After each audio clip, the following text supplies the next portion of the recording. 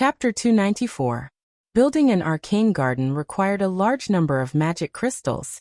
Although it did not require magic crystals of high quality, the area of the arcane garden would consume a lot of magic crystals. The location Suluan chose to build the arcane garden was to the southeast of the city. Previously, this place was supposed to be the location of the city's garden, but due to the third phase of the Northern Citadel project, the construction of this unimportant area was temporarily halted. Now this place was still a construction site, and it was perfect for the arcane garden. He had only confirmed the location of the arcane garden.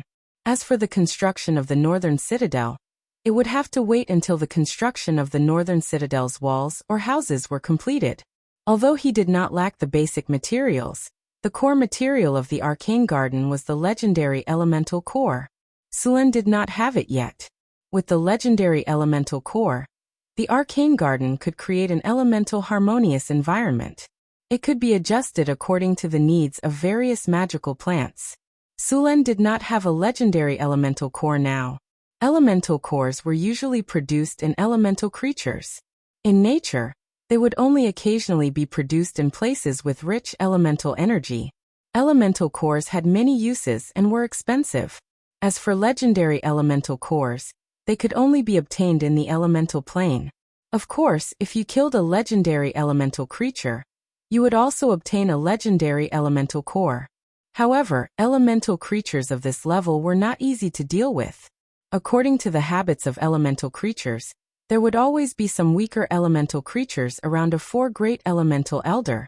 Dealing with a 4 great elemental elder was actually dealing with a group of monsters. Suluan's current strength was enough for him to kill one of the 4 great elemental elders. Of course, that was a one-on-one situation. However, the 4 great elemental elders had many followers with them. They also knew elemental summoning. If he was not careful, he would be ganged up on.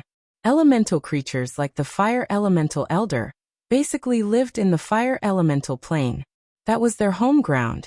Suluan did not have the ability to travel between planes. Even Hathaway did not have the ability to travel between planes. Only legendary spellcasters could travel between planes or build an interplane teleportation circle. The elemental plane was not very friendly to humans. Take the fire elemental plane for example. It was full of poisonous smoke, lava, and flames. Ordinary people could not survive more than a minute there. It was for this reason that only legendary mages could obtain legendary level elemental cores. Of course, not all elemental elders lived in elemental planes. There were ancient ruins, ancient seals, or some extreme environments in the prime material plane. It was possible to encounter such legendary creatures. Of course, these places could also have sealed ancient evils, hatred, or high-level demons. In short, they would not be simple characters. Suluan had a legendary level soul crystal in his hands. If there was a legendary level spellcaster, he could try to use this soul crystal to exchange. Unfortunately, he did not know any legendary level spellcasters. He rode the Pegasus around the territory. After arriving at the surface world, the Pegasus was very excited.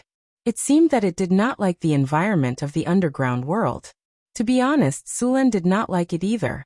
It was dark all day long, giving people a very oppressive feeling. Seeing the Pegasus' restless appearance, Suluan had no choice but to do as he wished. He gently squeezed the Pegasus's abdomen, and the Pegasus immediately rushed out.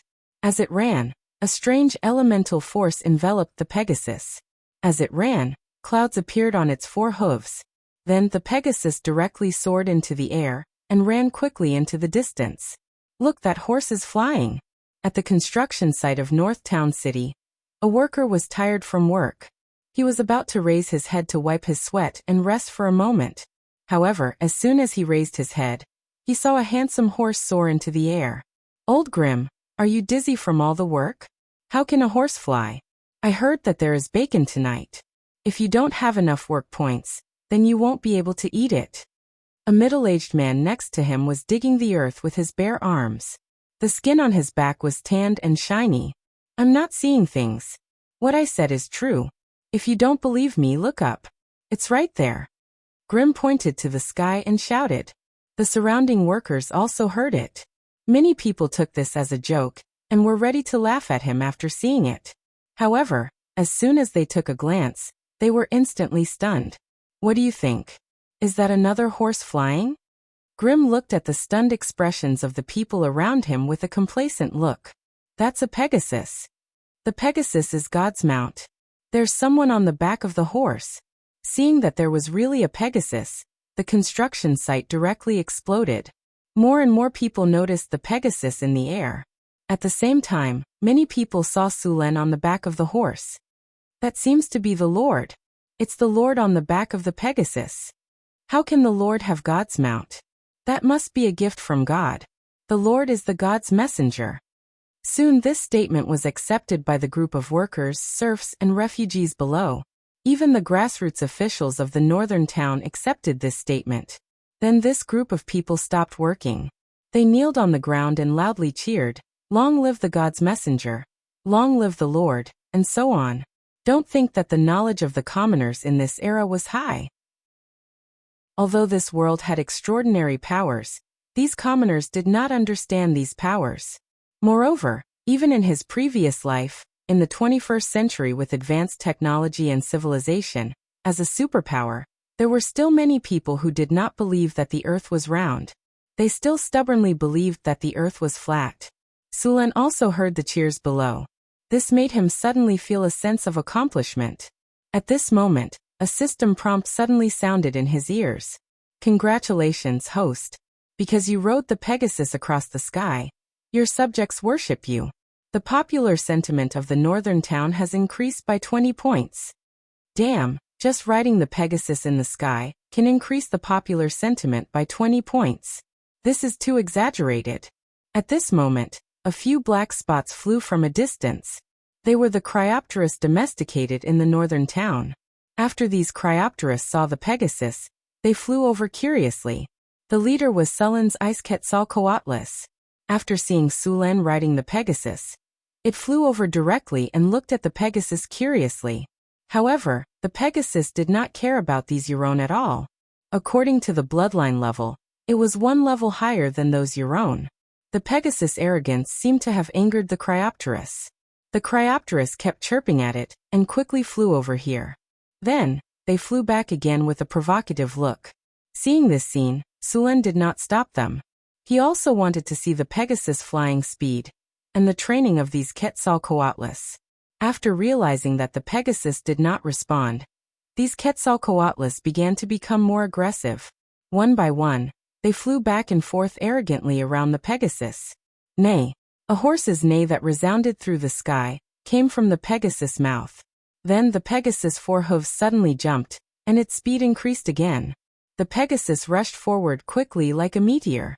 One of the Quetzalcoatlus that was about to fly past the Pegasus was blown far away by the sudden acceleration of the Pegasus. It took a long time for it to stabilize its body. After seeing the Pegasus suddenly accelerate, the other Quetzalcoatlus immediately flapped their wings and flew out. The Quetzalcoatlus flying ability was even better than that of a real dragon. However, it was obvious that they had chosen the wrong opponent this time. The Pegasus figure quickly flew across the sky. Those Quetzalcoatlus could not catch up with it even if they used all their strength.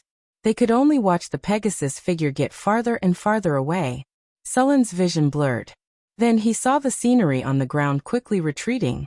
The Pegasus was running in the air happily. It even deliberately rushed into the clouds in the sky and stirred them up. The Pegasus ran wildly in the air for about an hour. Only then did it slowly slow down and return to the northern city. After such an activity, the little fellow was finally satisfied. Sulen asked the guards to send the little fellow back to the newly built stable. The Pegasus had high requirements for food and living environment. This fellow was unwilling to enter the previous stable no matter what. In the end, Sulen found some craftsmen and used high-grade materials to build a stable. Only then did it walk in. As for food, other than fresh grass and eggs, the Pegasus also needed special food. It was a kind of magic plant, star grass. This kind of magic plant would bloom with starry flowers. It was also very easy to cultivate. However, other than feeding the Pegasus, it had no other use. Sulen specially found a piece of land in the secret realm to plant it. It was specially used to feed the Pegasus. Although riding a Pegasus was very cool, it also required a lot of money to raise such a horse. After all, although star grass was easy to cultivate, it was still a magic plant. It was easy to cultivate compared to other magic plants. A Pegasus consumed dozens of kilograms of grass every day. Star grass accounted for most of it. In order to keep up with the consumption, 3 acres of star grass were planted in the secret realm. If they were to plant other magic plants, the annual income would easily exceed 300,000 kinner. After sending the little fellow back to the stable, Sulen stretched his body and began to deal with the affairs of the territory. Because the little succubus Chris was in Crete, all the affairs of the northern city were handed over to him. After the population had multiplied several times, there were a lot of things to do in the northern city. Most of them were trivial matters. Sulen spent more than 2 hours to deal with the day's affairs. This can't go on. I need to set up a staff to help me deal with these affairs. Sulen pinched his sore eyebrows and slapped his thigh. It was too much of a waste of time to deal with these affairs for 2 or 3 hours a day. He didn't want to waste all his time on these problems. Setting up a staff was to relieve him of these burdensome affairs.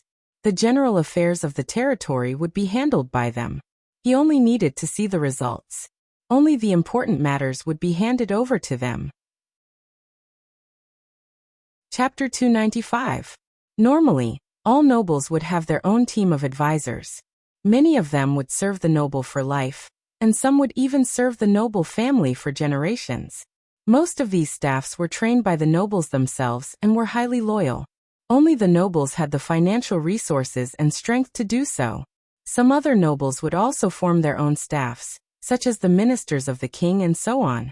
Sulen didn't have such a strong foundation, so he didn't have his own advisors. Therefore, he planned to build one himself. He selected some smart and capable people from the city's management staff to form his personal team of advisors. Of course, this kind of advisors wouldn't be good. They had no experience in many things, so Sulen had to solve them. However, they learned quickly. With the help of this advisor team, Sulen could finally relax a little. Northern Battlefront City basically didn't have any external threats. After the orcs were defeated, they directly retreated to the north. The human army didn't continue to pursue them. To the humans, it was a thankless task. In the wasteland outside the Blackstone Fortress, the weather was cold, the land was barren, and there were no roads. If the humans wanted to pursue the orcs, they had to prepare a lot of logistics.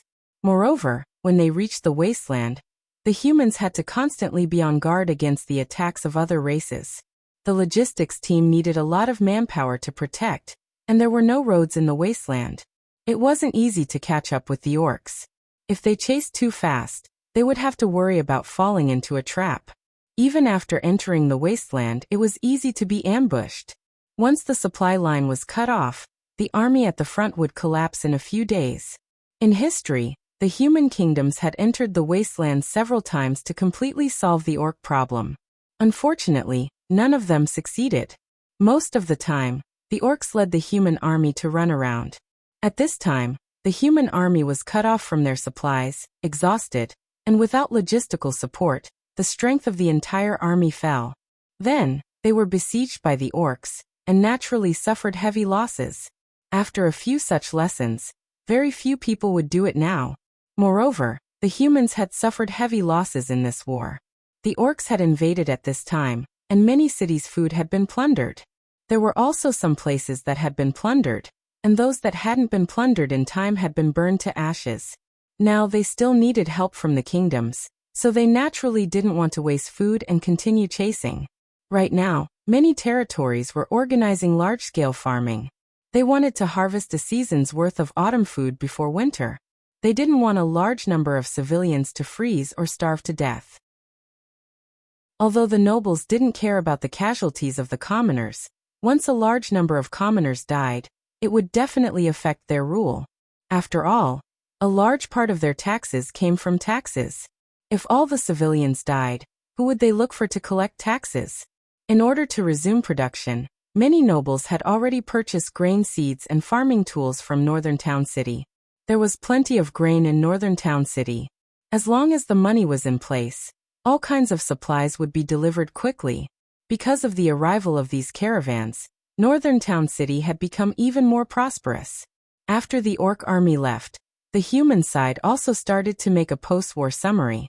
All kinds of benefits and factions also started to divide up. Although the death of Marquis Winter severely damaged the strength of the royal family, they still had the upper hand after gaining the support of Sulen. Of course, even with Sulen's support, the royal family couldn't help but give up some things. After all, Sulen wasn't Winter, who could help the royal family unconditionally. In fact, even the royal family had some concerns about this cooperation. Lancelot had also successfully completed the king's task, but the royal family and Suluin had only made a verbal agreement and had not signed a document yet. Therefore, while Lancelot was wrangling with the aristocratic parliament, he sent a messenger to the king's city to formally send a messenger to Northern Town City to sign the agreement. As for the political alliance between the royal family and Sulen, the Florentine royal family felt that it wasn't reliable. Such agreements had been torn up too many times in history. After knowing that Sulen wasn't married, they wanted to marry Sulen. Such political marriages were very common in the continent. The royal family now had several princesses of suitable age. Exchanging a princess for a legendary ally was a good deal. The nobles in the north had suffered heavy losses in this orc invasion. Some noble families had even disappeared. After these noble families had no heirs, their territories would be taken back by the kingdom. Of course, some nobles who fled before the battle would be arrested and imprisoned. In serious cases, they would even be stripped of their titles. Now the nobles were arguing very seriously. After all, those territories had already been developed. As long as they sent people to take over, it would be fine. Both the king and the nobles wanted a piece of this fat meat. For the nobles, death wasn't the harshest punishment. The heaviest punishment was stripping them of their noble status. Sometimes a noble status required the efforts of several generations. Once they lost this status, those people would fall from the clouds and the whole family would struggle to move forward. Of course, this punishment was rarely used unless a serious mistake was made. During the orc invasion, almost all the nobles in the north had participated in the battle. At the same time, almost a quarter of the population of the northern provinces had been recruited as soldiers, totaling more than 400,000 people. These soldiers would quickly leave after the battle. At the same time, the orc invasion had caused a lot of casualties. Sulen had also migrated more than 100,000 people from the northern provinces. Not only were the northern provinces short of food, but they were also short of population. Now that the northern provinces were quickly recovering their production, Sulen wouldn't be able to migrate a large number of people from the northern provinces in the next few years. If they wanted to increase their population quickly, they would have to buy from other countries. Sulen was also preparing to establish a duchy. Now that the northern city had a population of more than 100,000 people, a powerful army and rich resources, it wouldn't be difficult to establish a duchy with enough military power and economic wealth. And this time, due to the invasion of the orcs, although the kingdom of Florence had repelled the orcs, its strength was severely weakened, and it needed time to recuperate. Moreover, Suren had signed a political alliance agreement with the royal family of Florence. It could be said that the obstacles to the establishment of a principality had been reduced to the lowest level. If the northern city wasn't still under construction, Sulen would have already announced the establishment of a duchy. But now, he could only wait until the northern city was completed. He couldn't rush to announce the establishment of a duchy before the capital was built. When the time came, a large group of refugees would live in the camps, and the capital's city walls wouldn't be completed. It wouldn't look good on Sulen. According to tradition, the establishment of a duchy needed to invite some countries to observe the ceremony. At the same time, they would also act as witnesses. They couldn't wait until the ambassadors of the surrounding countries arrived and found out that the northern city was still a big construction site.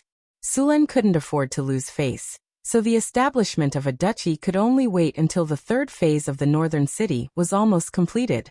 In fact, on the system panel of Sulen, the conditions to upgrade a duchy had already been met.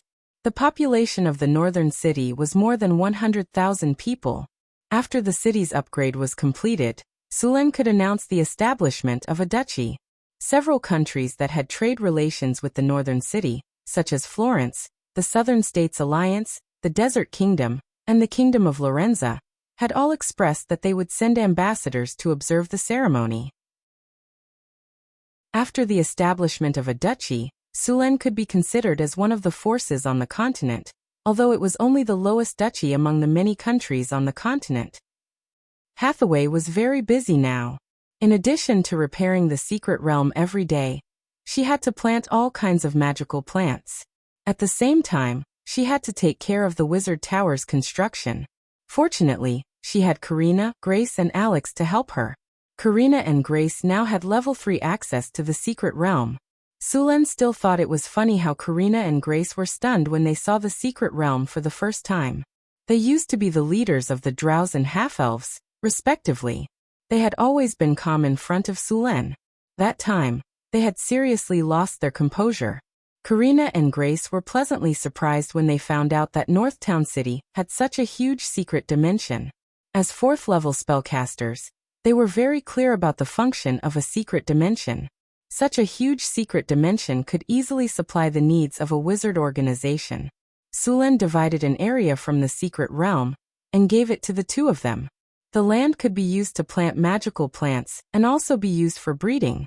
When Sulen came to the secret realm again, the 2 areas had been planted with all kinds of magical plants. Karina was planting Bloody Datura, Weeping Grass, Shadowflower, and so on. Grace was planting Golden Oak, Sunflower, Exploding Pepper, More Coffee, Thornvine, and so on. Suluan also planted these materials in the secret realm. He kept some for himself, and he planned to sell the rest. After all, there weren't many wizards in Northern Town City, and they didn't need so many magic materials. There were still many places in the secret realm that had not been planted. Although he wanted to plant all of them, there were too few people, so he could only leave them empty for now. Sometimes, Sulen wanted to catch some fairies and make them his slaves. Fairies were not big creatures, only a dozen centimeters tall. They were beautiful and ugly, but they were born smart. However, they were not very powerful. They could help wizards grow magical plants. Unfortunately, due to many reasons, there were very few fairies left. These fairies were now hiding in some dangerous areas and rarely appeared in the outside world. Some large wizard organizations even had fairies living in them. Sulen planned to trade with those organizations when he had the chance. Chapter 296. Sulen observed the growth of the crystal beasts. With the presence of radiation, the crystal beasts didn't feel any discomfort. Compared to the previous area, the area here was larger, and there was an abundance of food. After coming here, the crystal beasts grew several times faster. The scales on the back of the crystal beasts had grown a lot of crystals. These crystals were transparent and very pure. When these crystal beasts were captured, the crystals on their backs were only a few centimeters tall. In Northern Fortress City, the crystals on the backs of the crystal beasts grew slowly. But in this place, it only took a few days for them to grow to the size of a fist. According to the growth of the crystal beasts, these crystals would grow to about 20 centimeters in a week, and then naturally fall off from the crystal beasts. The crystal beasts could grow 10 crystals at a time. And according to the growth rate, they could be harvested once a month. Now there were a total of 37 crystal beasts in this farm. Except for 3 newborn crystal beasts, the rest were all adult crystal beasts. According to this number, Sulen could harvest 340 magic crystals a month. Of course, this was only temporary. The crystal beasts could still reproduce.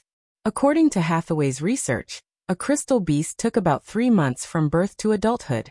When the Arcanists modified them, they deliberately sped up their growth rate.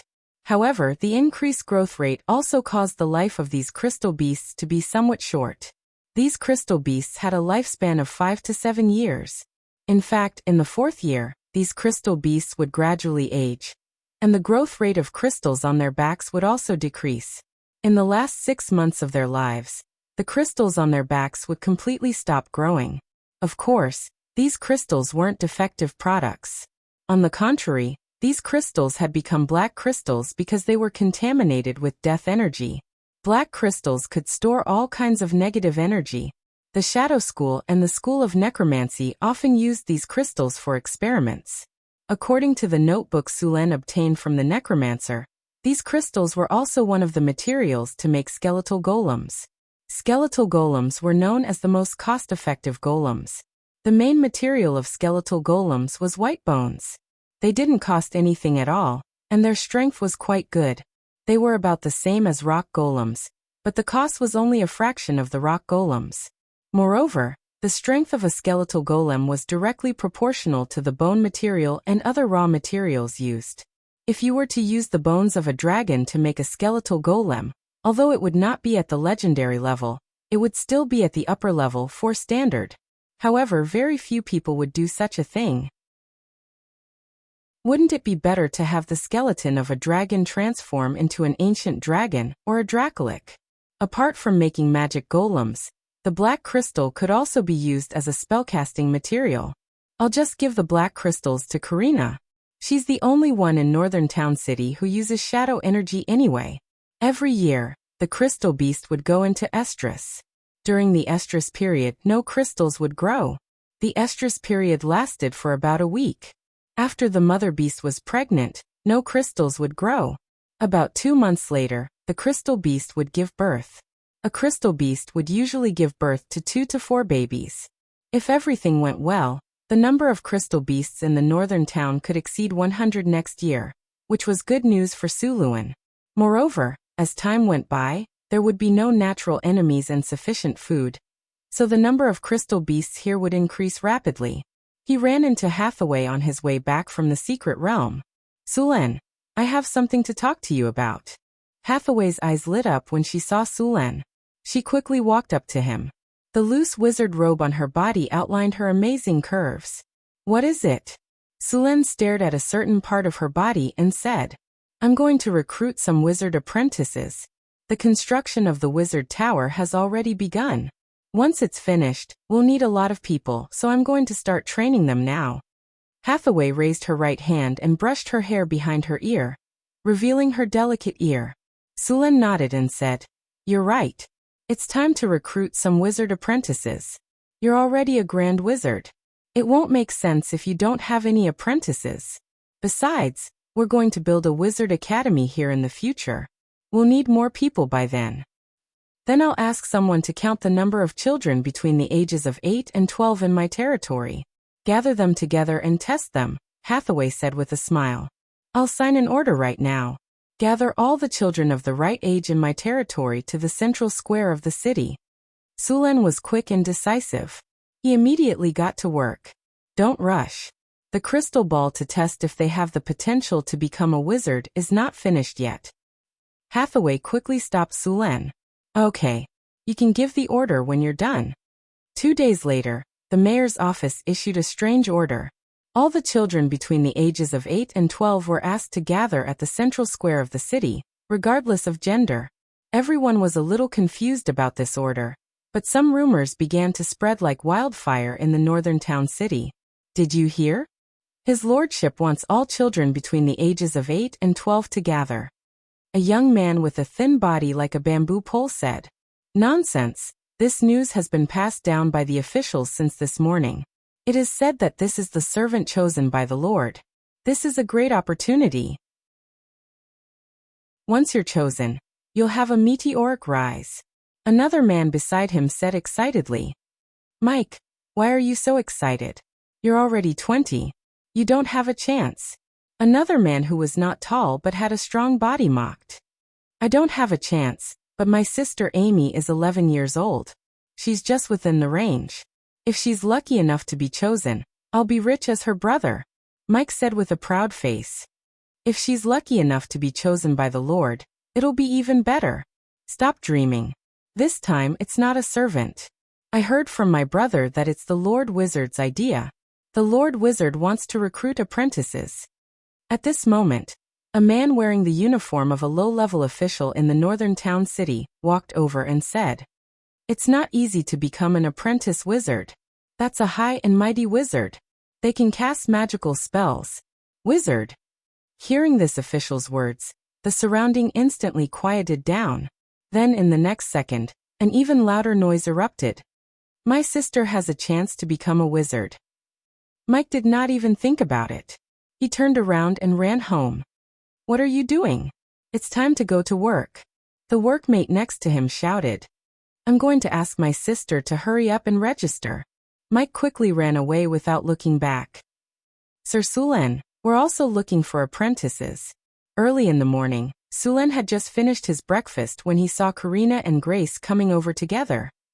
You're also looking for apprentices? Sulen was a little surprised. No, we're looking for warlocks, Karina said. Although warlocks can't be compared to wizards, in the early stages, warlocks can more easily form a fighting force than wizards. Alright, then this time you two can choose together.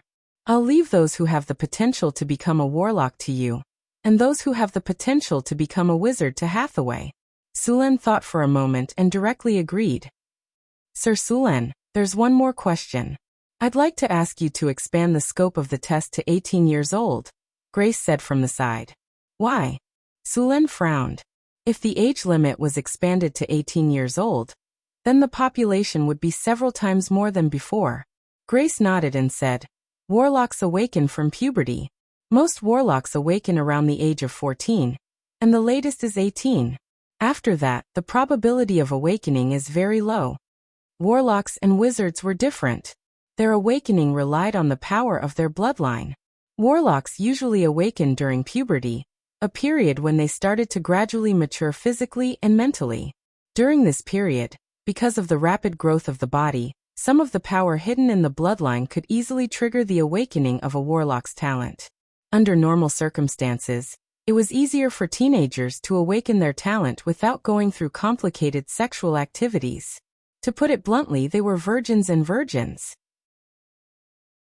Moreover, during this period of time, it was very likely that the genes of the awakened warlock's talent would be transferred to the mother's body and be hidden again. Therefore, in warlock families, all sexual activities were usually prohibited before the age of 20. If the warlock's bloodline did not awaken, the family would arrange for them to marry and reproduce as soon as possible to contribute more new blood to the family. After awakening the warlock's talent, before the bloodline stabilized, sexual activities were also not allowed. In order to pursue the purity of the bloodline, some warlock families would adopt the practice of marriage between relatives. This practice could indeed increase the probability of a warlock's awakening, but it also brought about another serious consequence, and that was the bloodline disease. In this kind of warlock family, the probability of mental retardation, physical disability and other congenital diseases would greatly increase. Moreover, this practice would also cause difficulties in reproduction, and the number of people in the family would decrease. In the past, there were still many warlock families like this, but after research and development, this phenomenon slowly decreased.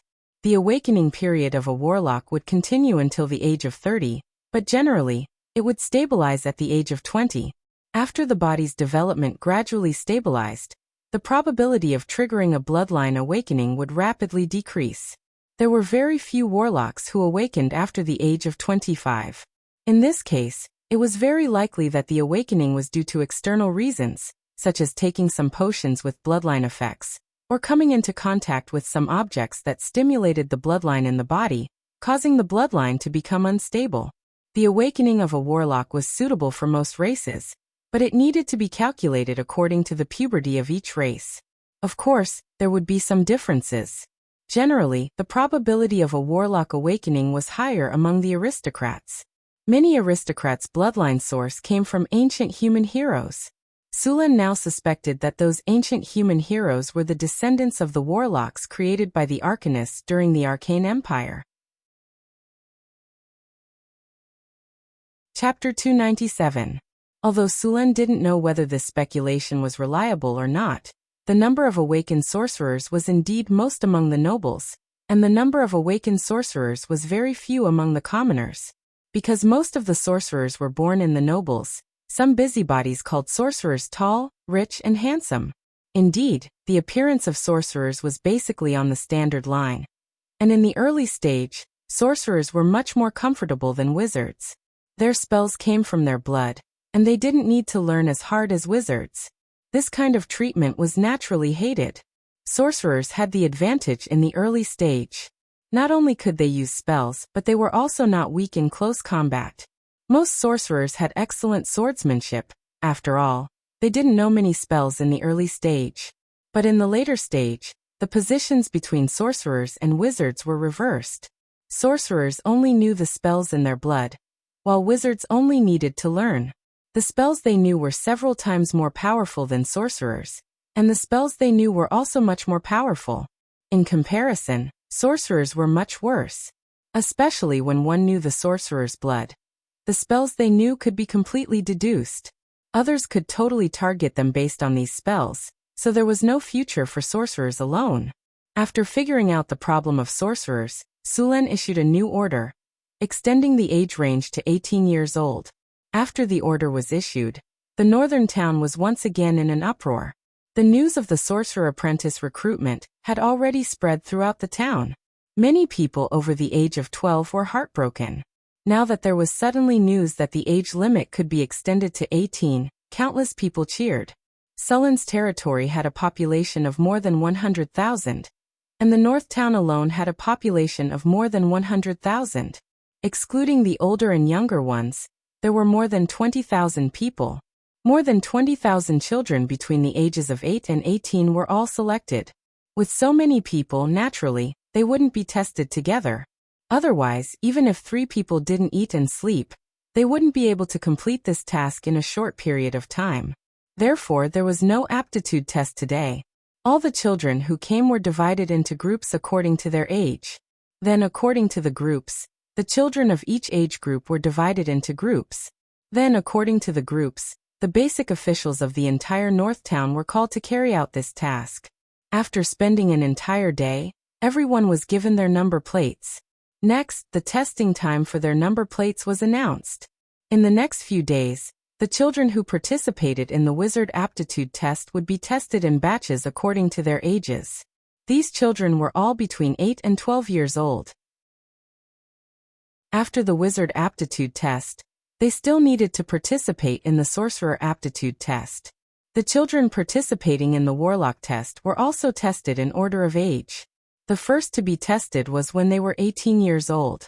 At this age, they only needed to test their warlock aptitude, and because they had exceeded the wizard age requirement, they only needed to be tested once. Similarly, because the warlock's blood meridians began to awaken at the age of 14, those children under the age of 14 had to be tested once a year before reaching the age of 14, and after the age of 14, they only needed to be tested once. To test these people, Hathaway made 20 crystal balls. These crystal balls could test the power of the will of the children. Only those who met the standard could become wizards. Sulen selected a large number of people from the half-elves and the harpies to test these children. Hathaway's school of wizardry had been around for a long time, so there was a rough probability of success in the wizard aptitude test. The probability of a human with the power of the will to become a wizard was not high. It was about 1 in 1,000. This time, there were only 3,000 to 4,000 children between the ages of 8 and 12 in the northern city, so there were only a few children with the power of the will to become a wizard. After a week of testing, the thousands of children between the ages of 8 and 12 had all been tested. In the end, only 4 people passed the test, 2 boys and 2 girls. After passing the test, a low-level official immediately went to inform the children's families, and then brought them to the city lord's mansion. Aptitude was not the only thing to become an apprentice wizard. Sulen didn't want the wizards he trained to be taken advantage of by others, so before training them, they had to sign a strict contract. The contract stated that after becoming an official wizard, they would have to work in the northern city for 100 years. After 100 years, they would regain their freedom, and then they could decide whether they wanted to stay or not. During these 100 years, the northern city would provide some resources according to the wizard's rank. If a wizard advanced during this period, they would have to sign a new contract with the northern city. Other than that, there were also hundreds of clauses in the contract that completely blocked all loopholes. Of course, Sulen had asked the little succubus Chrissy to help him make this contract. As one of the few demons that liked to play tricks, succubi were more like devils than those demons that liked to kill. After the contract made by Chris was completed, Suluan let the 4 little guys with wizard talent sign the contract. At the same time, he also made arrangements for their families. Like the Lord's guards, these people were moved to the inner city of the northern city, near the Lord's mansion.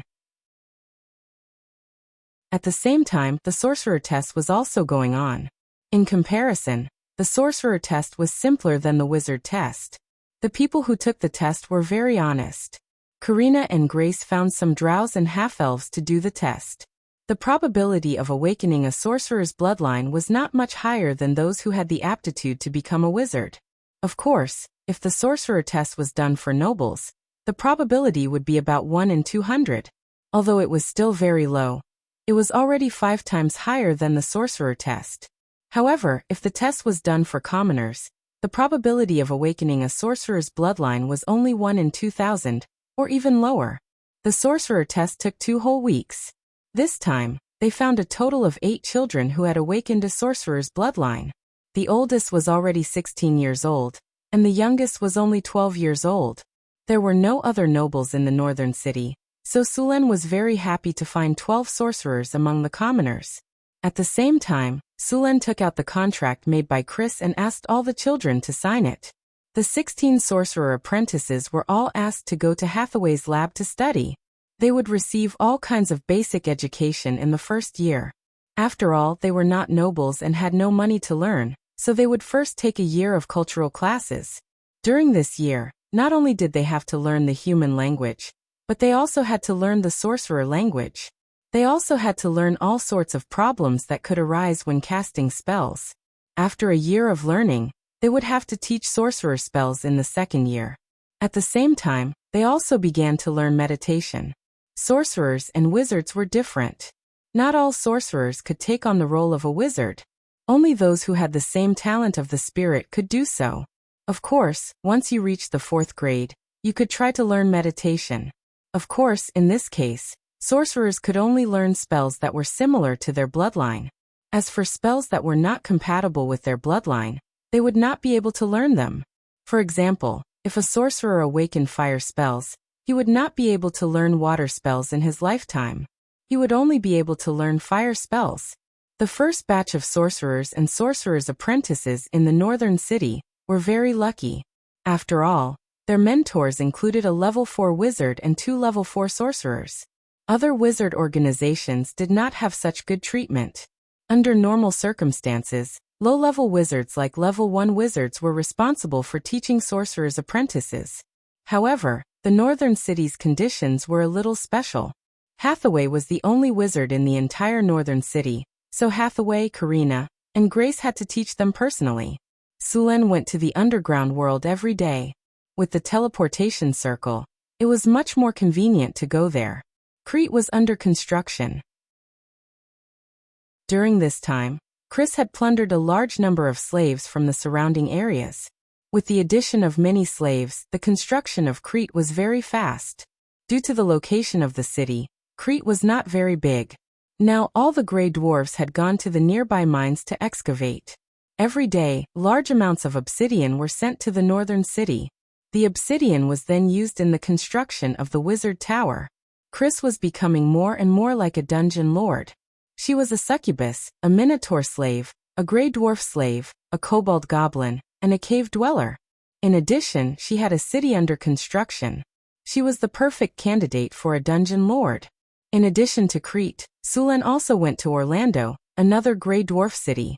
Orlando was now one of the most important cities in the northern city. Mithril was found in the silver mines there. During this time, they had mined a total of 18 pounds of mithril. Sulen had a plan for this mithril. The mithril was prepared for the wizard tower. In fact, it was only in the hands of a wizard that mithril could unleash its full potential. In addition to its strong magic conductivity and magic compatibility, mithril was also very durable and light. In many stories told by bards, the protagonists would often complain about equipment made of mithril. Mithril was a lightweight metal, and its weight was only about a quarter of that of steel. It was also extremely tough, and ordinary weapons could not do any damage to mithril. At the same time, it had a high resistance to spells. Therefore, there were often legends about Mithril being as light as a feather, invulnerable to weapons, and immune to magic. In fact, it was the most extravagant and wasteful thing to do to make armor out of Mithril. Wizards had many alloys that could achieve the same effect as Mithril. There was no need to use precious Mithril for such things. Chapter 298. Sulen put all the gold and Mithril he had mined in Orlando's treasury into his storage space, and then gave a dozen barrels of vodka and rum to the Grey Dwarves as a reward. The Grey Dwarves, who had long been drooling over the vodka, cheered. Seeing this situation, Sulen directly announced that a banquet would be held, and there would be enough alcohol. Hearing this, all the Grey Dwarves put down their work and began to prepare. In fact, they didn't need to prepare much, as long as there was alcohol at the banquet. The Grey Dwarves were still very satisfied with their current life. In the past, 80% of the minerals they mined had to be handed over to the king, which was why Sulen could easily win back then. It was because of the ruthless exploitation. Otherwise, with the Grey Dwarf's stone-like temper, they would definitely fight to the end. Sulen was now considering sending these Grey Dwarves to the blacksmith or the army. As for the mining, he was going to leave it to the kobolds. Previously, the Grey Dwarves were mining because of the lack of ore production. Now that the ore production had increased, the production of weapons and equipment had not kept up. This was one of the reasons why Sulen came here. Kobold miners were extremely cheap compared to dwarf miners. They didn't need to be paid, as long as they had food. Of course, the efficiency of kobolds was also far lower than that of Grey Dwarves, but this was still acceptable. The banquet in Orlando was very lively. The Grey Dwarves were not obedient babies.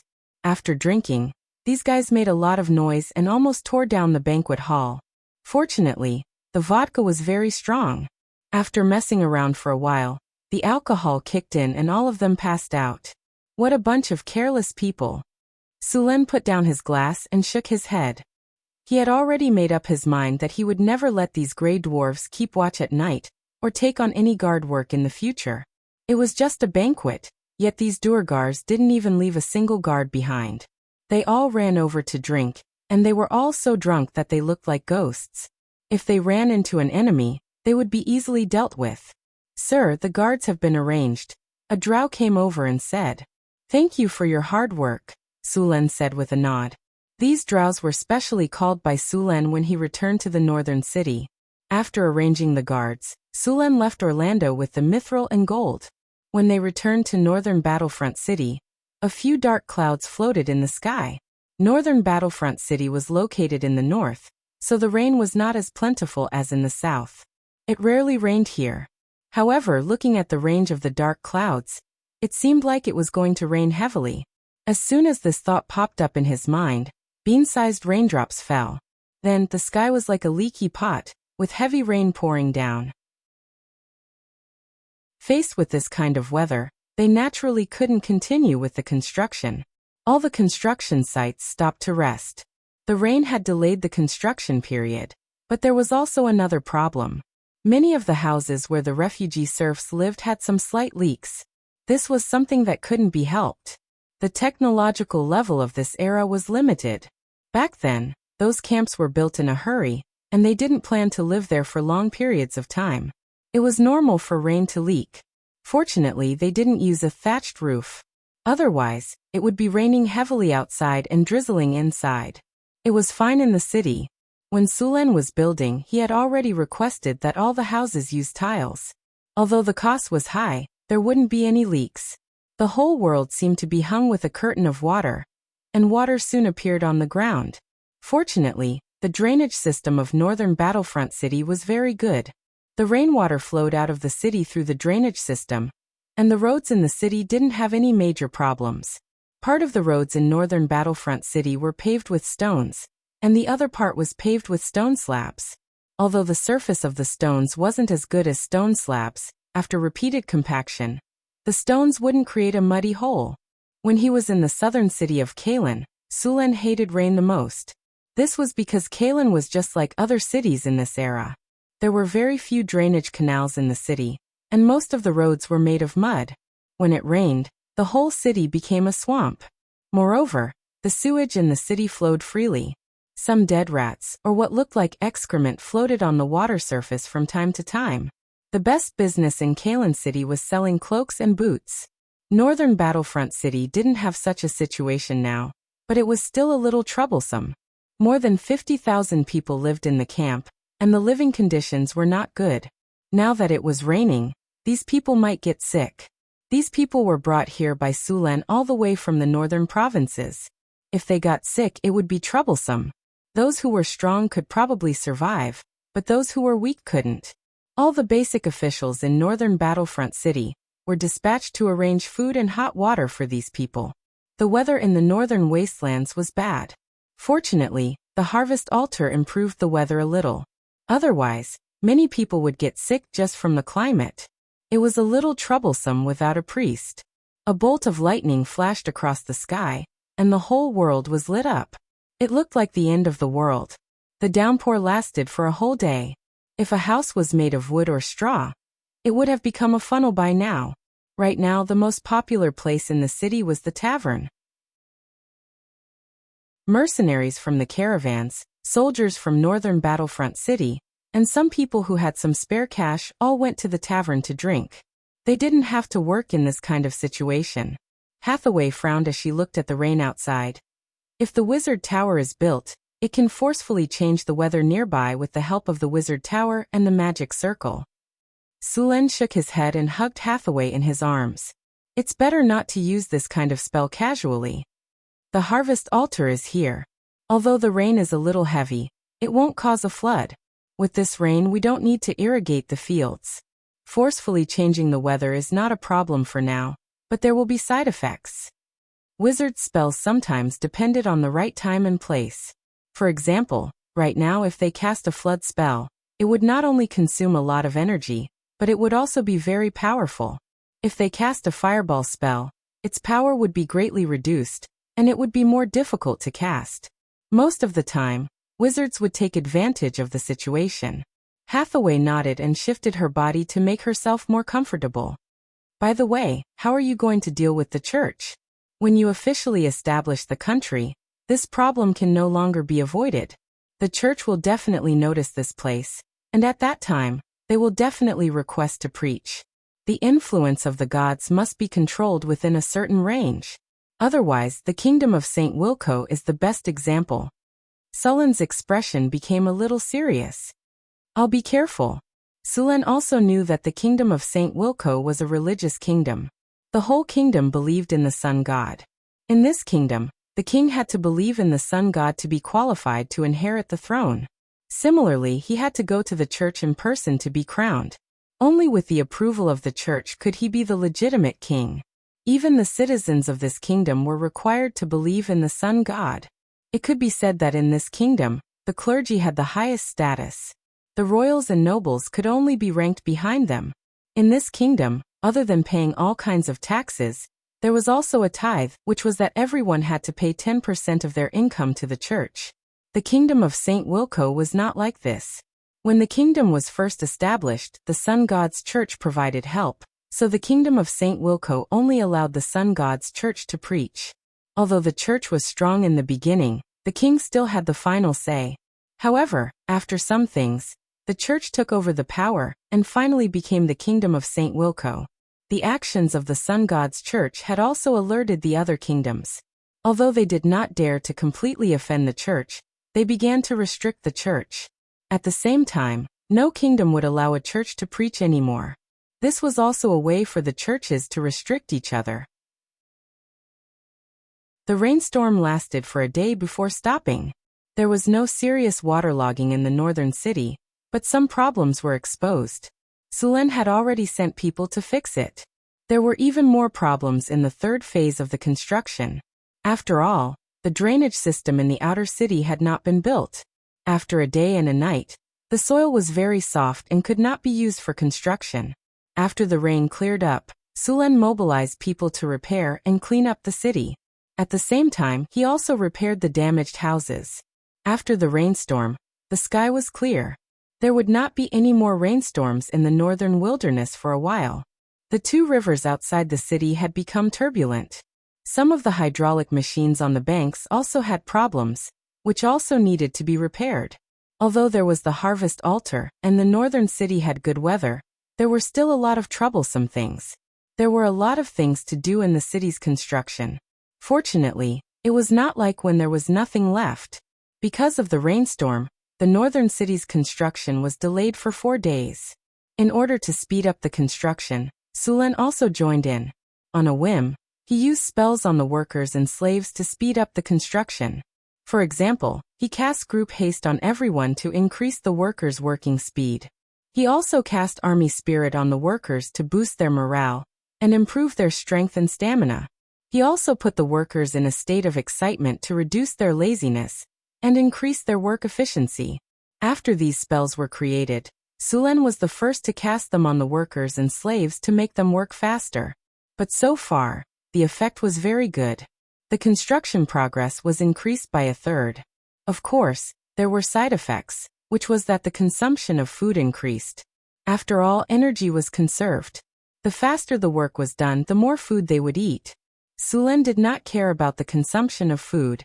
Now that there was enough food in the northern city, it was worth it to consume some food to speed up the progress. Chapter 299. As a supernatural world, the gods were not imaginary but real existences. Although the world had many restrictions on them, their influence was very great. Sulen's North Town could not ignore the church. Even in the modern society where the gods did not appear in Sulen's previous life, the church could be widely spread, let alone in this supernatural world. In fact, the people at the bottom also needed a spiritual support. Many churches promoted that devout believers could enter the kingdom of God after death, and then live a happy life without disease, pain, poverty, or sadness. This was also true. So many people would believe in the gods. In this world, there were no people who did not believe in the gods. After death, their souls would be used as bricks to build a wall. But those who did not believe in the gods would fall into the abyss after death. Without the protection of the gods, many souls would be stolen by creatures living in the lower planes. The result would not be better than building a wall. In comparison, becoming a petitioner after death was a very good choice. To become a petitioner, one must be a devout believer of the gods. Only then could the soul become a petitioner in the kingdom of the gods after death. The petitioners would continue to live in the kingdom of God. Under normal circumstances, they would exist like the kingdom of God. As long as the kingdom of God existed, they would always live.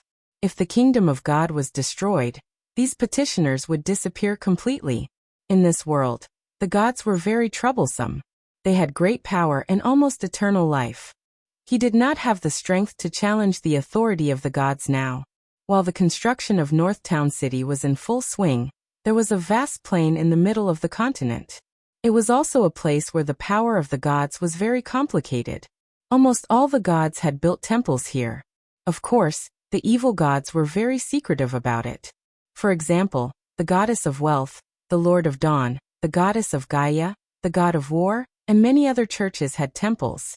The god of rogues, the Lord of shadows, and even some demons from the abyss, as well as evil gods hiding in unknown corners, etc.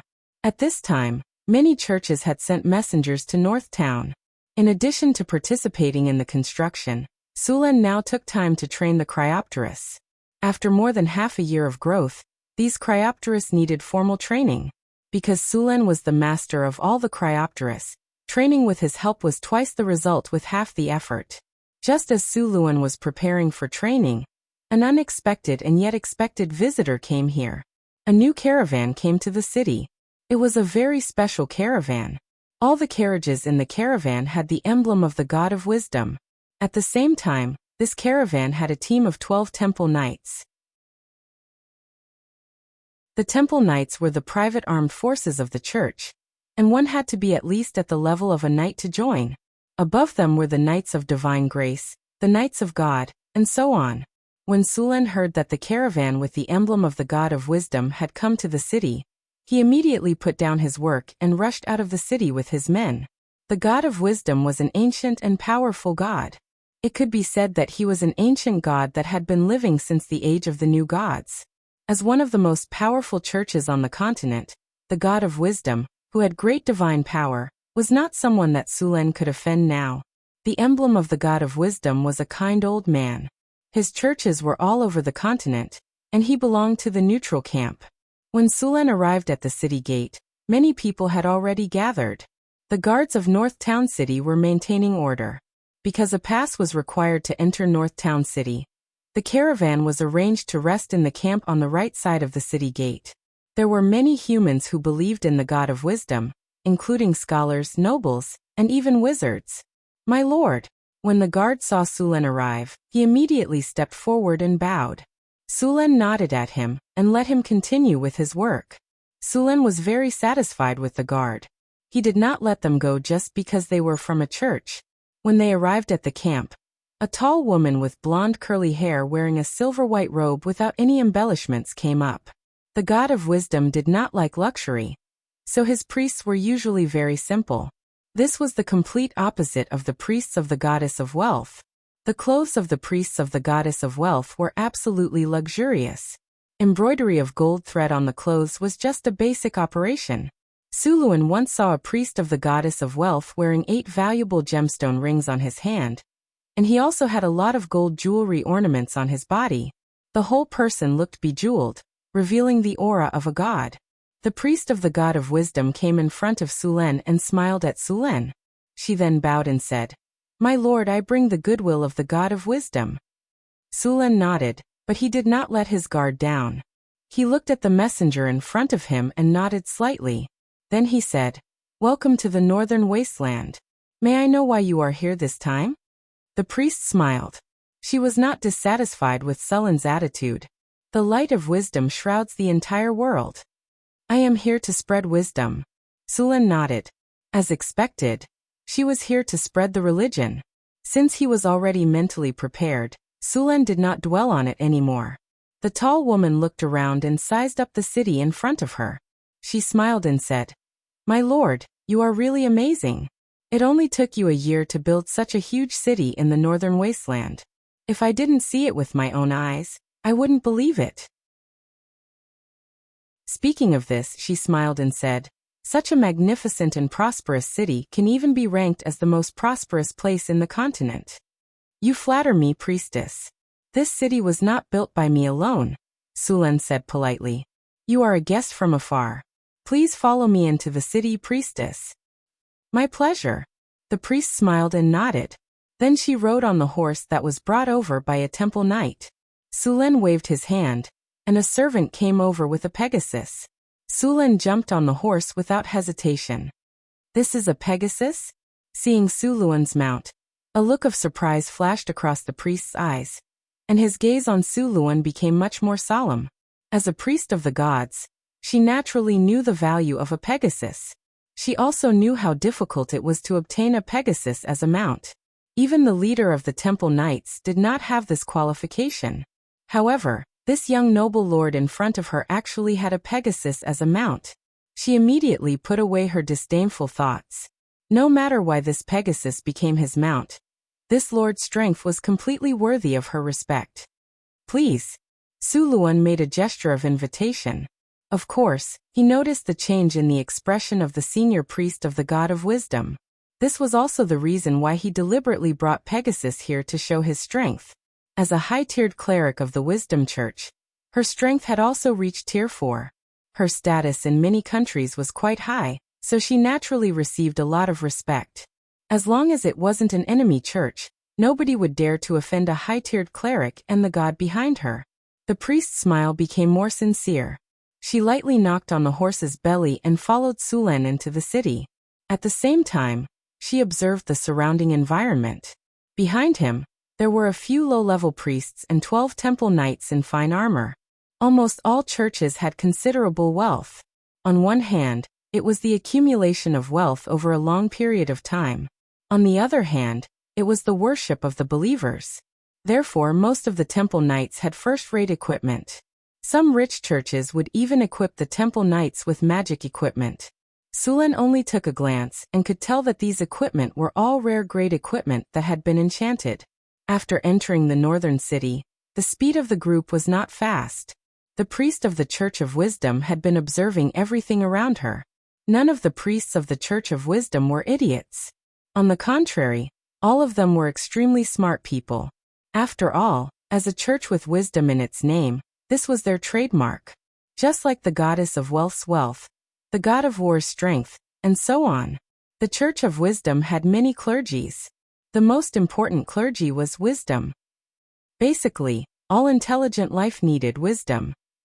This also made the Church of Wisdom a powerful god. In addition to wisdom, he also controlled prophecy, books, history, knowledge, civilization, prosperity, and more than a dozen other clergies. This god also dabbled in magic and other fields. This old god was not powerful when he was first born, but as time went by, the power of the Church of Wisdom became stronger and stronger. At first, because there was not much wisdom in the barbaric era, people believed in strength more. But later, wisdom began to gain the upper hand. Now it completely suppressed strength. The representative of the god of war was still a mid-level divine power. This was the best proof. When Sulen first heard of this knowledge, he was also quite surprised, because he had never thought that relying only on wisdom could bring about such a big change. It allowed a god with little knowledge to rush into the realm of great divine power step by step. If it were not for his low starting point, it was very likely that he would have become the first god to enter the realm of great divine power in hundreds of years. Neat rows of brick and tile houses could be seen. Straight drainage ditches. The layout of the streets was simple and clear, with shops, taverns, and blacksmiths. There were also purpose-built public toilets. This place was not as dirty and messy as other towns. There was not even any garbage on the road. Everything here was clean and tidy. Because of this, other people even believed that Sulen had misophobia and obsessive-compulsive disorder. Your Excellency really surprises me. The priest of the Church of Wisdom looked at Sulen in surprise. This lord gave her a completely different feeling from the others in this world. Chapter 300. This priest of the God of Wisdom had been to many places and seen countless nobles. Many territories were much bigger and more prosperous than Northtown City, but none of them were like Northtown City. Although this territory didn't look as prosperous as those famous big cities, it was full of life and energy. Other than that, Northern Battlefront City gave her the impression that it was clean and tidy. Moreover, the workers here were not like those in other cities. They were thin and weak, and their expressions were miserable and apathetic. Although the workers here had a lot of work, they were all strong and healthy. Their complexions were rosy, and they were all serious in their work. This was completely inconceivable to her. What happened next surprised her even more. She actually saw drows, half-elves, centaurs, and grey dwarves. These races could live together peacefully in Northtown City. What's that? Just as she was thinking about the residents of this place, a cry of surprise came from behind her. What happened? The priest of the God of Wisdom frowned slightly. A low-level priest behind her knocked on the horse's belly and caught up to her. "Sir, look at that building." The priest pointed at a tall and majestic gate not far away. It was the wonder of Northtown City, the Arc de Triomphe. That gate is a magic building. The priest of the God of Wisdom could tell at a glance that the building was extraordinary. It is indeed a magic building. Sulen nodded. He then pointed at the Arc de Triomphe and said, "This is the Arc de Triomphe. It was built to celebrate the victory of Northtown City over the Orc army. The purpose is to commemorate this glorious war and the heroes who died in it." As he spoke, the group approached the Arc de Triomphe. Sulen purposely slowed down his footsteps so that the high-level priest and his entourage could take a closer look. "I really didn't expect that I would actually see such a grand and epic building here." Looking at the building up close, everyone was even more amazed by its majesty. The exquisite statues and the reliefs were like those of an epic. Everything showed how much effort the Northern Citadel had put into the building. Sulen led the group through the Arc de Triomphe. The priest was very interested in this building. She asked questions about the building several times, but Sulen pretended not to understand or ignored her. Sulen wouldn't tell anyone about such confidential things. After confirming that she couldn't get more information from Sulen, the priest of the God of Wisdom could only give up. Soon, the group arrived at the city lord's mansion. They naturally saw the harvest altar in the inner city. Compared to the Arc de Triomphe, the harvest altar didn't have as many beautiful carvings, but it didn't pale in comparison. However, Sulen didn't intend to take them there. They could only endure their curiosity. The priest of the God of Wisdom was getting more and more curious about Northtown City. When she first came here, she only thought that Northtown City was developing well and had great potential. Now she completely changed her mind. It wasn't just good.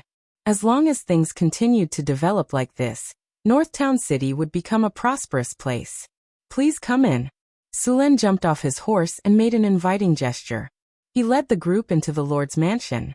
Everyone took a seat in the living room. Hathaway, who received the news, also came in wearing a wizard robe. Your Excellency, it's a pleasure to meet you. The priest of the God of Wisdom stood up and bowed slightly to show her respect. A grand wizard would be respected wherever he went. As for a legendary wizard, they were like strategic nuclear weapons in his previous world. After all, if a legendary spellcaster was given the chance, it wouldn't be difficult for them to destroy a city. Compared to them, legendary warriors were treated much worse. After all, legendary warriors didn't have that kind of strategic deterrence. Hathaway smiled and nodded. She bowed to the priest as well. Welcome, emissary of the God of Wisdom. Northtown City is proud of you. After a round of pleasantries, they sat down again. Sulen looked around and said, Your Excellency must be tired from the journey. Do you need us to arrange a place for you to rest? The priest of the God of Wisdom smiled and said, Thank you for your kindness. However, as a servant of the God of Wisdom, traveling isn't considered tiring. We can talk first. Right, let me introduce myself. My name is Vina. You can call me Vina. I'm here with good intentions and to spread the glory of wisdom, Vina continued. Wayna continued. Your Excellency Suluan built a city in this barren land. Your strength and courage are amazing. Many great nobles can't afford to develop a city bit by bit under such conditions. It's a miracle that you can develop this place to such an extent. The Church of the God of Wisdom is very optimistic about your development, so we want to build a wisdom temple in your territory. Build a temple and spread the faith. Sulen smiled and said, The God of Wisdom is a neutral God. I have no reason to reject the kindness of a powerful God. Vina stood up and bowed slightly to Sulen. Thank you for your support, my lord. She then smiled and said, Don't worry, my lord. We will follow the rules of Northtown City and work together to develop Northtown City well. Sulen nodded. He didn't take Vina's promise too seriously. This world was different from his previous one. In his previous world, there was a set of rules that allowed most people to live in a relatively fair environment. In this world, the strong preyed on the weak. The Church of Wisdom was very polite now. Once Sulen lost control of Northtown City, it was hard to say what they would do. Your Excellency, we still lack manpower, craftsmen, and resources. The Church of Wisdom has great influence. We can help you with migration and opening up new channels. We can provide you with sufficient funds and even management personnel. Vina waved at a low-level priest behind her. Then the priest handed a sheepskin scroll to Sulen. As long as you are willing to accept, we can provide it for you for free. We also promise that we will not interfere with the management of your territory. Vina looked at Sulen with confidence. She believed that no one would reject the generous conditions offered by the Church of Wisdom. However, she didn't expect that Sulen would reject them so decisively after a few seconds of silence. I'm sorry. I'm afraid I can't accept your and the Church of Wisdom's good intentions. The Church of Wisdom? What did you say? Vina, who was about to speak, opened her mouth wide. She looked at Sulen in disbelief. The Church of Wisdom was one of the most powerful churches in the continent. They had manpower, resources, financial resources, and all kinds of soft power. They weren't any worse than a powerful empire. With the full support of such a powerful force, Northtown City would rise even faster. However, there was also a problem. There was no such thing as a free lunch in the world, especially for a huge force like the Church of Wisdom. They didn't ask for anything now, because they had a bigger goal. A huge force like this wouldn't care about temporary gains and losses. They were more focused on the bigger picture, especially for the Church of Wisdom. The Church of Wisdom was famous for their wisdom. They were good at scheming and scheming. When dealing with them, although it seemed like you were taking advantage of them, the Church of Wisdom was always the one who benefited the most in the end. Fortunately, the Church of Wisdom had a good reputation. Although they took the most benefits, they would leave some for others. At least, they didn't take everything. Otherwise, Sulen would have rejected them even if he had to risk offending them. Although these churches were huge and seemed like they couldn't withstand a single blow from Northtown City, there were many benefits involved. They also had to face many enemies. If they really wanted to fight, the forces they could deploy wouldn't be much stronger than Northtown City. Otherwise, they would have to face the invasion of other churches or forces. More importantly, from the Harvest Altar to the Triumphal Arch, to the Secret Realm and the Underground World in Northtown City, the value of any one of these secrets was immeasurable. They couldn't let other forces know about them. Therefore, no matter how generous the Church of Wisdom's conditions were, he couldn't agree. The control of the city had to be firmly in his hands. If he let the Church of Wisdom participate in the management of the city and open up the authority, they might discover the city's secrets. Do you know how much benefits the conditions you rejected just now represent? After a moment of silence, Vina still looked like she couldn't accept it. What kind of joke was this? The Church of Wisdom actually rejected the offer of money. Sulen nodded. He didn't care about Reverend Vina's reluctant expression. He continued, although I won't accept the Church of Wisdom's help, it won't affect their preaching here. I can set aside an area for the Church of Wisdom to build a temple. However, you'll have to find your own materials and manpower to build the temple.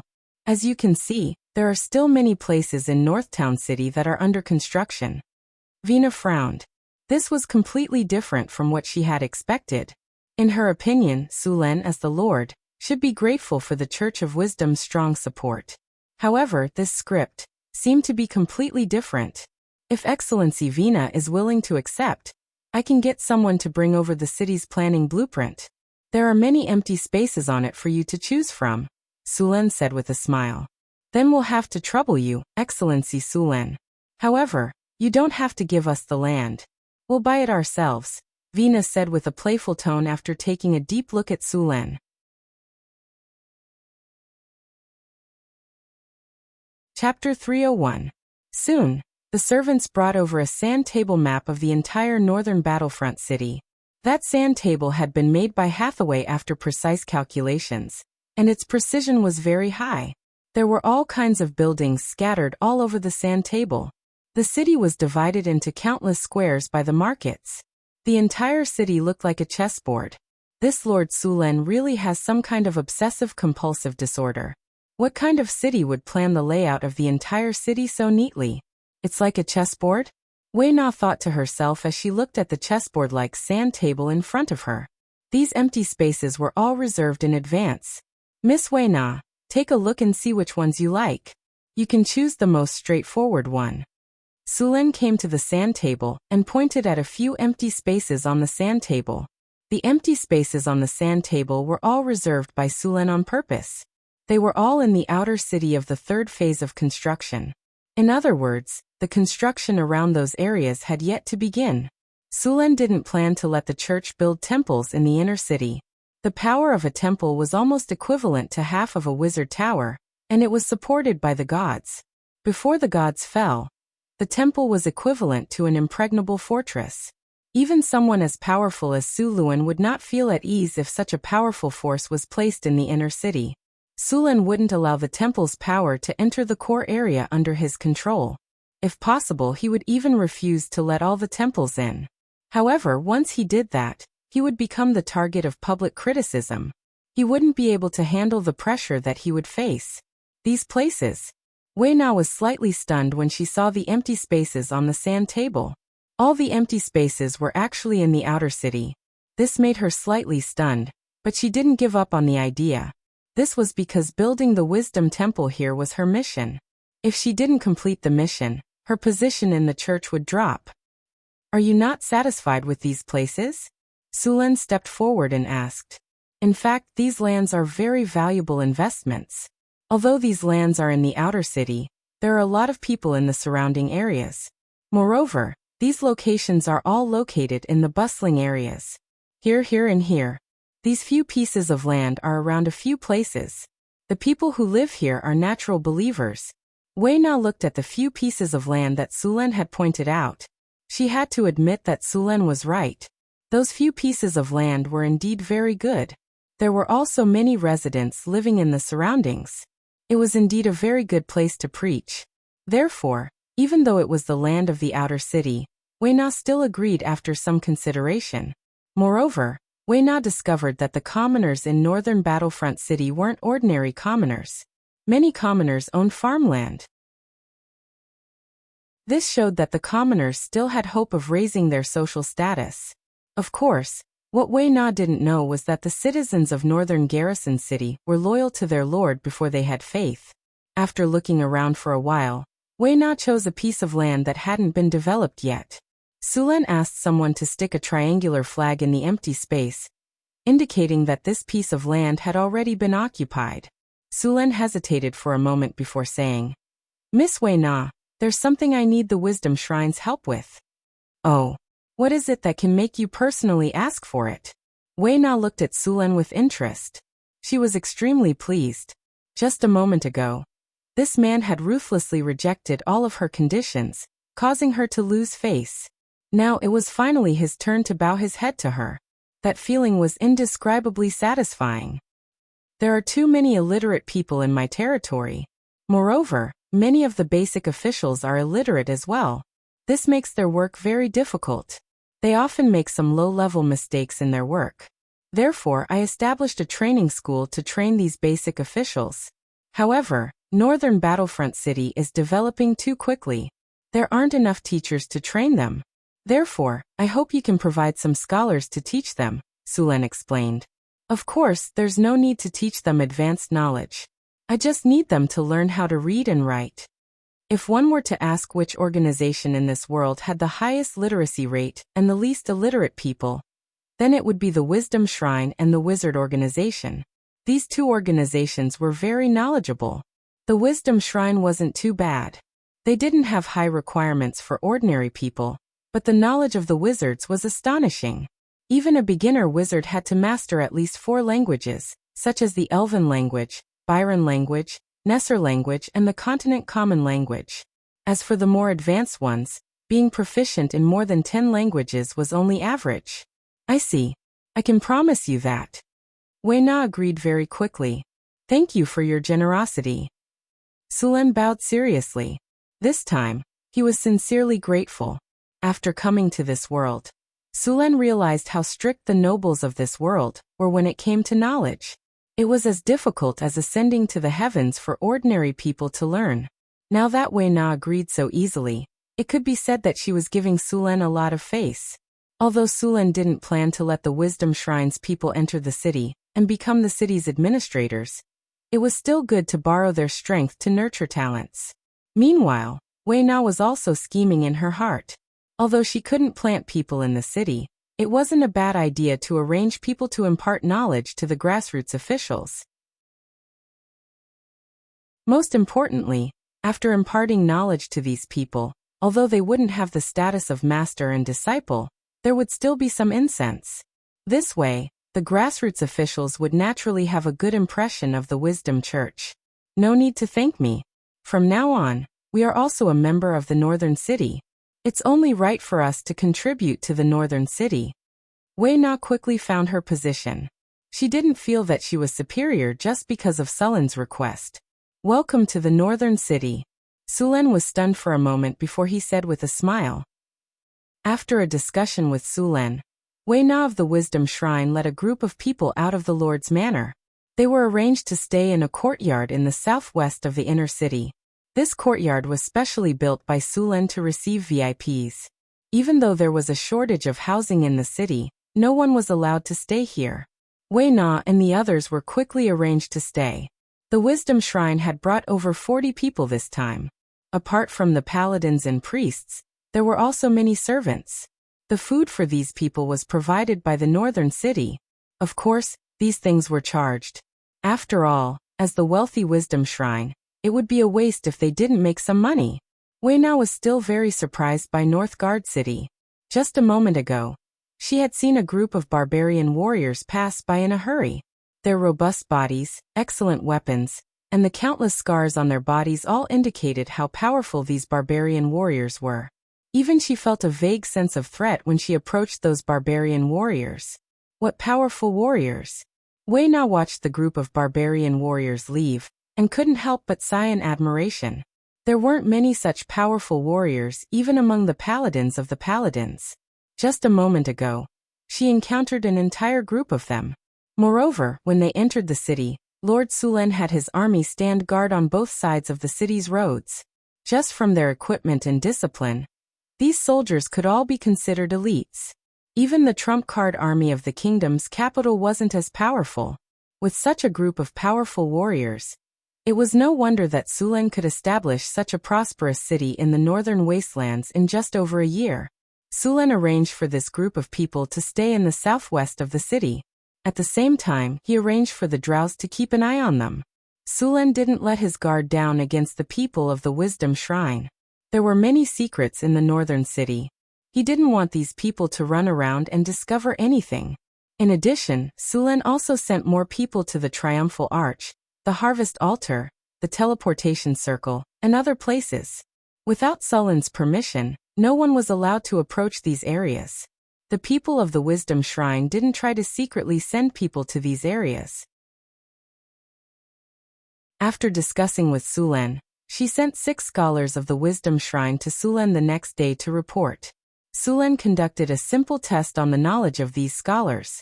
He found that these people's standards weren't bad, much better than what he had requested. Without any delay, Sulen directly brought these people to the basic officer training school in the northern city. There were 6 teachers in the school now. The teaching materials they taught were specially written by Sulen. Although they weren't very profound, they were still good for basic education. Sulen looked at the 6 scholars in front of him and said with a serious expression, "These are the teaching materials you need to teach in the future. Take a look at them first.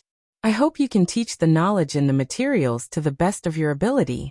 Of course, you can also teach some other knowledge, but I don't want you to mix in your own knowledge. If this happens, you will be fired immediately. I will also propose a serious negotiation with Miss Vina."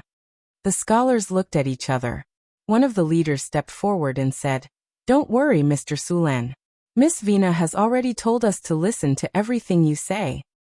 "That's good. I hope we can work well together," Sulen said with a smile. "As for your work here, I have already arranged. Mr. Sulen, we don't need to be paid.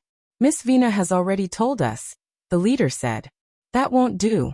As long as you work here, you will be paid. You can't reject it." Sulen interrupted him and continued, "This is the rule of the northern city. If you think there is a problem, I will communicate with Miss Vina separately." Sulen didn't want to owe the Wisdom Shrine any more favors. It was just some money. He wouldn't be stingy.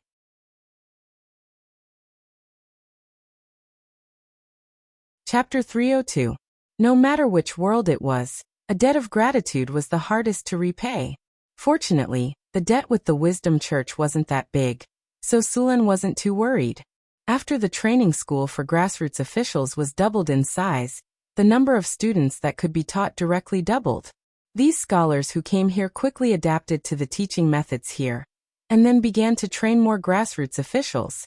Northtown had increased by nearly 100,000 people in a short period of time, which led to a large shortage of officials. With the help of these people, the shortage of officials could be partially filled. Su Luan specially wrote a booklet about the working methods of grassroots officials in Northern Town, which summarized the common problems encountered by grassroots officials. There were more than 50 articles in the booklet. Although it was impossible to cover all grassroots problems, it could cover some of them. Sulen gave the most standard solutions to these most common and easiest problems. Although these solutions weren't the best, they were the most suitable for North Town City's current situation. Although this method made the grassroots officials rigid, it also reduced the chances of them slacking off and being perfunctory. As long as they didn't follow the solution, they would be punished. Of course, this situation was also because the quality of the grassroots officials was too poor. and they didn't have enough people.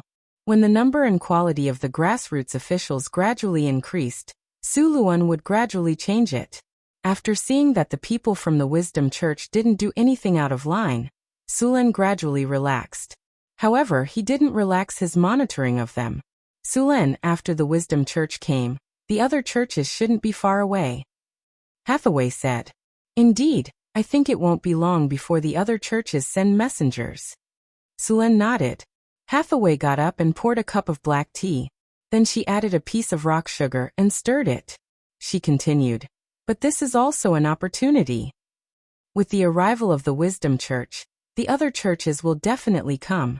Although the arrival of these churches will be troublesome, it will also bring opportunities. At the same time, the arrival of these churches can prevent the Wisdom Church from dominating. We can use them to maintain a balance between the other churches. This isn't easy to control. If things go out of hand, the consequences won't be good. Su Luan said with a smile. Will you go out of hand? Besides, what can they do even if they lose? Do they dare to make a move? Hathaway suddenly said in a domineering manner. Indeed, the current strength of the Northern Citadel was far from comparable to the church, but it was not weak either. Moreover, the Northern Citadel had a legendary master, close to 10 level 4 transcendence, and more than 100 level 3 transcendence. Such strength was not considered weak no matter where it was. Su Luan's power was still increasing rapidly, and so was Hathaway's power. It was just like how Hathaway became a grand wizard in just a year, when she was just a beginner wizard. If other wizards knew about this, they would die of jealousy. Su Luan quickly made a decision. Give up some of the benefits and let the churches fight among themselves. We will be the judges. No matter which church is the strongest, we will support the weak to suppress the strong. The arrival of the priest of the God of Wisdom also gave Su Luan a sense of urgency. When the elemental tide came again, a glorious era had begun. As the elemental tide became stronger and stronger, it would also become easier to advance in strength. Su Luan had to make himself stronger as soon as possible.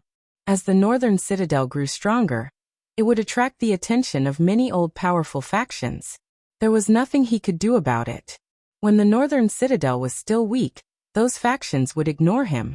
However, once the Northern Citadel grew to a certain level, they would naturally pay attention to him.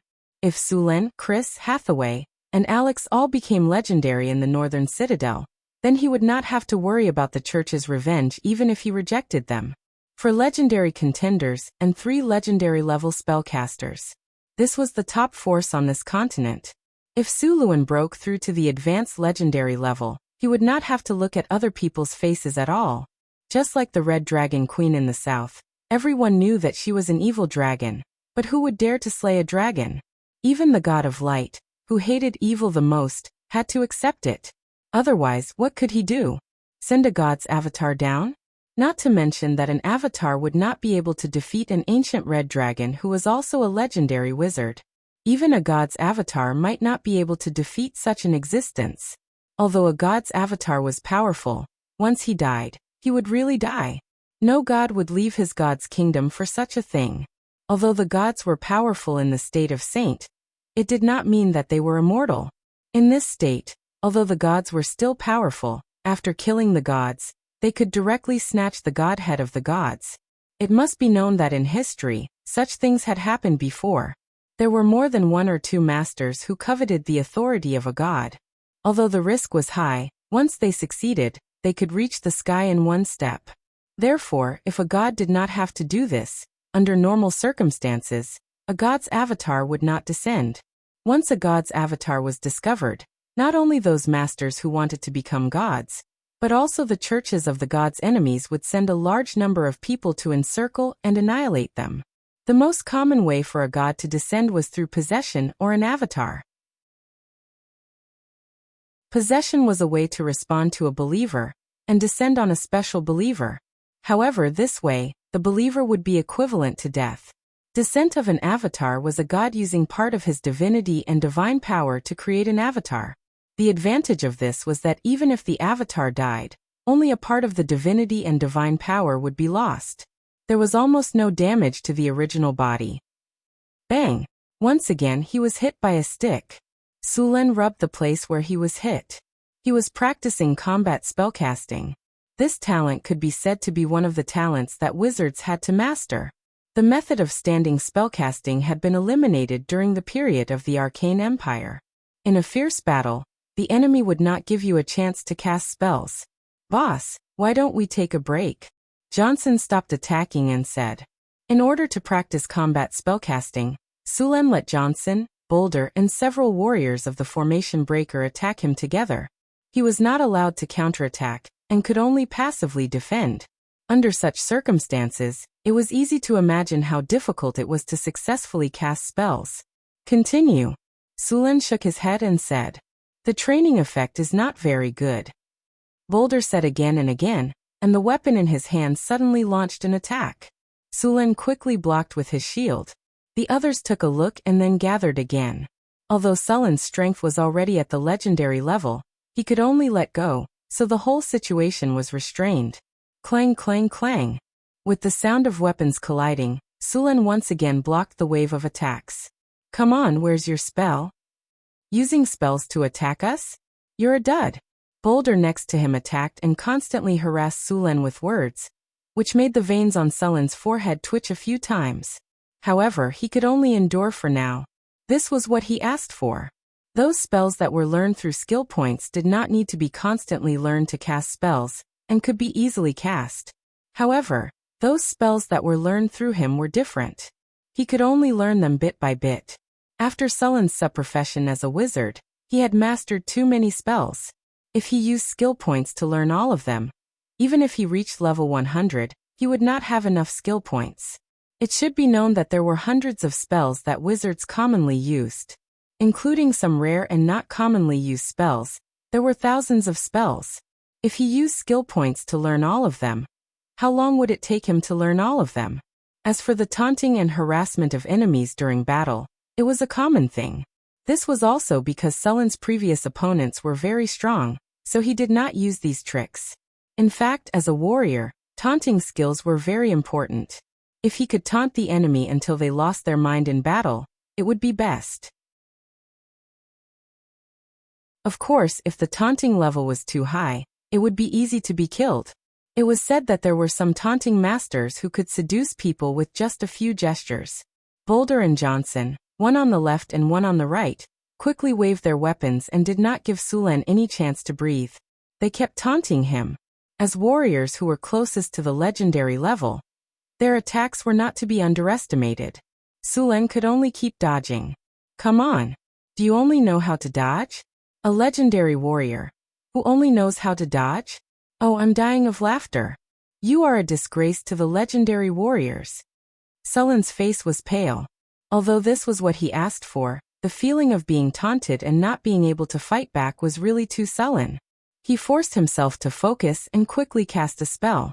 Just as he was halfway through casting the spell, a wooden stick swept over again and directly interrupted Sulen's casting. During the battle, Sulen only defended and did not attack. Johnson and Boulder were satisfied. They completely treated Sulen as a punching bag. The rhythm of their movements was very satisfying. After all, there were not many opportunities to beat up a legendary figure. The two idiots, Boulder and Johnson, did not know that they had been recorded in Sulen's little notebook. Sulen secretly decided that he would definitely take good care of these two guys in the future, and let them feel the care of the Lord. A wizard must always stay calm and learn to ignore the taunts of the enemy. Many wizards will deliberately provoke their opponents during battle, and then use this to see through your weakness and defeat you, Sulen said in his heart. He forced himself to suppress his anger and continued to fight. Chapter 303. After the Church of Wisdom obtained the right to use the land in the outer city, they also began to build. The Church of Wisdom had more manpower than Sulen. Architects, engineers, sculptors, painters, and other talented people came to build the temple. Sulen was drooling. The foundation of a large church was too strong. Although these people didn't have much strength, their design of the Church of Wisdom made Sulen look at it with new eyes. Next, the Church of Wisdom's caravan began to migrate a group of craftsmen to start the construction of the Church of Wisdom. At this time, another church's caravan came to northern town. This time, there were more people. From the god of war, the god of light, the goddess of earth, the goddess of nature, and so on, 6 or 7 churches came one after another. Suluan communicated with these temples separately, and then signed an agreement similar to that of the Wisdom Temple with them. He also divided a piece of land of similar size in the outer city for these churches to build temples. At the same time, Sulen received about 400,000 kinner from selling the land. Although it wasn't a lot, it was enough to alleviate his current financial crisis. With these churches' construction, the population of northern town city began to increase again. A church of wisdom wasn't an ordinary building. Building a church of wisdom required a lot of manpower and resources. With these churches' construction, the population of northern town city increased by another 20,000 to 30,000 people. Although this population was temporary and most of them would leave after the construction of the Church of Wisdom, their arrival also made the market prosperous. Although the population of northern town city wasn't small, there weren't many people with spending power. Most of the people here were serfs and refugees. According to Sulen's previous regulations, they needed to work hard for 3 to 5 years before they could become free people.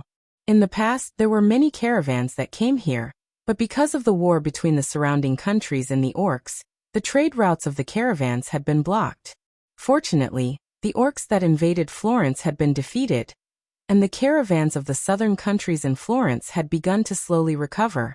With the arrival of these churches, northern town city gradually returned to its previous prosperous state. The city walls of northern town city were more than half built. Sulen took some time to cast mud to stone to strengthen the walls. At the same time, the moat outside the city began to be excavated. According to Sulen's city plan, the moat would be directly from the Red Sand River. At the same time, this moat would be connected to the moat in the inner city. After the moat was completed, it would connect the inner city to the outer city and become a transportation channel in North Town City. The widest part of the moat was 30 meters, the narrowest part was 10 meters, and the depth was 3 to 5 meters. Now the moat in the inner city served as the waterway for transporting stones, bricks, and other miscellaneous items. The main body of the Wisdom Temple was also built with white marble. The entire temple was tall and majestic, with an extraordinary aura. The entire architectural style was similar to the Gothic style, but the details were more exquisite. During the construction of the temple, more than 30 priests were dispatched to help. If it weren't for their divine spells, it would have taken at least a few years to complete the construction of this magnificent building. What surprised Sulen was the temple of the War God Church. The War God Church had chosen to build it next to the Wisdom Temple. The two temples stood opposite each other. The architectural style was different from the Wisdom Temple. The War God Church was built with Doric pillars. The entire temple was made of granite. There were 19 stone pillars with a diameter of 2 meters and a height of 12 meters on both sides of the temple. Although the temple wasn't as exquisite as the Wisdom Temple, it was still magnificent. The 8 stone pillars at the entrance were carved with statues. These statues were the messengers of the war god. On the walls of the temple, there were scenes of the War God Church fighting. However, the War God Church was built here to compete with the Wisdom Temple.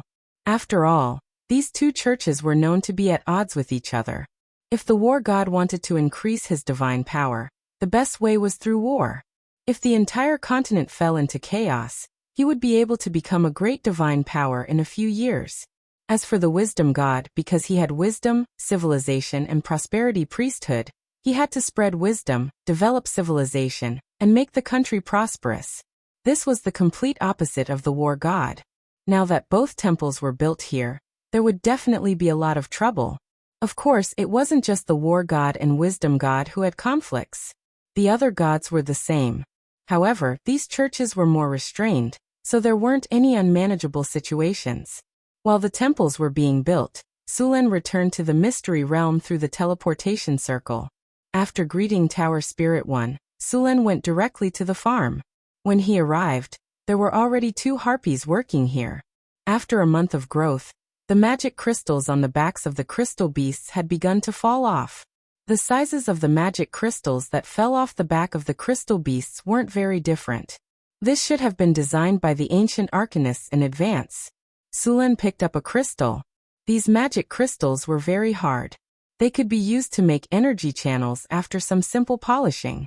Soon, nearly 300 magic crystals were all collected. Sulen informed the 2 iron golems to bring these magic crystals over and transport them away. At the same time, he checked the health of these crystal beasts. These crystal beasts were the key to the restoration of the mystery realm. There couldn't be any problems. After checking, these crystal beasts were living quite well. A few of them had obviously gained weight. After checking on the crystal beasts, Sulen returned to the control room. At this time, Tower Spirit 1 was directing a few iron golems to build energy channels. Many of the energy channels in the mystery realm had been damaged. Now they needed to be repaired. Sulen planned to rebuild the ecological park in this mystery realm. The previous ecological park had been severely damaged. The magical beasts that lived in it had died long ago. Sulen needed to capture them again. In addition to these, he also needed to plant various magical plants in the ecological park. The environment in the ecological park was closer to the natural environment. The quality of the plants was generally much better than the large-scale magical plants in the plantation. The only disadvantage was that there were fewer of them. It wasn't easy to rebuild the ecological park. The environment in the ecological park was different from the outside world.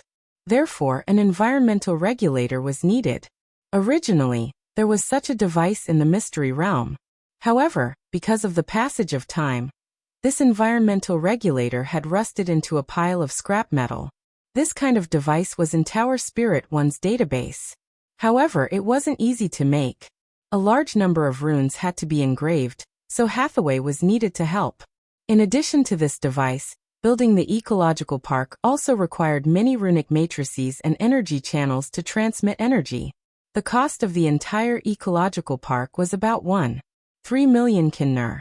However, many of the raw materials were produced in Sulen's territory. They only needed to be processed. The overall cost wasn't high. The only thing that gave Sulen a headache was the various magical beasts. They could only be captured in the outside world. Rubbing his temples, Sulen went to the plantation area to check it out. The plantation area wasn't far from here. As soon as he entered, Sulen felt a rich elemental energy. The plantation area was one of the areas with the richest elemental energy in the entire mystery realm. When Sulen arrived, he saw a few harpies planting a magical plant called star grass. Star grass wasn't a high-level magical plant, but it was a very indispensable plant. It only had one function, and that was to be used as a stabilizer in potion experiments. The raw materials of many magical potions were very unstable. During the production process, stargrass had to be added to stabilize the potion. Hathaway's laboratory had a high demand for this kind of potion. The whole plantation was 30 meters long and 18 meters wide. There was a magic circle set up in the plantation, surrounded by a circle of marble. The effect of this magic circle was to change the environment of the plantation, and maintain the environment of the plantation to be suitable for the growth of stargrass as much as possible. There was a tall steel golem next to it that was carrying something. 2 harpies were planting in the plantation. Sulen walked in and took a look, then went to check the other plantation. At present, there weren't many types of magical plants planted in the plantation. Among them there were mandala flowers, golden silk grass, explosive chili, sunflower, cold moon grass, magical algae, Moore's coffee, thorny flower, lightning grass, and more than 10 other types. These plants were all commonly used magical plants. Sunflower, for example, was the main material for making purification potions. It had a wide range of uses. It was very effective against undead creatures, or some negative energy creatures. A standard bottle of purification potion could easily purify a zombie or ghost completely. Magical algae was the main material for making underwater breathing potions. After using the underwater breathing potion, humans could breathe underwater and survive. One bottle could last for 6 hours. Although the effects of these potions could be seen through spells, when in the wilderness, It was often necessary to conserve as much strength as possible. As for the magical plants that could be used to make the Azure Potion, some of them were also planted here. However, these plants needed a long time to grow, so they were still in the seedling stage. Hathaway opened a magic shop in the northern part of the town. It sold some magical potions and rare grade equipment. The prices of the goods were not cheap, but many caravans and mercenaries bought some potions here. The most popular ones were healing potions and evolving potions. Healing potions could quickly heal wounds, while purifying potions could clean up unclean things. The chances of encountering undead creatures in the wastelands were still quite high. Some people who died in accidents were never properly buried, so it wasn't uncommon for them to be resurrected as undead. Therefore, whether it was a caravan or a mercenary, they would buy a few types of potions. These low-level potions were not expensive, and they were easy to make. The cost was 5 kinner, and the price was 2 kinner. It was a huge profit.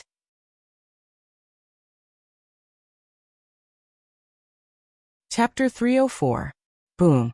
There was a loud noise and a heat wave. Boulder's strong body was sent flying into the air and landed heavily on the sand. Johnson and the other formation breaker soldiers couldn't help but swallow their saliva. "Oh, sorry, Boulder. I didn't control the direction well. Are you okay?" Sulen said apologetically, but his face didn't show any signs of regret. Just this morning, he finally succeeded in casting a spell in battle. After some practice, he learned the talent of combat casting. Ding. Congratulations, host. After a long period of practice, you have obtained some information about the talent, combat casting. Ding. Talent combat casting experience is full. You have mastered the talent combat casting. Sulen moved his wrist. The difficulty of mastering a spellcaster's talent was much more difficult than other talents. Fortunately, he wasn't weak to begin with. Otherwise, it would have taken him a long time to master this talent. But since he mastered this talent, he needed to think about the next step carefully. These days, he was full of anger from being ridiculed. He only defended and didn't attack. Now that he learned combat casting, he was ready to continue practicing. "Boss, now that you've mastered battle casting, is this the end of the practice?" Johnson asked cautiously. "How can I stop? I just learned it. I'm not familiar with it at all. Let's continue training," Sulen said righteously. What? Hurry up and continue training," Sulen urged. Then Sulen used all kinds of spells in the name of training to teach these two guys a lesson. His wizard level wasn't high, so he couldn't cast powerful spells. But the power of these spells was just right. It wouldn't hurt them, but it would make them suffer. Arcane Missile. Burning Hand. Fireball. Stun. Sulen blocked the attacks while quickly dodging. He raised his finger and gathered the energy in his body. He cast one spell after another, greeting the two barbarians. Sulen only let go of the two punching bags when the energy in his body was almost depleted. There were many spellcasting abilities that wizards needed to master. For example, the most basic, proficient spellcasting.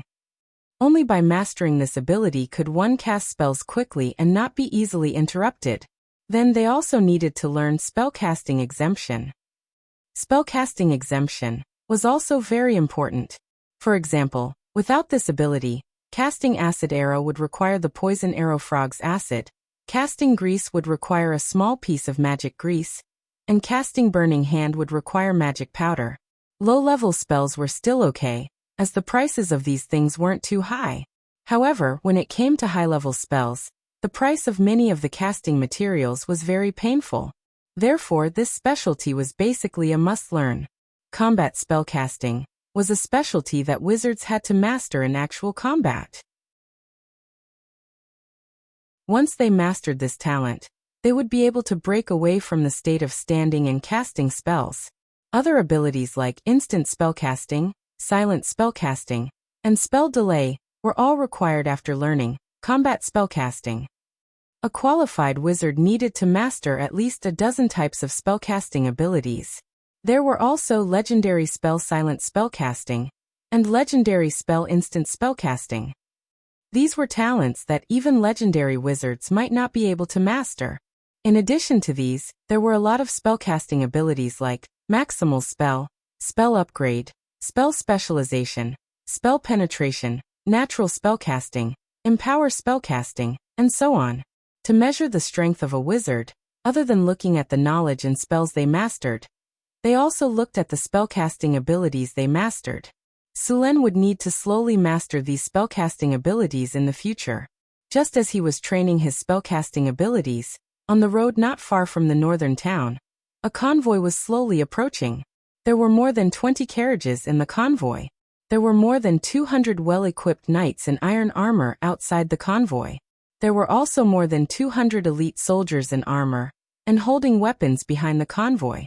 Such a convoy could be seen at a glance that it wasn't a caravan. In the middle of the convoy, there was a carriage inlaid with a noble badge. If someone who had studied noble badges saw it, they would recognize it at a glance. It was the emblem of the Florentine royal family. That's right. This group of people were the messengers that set off from the Florentine royal city to the northern town to sign the agreement with Sulen. At the front of the convoy, a few soldiers from the northern town city were leading the way on horseback. As early as 3 days ago, the messengers from Florence had already come to the northern town city to report. These soldiers from the northern town city were specially sent by Sulen. Otherwise, with such an army approaching, it would be very likely. No, it should be 100% that the patrols would think it was an invasion. In the evening, the messengers from Florence arrived at the inner city of the northern town city. The knights and elite soldiers were arranged to stay in the barracks, and the carriage carrying the messengers and the guards of the messengers directly drove to the Lord's mansion. The carriage of the messengers from Florence was very special. It was made of chorus wood. This wood was very tough, and after being made with special techniques, it was as hard as steel. It also had a special fragrance. Not only could it get rid of mosquitoes, but it could also make people feel comfortable. It was a very precious wood. The 4 horses pulling the carriage were also very tall. They were not inferior to the horses raised by the centaurs at all. The 4 horses were snow white without any other colors. The carriage was almost like a small room, with an area of about 20 square meters. There was a griffin inlaid on the outside of the carriage. In front of the griffin was a sword and a shield. There was a circle of thorny flowers around the emblem. Only the royals of Florence could use this emblem. It was obvious that the person sitting in the carriage was a member of the royal family. There was also a special shock-absorbing device at the bottom of the carriage. With these shock-absorbing devices, the inside of the carriage was like walking on flat ground. The shaking was very small. Roughly calculating, a carriage like this cost about 5,000 to 6,000 kiner. Normal nobles could not afford it. Even Sulen did not have such a luxurious carriage. In fact, he did not have a carriage at all. Sulen usually rode a horse when he went out. Now that he had a Pegasus, riding a Pegasus was much more awesome than a carriage. Although Sulen was very rich, he rarely spent money on it. Although he also enjoyed life, such as using velvet blankets and liking all kinds of delicious food, he invested more of his wealth in the construction of the city. Now there were so many projects such as wizard towers, secret realms, and city construction. Sulen did not have enough money to spend at all. In fact, Sulen's approach was not like the old nobles of this world at all. The nobles of this world, and the nobles of the previous world were simply carved out of the same mold. Whether they had money or not, they all valued their face more than anything else. Things like clothes and carriages were definitely the best. As for the real situation, it was up to each person to see what was right. Da-da-da. A crisp sound of horse hooves came from a distance, and a luxurious carriage stopped in front of the Lord's mansion. A cute maid of 14 or 15 years old opened the curtain and jumped out of the carriage. The maid was wearing a beautiful maid's dress, a string of pearl hairpins on her head, and a pair of exquisite bracelets on her white jade-like wrists. After getting out of the carriage, she looked around with 2 beautiful big eyes, and then placed a brocade stool in front of the carriage with the coachman. "Your Royal Highness, we have arrived." At this time, a pair of white and delicate fingers stretched out from the luxurious carriage. There was a pair of black lace gloves on the hands. These lace gloves were a specialty of Autumnfall City, a half-elf city near the Elven Forest. Although it was just a pair of gloves, it was very expensive. The maid stepped forward and carefully held the hands of the princess.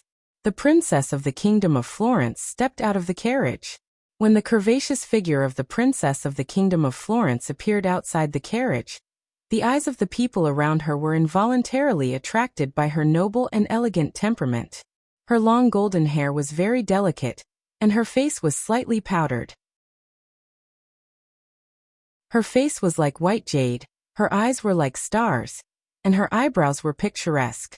Although there was a translucent veil on her face, it could still be seen that she was an outstanding beauty. She was wearing a princess dress with a corset and breast augmentation. There was a pure white tube top at the neckline. It was both conservative and sexy, outlining her pair of towering peaks perfectly. Her slender waist looked even more slender under the effect of the corset. Her curvaceous figure, slender figure, and perky peaches perfectly revealed her advantages. Her sky blue eyes were very pure.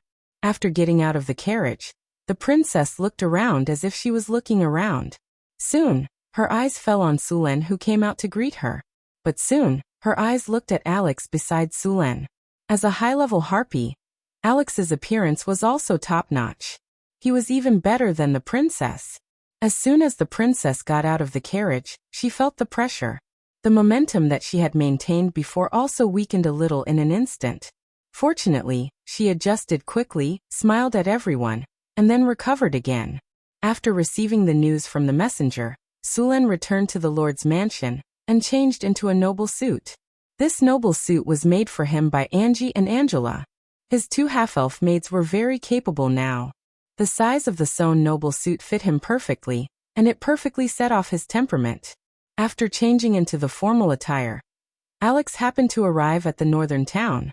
So Su Luan took Alex to greet the emissary of Florence.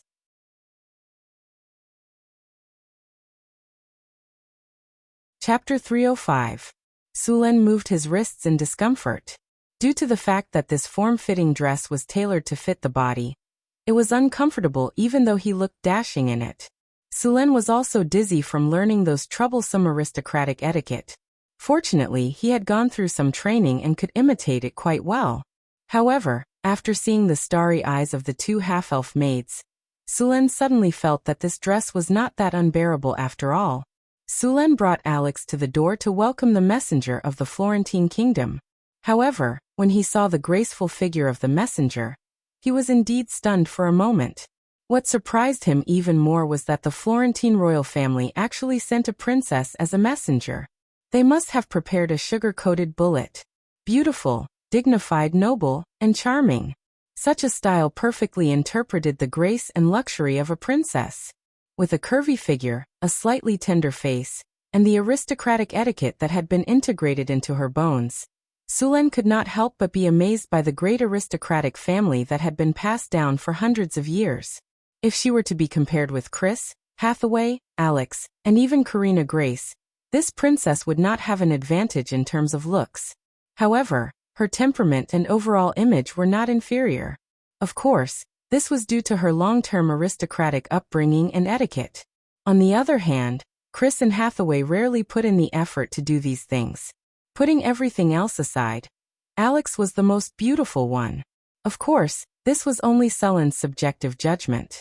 Hathaway's temperament was more intellectual, while Chris's was sexy and charming. After reciting the aristocratic etiquette in his heart, Sulen stepped forward with a smile and reached out to gently hold Princess Phyllis's delicate little hand. Then he kissed her hand according to the aristocratic etiquette that he had just learned. "Your Highness, I'm deeply fascinated by your charm." Sulen's elegant and gentlemanly movements were perfect. These etiquette were requested by an etiquette officer he had specially invited. In fact, in Sulen's opinion, these etiquettes were completely superfluous. However, you have no choice but to learn. After all, when the dukedom is officially established, if there are any problems with etiquette, you will become the joke of the entire continent. Country bumpkins and barbarians were already considered good. Su Luan didn't want to become a laughingstock, so even if he didn't like it, he could only accept it. Unless one day they were strong enough to ignore these rules, they could only obey. Looking at the maids of the Lord's mansion, they were all looking straight ahead with no expression on their faces. It was all the work of the etiquette officer.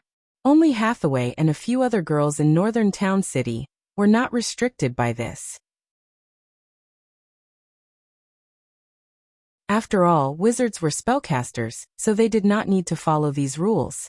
Wizards were not interested in doing these things. Mr. Sulen, it's an honor to be welcomed by you, Princess Phyllis said with a smile. You should know that there are many people in the royal city who idolize you. Really? That's a great honor. Sulen held Princess Phyllis's little hand and walked into the Lord's mansion together. Bright lights, a spacious hall, elegant crystal chandeliers, delicious food, mellow wine, and beautiful music. Sulen had prepared a grand welcome banquet. The main characters of the banquet were Sulen and Phyllis. Phyllis knew very well why her father sent her to sign the agreement with Sulen. In addition to forming a political alliance, another reason was to form a marriage alliance. An alliance agreement that was as useless as a piece of paper was not enough to make both sides trust each other.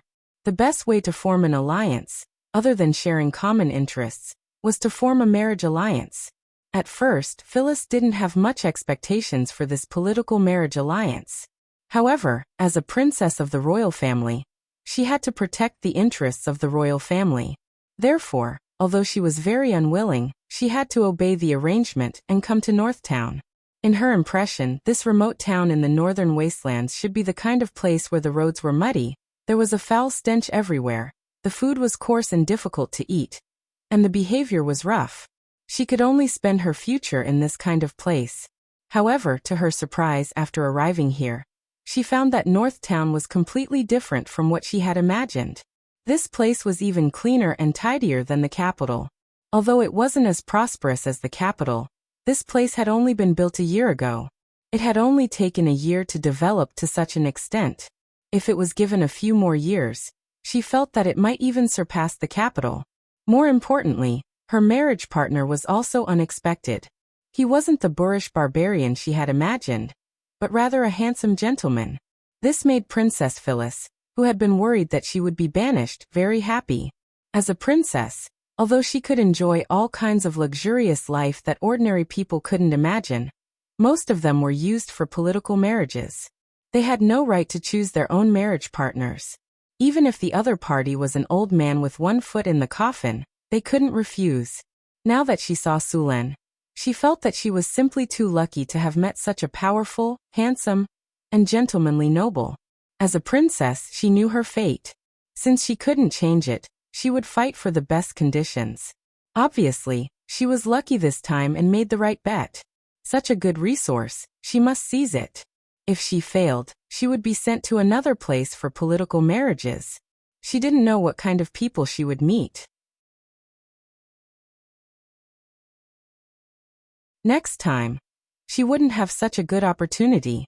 The lights flickered. Sulen and Phyllis sat in the study and had a simple discussion about the alliance documents. In fact, most of the main conditions had been decided long ago. This time, the discussion was only about some unimportant details. But why was Princess Phyllis's expression so strange? It seemed that she was a little infatuated. Under the light, Phyllis looked at Sulen with stars in her eyes. She also nodded and agreed to the conditions that Sulen had just mentioned. Soon the agreement was finalized and Sulen signed it. Phyllis gently put down the file and looked up at Sulen. Her eyes were a little complicated. There was surprise, excitement, and curiosity.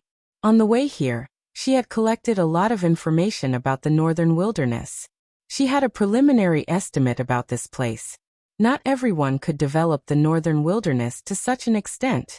In just over a year, he had developed from nothing to the point where he was about to establish a duchy.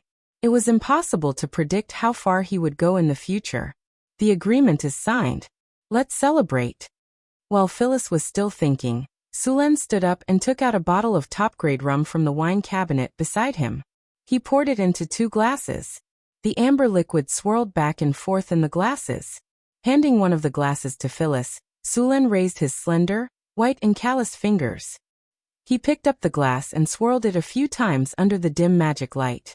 The rum in the glass was clear and transparent. Under the light, it shone with a mysterious fluorescence. The smell of the wine was strong and fragrant. Then he drank it up. Phyllis picked up the glass with her white, jade-like fingers, but she didn't drink it. She gazed at Sulen with a complicated look. There was eagerness and expectation in her eyes. She hoped that Sulen would be obsessed with her, but she was also a little hesitant and didn't know what to do. Sulen naturally knew the purpose of Phyllis's visit. He was very clear that the Florentine royal family wanted to form an alliance with him through marriage. They wanted to use this method to pull him onto their chariot. To be honest, they were very familiar with this method of marriage in Florence. Otherwise, how could the Duchy of Florence become the Kingdom of Florence? That was why so many nobles in the Kingdom of Florence had the right of succession to the throne.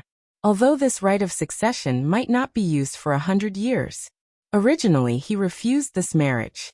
After all, who knew what the princess would be like? But today he had completely forgotten about this matter.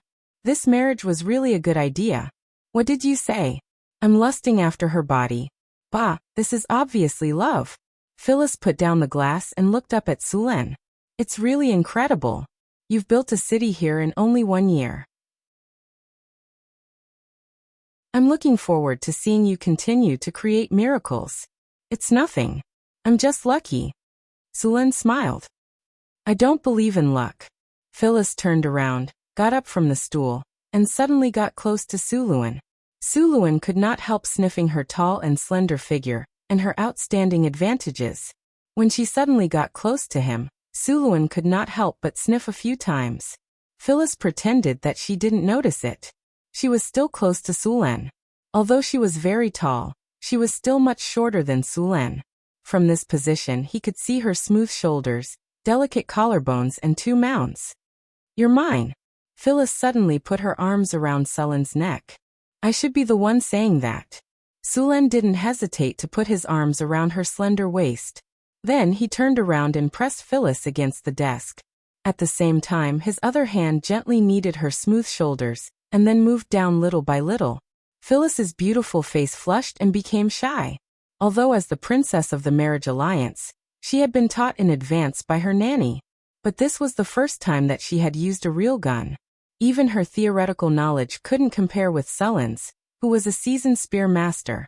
However, a newborn calf wasn't afraid of a tiger.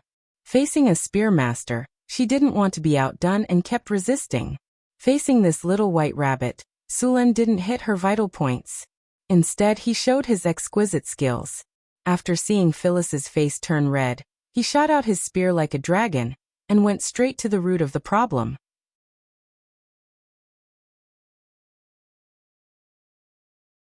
Chapter 306. Light and Slow Twirling. Under Sulen's superb zither skills, Phyllis began to sing brilliantly.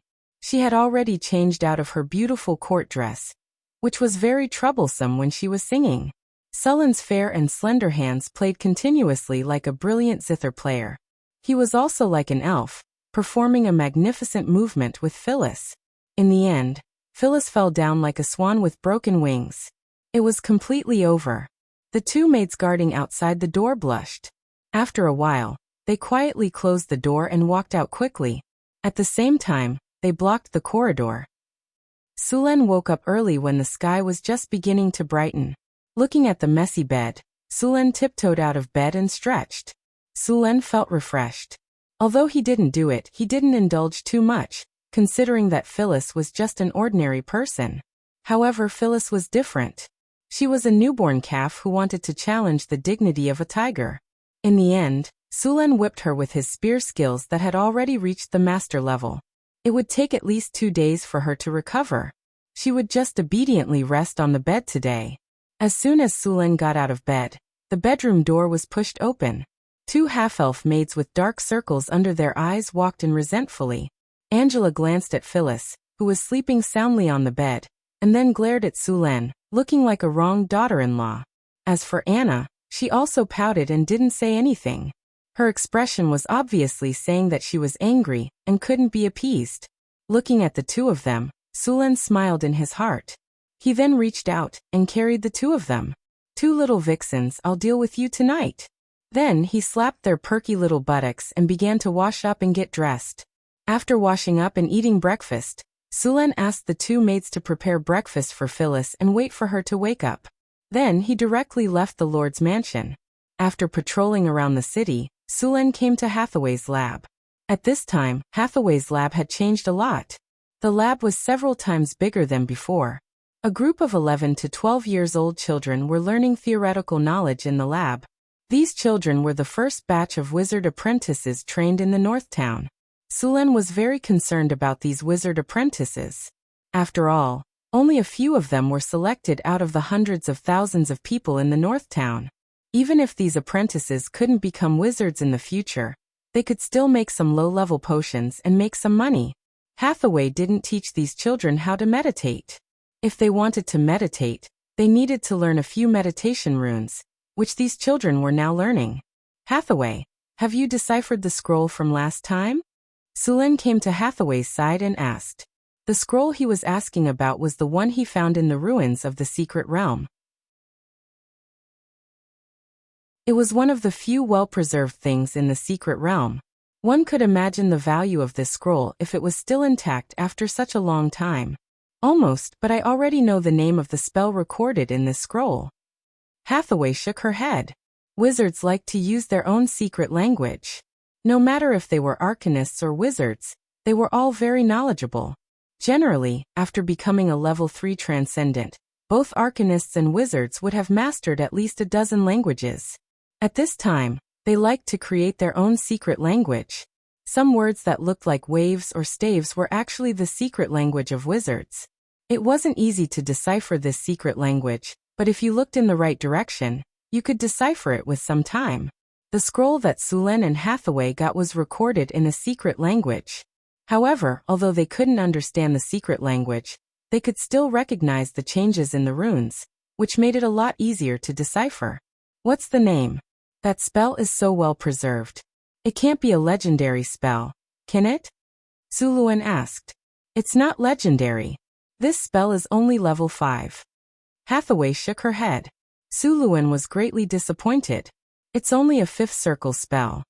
Why are you looking down on level 6? Hathaway glanced at Sulen and said, a level 5 spell is also very strong, and this is not an ordinary level 5 spell. No matter how extraordinary it is, it's still a level 5 spell. How can it be more powerful than a level 7 spell? Sulen said casually. This spell is called Bigby's Palm of Protection. Hathaway's faint voice came.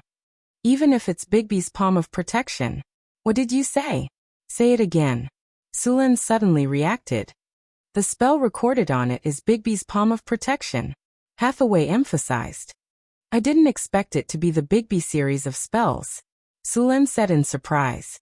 In the vast sea of spells that wizards had, there were countless spells that had appeared since the birth of magic. However, among these spells, there were a few that were very famous. For example, the Melf series of spells. This series of spells was very weak, and the spell level was not high, but it was very famous. Melf's Minute Meteor and Melf's Strong Acid Arrow. Although these two spells were not very powerful, they were known as low-level god-slaying spells. Of course, it was a bit exaggerated to say that they could slay a god. At least no one had succeeded in using this spell. A god's body was surrounded by a special energy field. As long as this energy field existed, ordinary low-level and mid-level spells and rare weapons could not hurt the god. However, these two spells could. Although the power of these two spells was not great, they had other characteristics. After these two spells were cast, the Minute Meteor and Strong Acid Arrow were regarded as +5 rare weapons. In other words, they were equivalent to legendary weapons. Although the attack was shockingly low, this kind of spell could just break through the energy field around the god's body and hurt the god himself. Legendary weapons were not cabbages. Each one was very rare. Only legendary weapons could break through the protection of the god's force field. In this way, it provided a theoretical possibility that if enough people learned Melf's Minute Meteor, then it was possible to kill the god. Of course, this was only theoretical. After all, it was not easy to find enough people to ambush a god who was alone. Bigby's 5 consecutive palms was also a similar spell, and the Bigby's 5 consecutive palms spells were from the 5th circle to the 9th circle. Bigby's Palm of Protection, Bigby's Flying Palm, Bigby's Capturing Palm, Bigby's Vajra Palm, and Bigby's crushing palm. These 5 spells didn't rely on magic resistance when they were judged. Therefore, high magic resistance had no effect in front of these spells. If this set of spells was used well, it could be tried as a close combat mage. Even a legendary warrior would not have any advantage in close combat. When he learned that this spell scroll recorded the Bigby series of spells, Sulen was overjoyed. This spell was a rare spell, but it was not easy to learn. Sulen could not learn it at his current wizard level. After a while, Sulen left here and went to the wizard tower. More than 5,000 workers were working hard at the wizard construction site. After a few months of construction, the underground floors of the wizard tower had been completed. Now they were building the upper floor. Half of the steel and all the obsidian produced in Northern Town during this period of time were invested in the wizard tower. Even Alex, Karina, and Grace were now helping here. A lot of obsidian mined from the underground world needed to be processed. Then these obsidian were fused with stone to mud, and then turned into big blocks with mud to rock. Finally, they needed to cast hardening spells. The whole project was very big. If it were not for the large number of spellcasters in Northern Town, such a wizard tower would take at least a few times more time to build. The steel rods were erected one by one and then wrapped in obsidian. The entire process was done with great familiarity.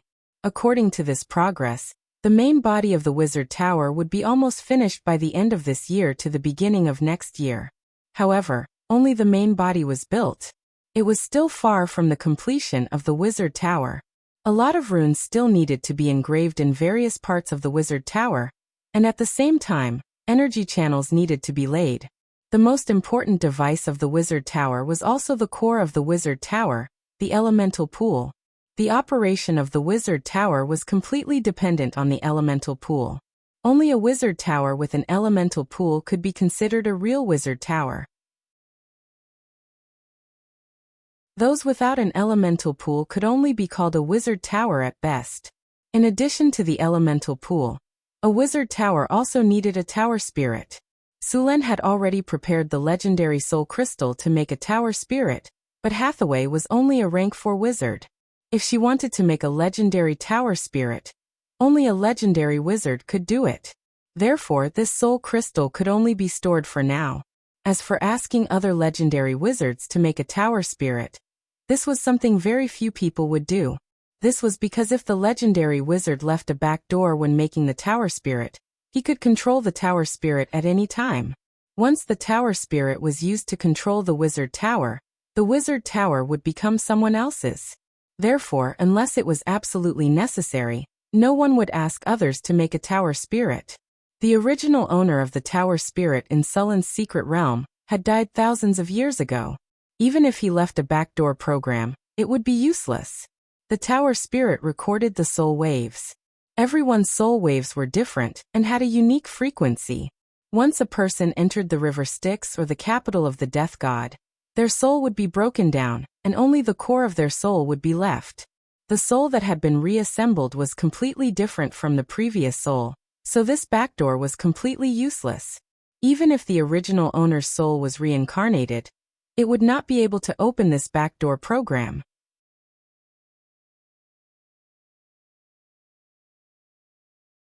Chapter 307. In order to speed up the construction of the wizard tower, Hathaway planned to make some golems to help. She had already learned how to make clay golems, rock golems, and stone golems. She hadn't learned how to make a steel golem, because the structure was too complicated. However, she had a copy of the steel golem production technique in the secret realm. There used to be 5 golem teams in the secret realm, but due to various reasons, they were all destroyed in Sullen's hands. The steel golems in the secret realm were all repaired later. Although Hathaway didn't know how to make steel golems, she could still repair them. That was why there were more than a dozen repaired steel golems in the secret realm. She was planning to craft a rock golem or a gargoyle golem. However, Northern Garrison City didn't have the materials required to craft a golem.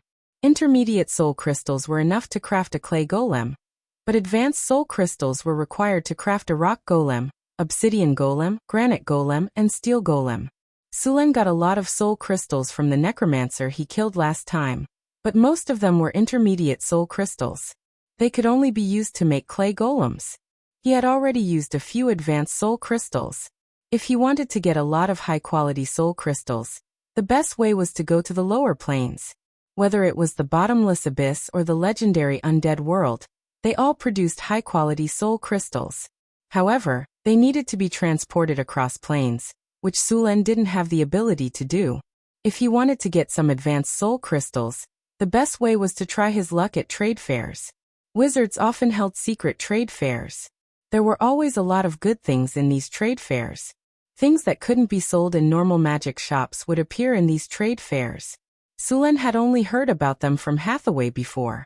Now he was going to see it for himself.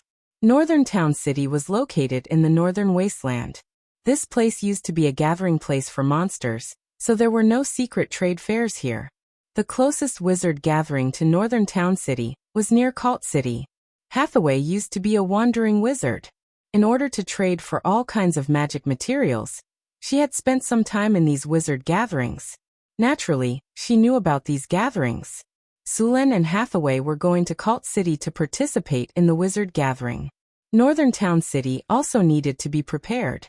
After Sulen and Hathaway left, Sulen was going to leave Northern Town City to Alex. Karina and Grace would assist him. The army of Northern Town City would all be under Alex's command. If he couldn't make a decision, he would talk to Sulen or use the communication stone. However, the stone was very expensive and had a limited use, so he had to use it sparingly. It could only be used a limited number of times. After everything was settled, Sulen and Hathaway left the city in a low-key manner. The two then rode their Pegasus towards Cult City. The Pegasus was not only fast, but it also had the ability to fly. A journey that would normally take a week was completed in a day. The two descended from the sky when they were about 10 miles away from the city. Their target was not the city. Instead, it was a small town outside the city. Most wizards didn't like to live in cities. There were too many people in cities, and they didn't like to be disturbed. There was also the danger of wizards doing experiments. It was not suitable to live in a densely populated area. Therefore, the wizard gathering was held in this small town outside the city. There was a forest outside the town. The whole town was covered in a large concealment circle. From the outside, it looked like this place was shrouded in fog all year round. Normal people would get lost if they went in. If they were lucky, they would find their way out. If they were unlucky, they would be trapped inside and die. In the afternoon, a group of handsome white horses galloped from afar. The horses were very fast. In the blink of an eye, they arrived at the edge of the forest. Sulen and Hathaway jumped off their horses. Before entering the wizard gathering, the two put on a mask to hide their identity, and put on a large cloak. After making sure no one would notice anything from the outside, Hathaway took out a badge and entered first. Sulen led the Pegasus and followed closely behind. After passing through a few concealment circles that normal people couldn't detect, the two soon appeared on a deserted street. Of course, this deserted street was only compared to the bustling city outside. At a glance, there were at least a few hundred wizards on this street. Of course, most of them were wizard apprentices. The width of the street was about 10 meters. There were shops on both sides. Many people wearing wizard robes were going in and out of these shops. There was even a market not far away. It was full of stalls. Sulen followed behind Hathaway. He was now a level 2 wizard, a level 4 wizard. After entering the town, there were some wizards guarding the entrance. After paying some kinner and telling them the rules of the town, the two entered. Although this town didn't seem to have a large population, the buildings on both sides of the street were 2 to 3 stories high. Not only were there all kinds of shops, but there were also inns and taverns. It could be said that this was a bustling town. First, they found an inn and left the Pegasus there. Then they began to walk around. The two came to a shop and began to look for things to buy. These shops had a wide range of business. Not only did they sell things, but they also bought all kinds of raw materials. The price of raw materials was not high, but the price of all kinds of potions and magic items was not cheap. The high-grade soul crystals Sulen wanted to buy were rare. They went to a few shops and only bought 3 of them. The two were not in a hurry because there was going to be a large-scale auction here. This town would hold a large-scale auction at a fixed time every year. At that time there would be a lot of good things. Of course, there would be high-grade soul crystals, but the price would be higher. If one wanted to participate in the auction, they would need a lot of money. Sulen originally had a lot of kinner, but now that most of the kinner had been invested, he didn't have enough kinner to participate in this large-scale auction. Sulen planned to take out some things to sell. He had a lot of magic crystals in his hands, and these crystals were worth a lot. Soon the two arrived in front of a shop. This shop was the largest in the area, and there were many wizards coming and going. It seemed to be a good place to sell. They looked up at the sign. The sign said Blood Rose Alchemy Workshop. Without hesitation, the two walked in. The shop was quite big, about 200 to 300 square meters. There were 4 or 5 wizard apprentices in uniform greeting customers, pointing at the goods on the shelves and introducing them to the customers. As soon as the two walked in, an apprentice came up to them with a big smile, and was about to greet them. "Stand down. I'll take care of this wizard myself." A wizard was sitting in the corner of the hall, flipping through a scroll. When he heard the noise, he turned his head to look. At first glance, the middle-aged wizard's face changed drastically. He then put away the scroll and walked over to Hathaway. He gave a wizard salute and respectfully said, "Great wizard, I don't know what you want.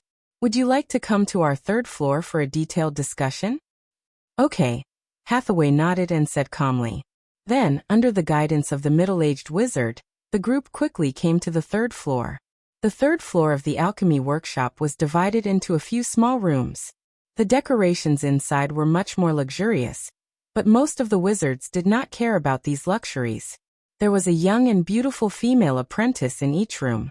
When they saw the middle-aged wizard and his group come up, they immediately brought some food and drinks. After they sat down, the middle-aged wizard immediately greeted them with a smile. "Please have a taste, sir. This food is made by the halfling human chef we hired. It's very delicious. Forget about tasting the delicacies. Let's see if you have the materials I want to buy." Hathaway shook her head and said. Then, she made a gesture to Sulen. Sulen took out a parchment scroll from his storage space and handed it to the middle-aged wizard. "Since you said so, let's take a look at the list first." The middle-aged wizard was not angry. He took the parchment scroll and opened it to check. Hathaway and Sulen did not touch the food on the table. It was necessary to be vigilant in a place like this. Although the probability of them tampering with the food was very low, it was better not to touch it in order to prevent accidents. After a while, the middle-aged wizard's face became strange. Hathaway and Sulen were not surprised. They knew very well what was written on the parchment scroll. It was not easy to find these materials. "The materials you are looking for are indeed rare." The middle-aged wizard smiled bitterly and said, "Apart from a few pieces of high-grade soul crystals, we can't do anything about the adamantine, mithril, and legendary elemental cores. Once metals like mithril and adamantine are discovered, they'll be sold immediately. Unless you're lucky, you won't be able to buy them at all. As for legendary elemental cores, only legendary wizards can have them. You have high-grade soul crystals?" Hathaway's eyes lit up. "That's right. We still have 4 high-grade soul crystals in the store, but the price is not a problem. Sir, what I mean is that we only accept high-grade items in exchange." The middle-aged wizard shook his head and said. Hathaway and Sulen looked at each other, then took out a magic crystal and placed it on the table. Magic crystal in exchange for high-grade soul crystals. Seeing Hathaway take out the magic crystal, the middle-aged wizard quickly took it and appraised it. After a while he looked up and said, "Low-grade magic crystal in exchange."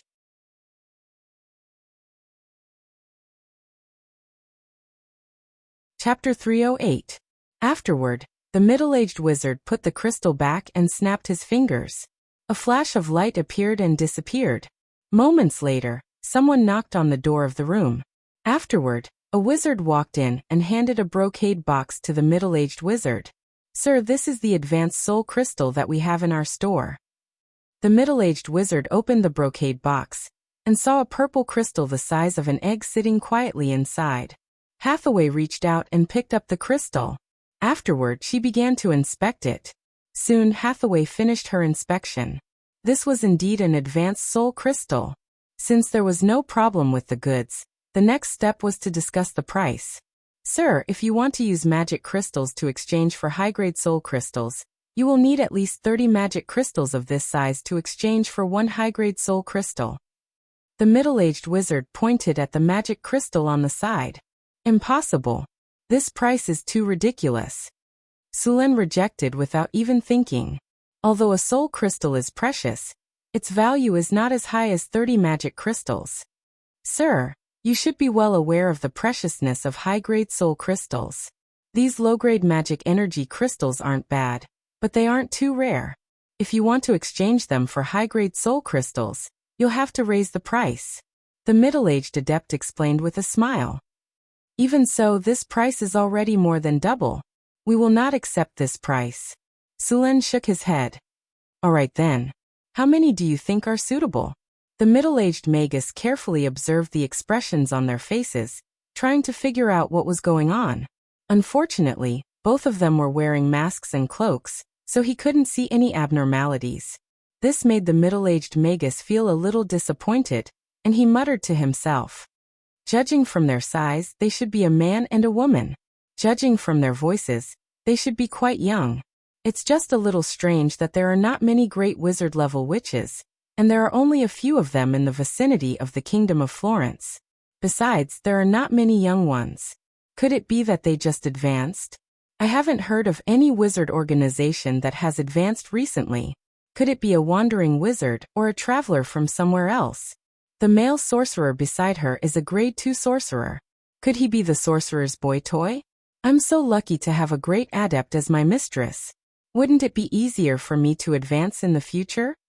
Sulen didn't know that the middle-aged man in front of him had already identified him as a man who lived off a woman. If he knew, he would definitely teach him a lesson personally. I think 20 mana crystals for one advanced soul crystal is very suitable.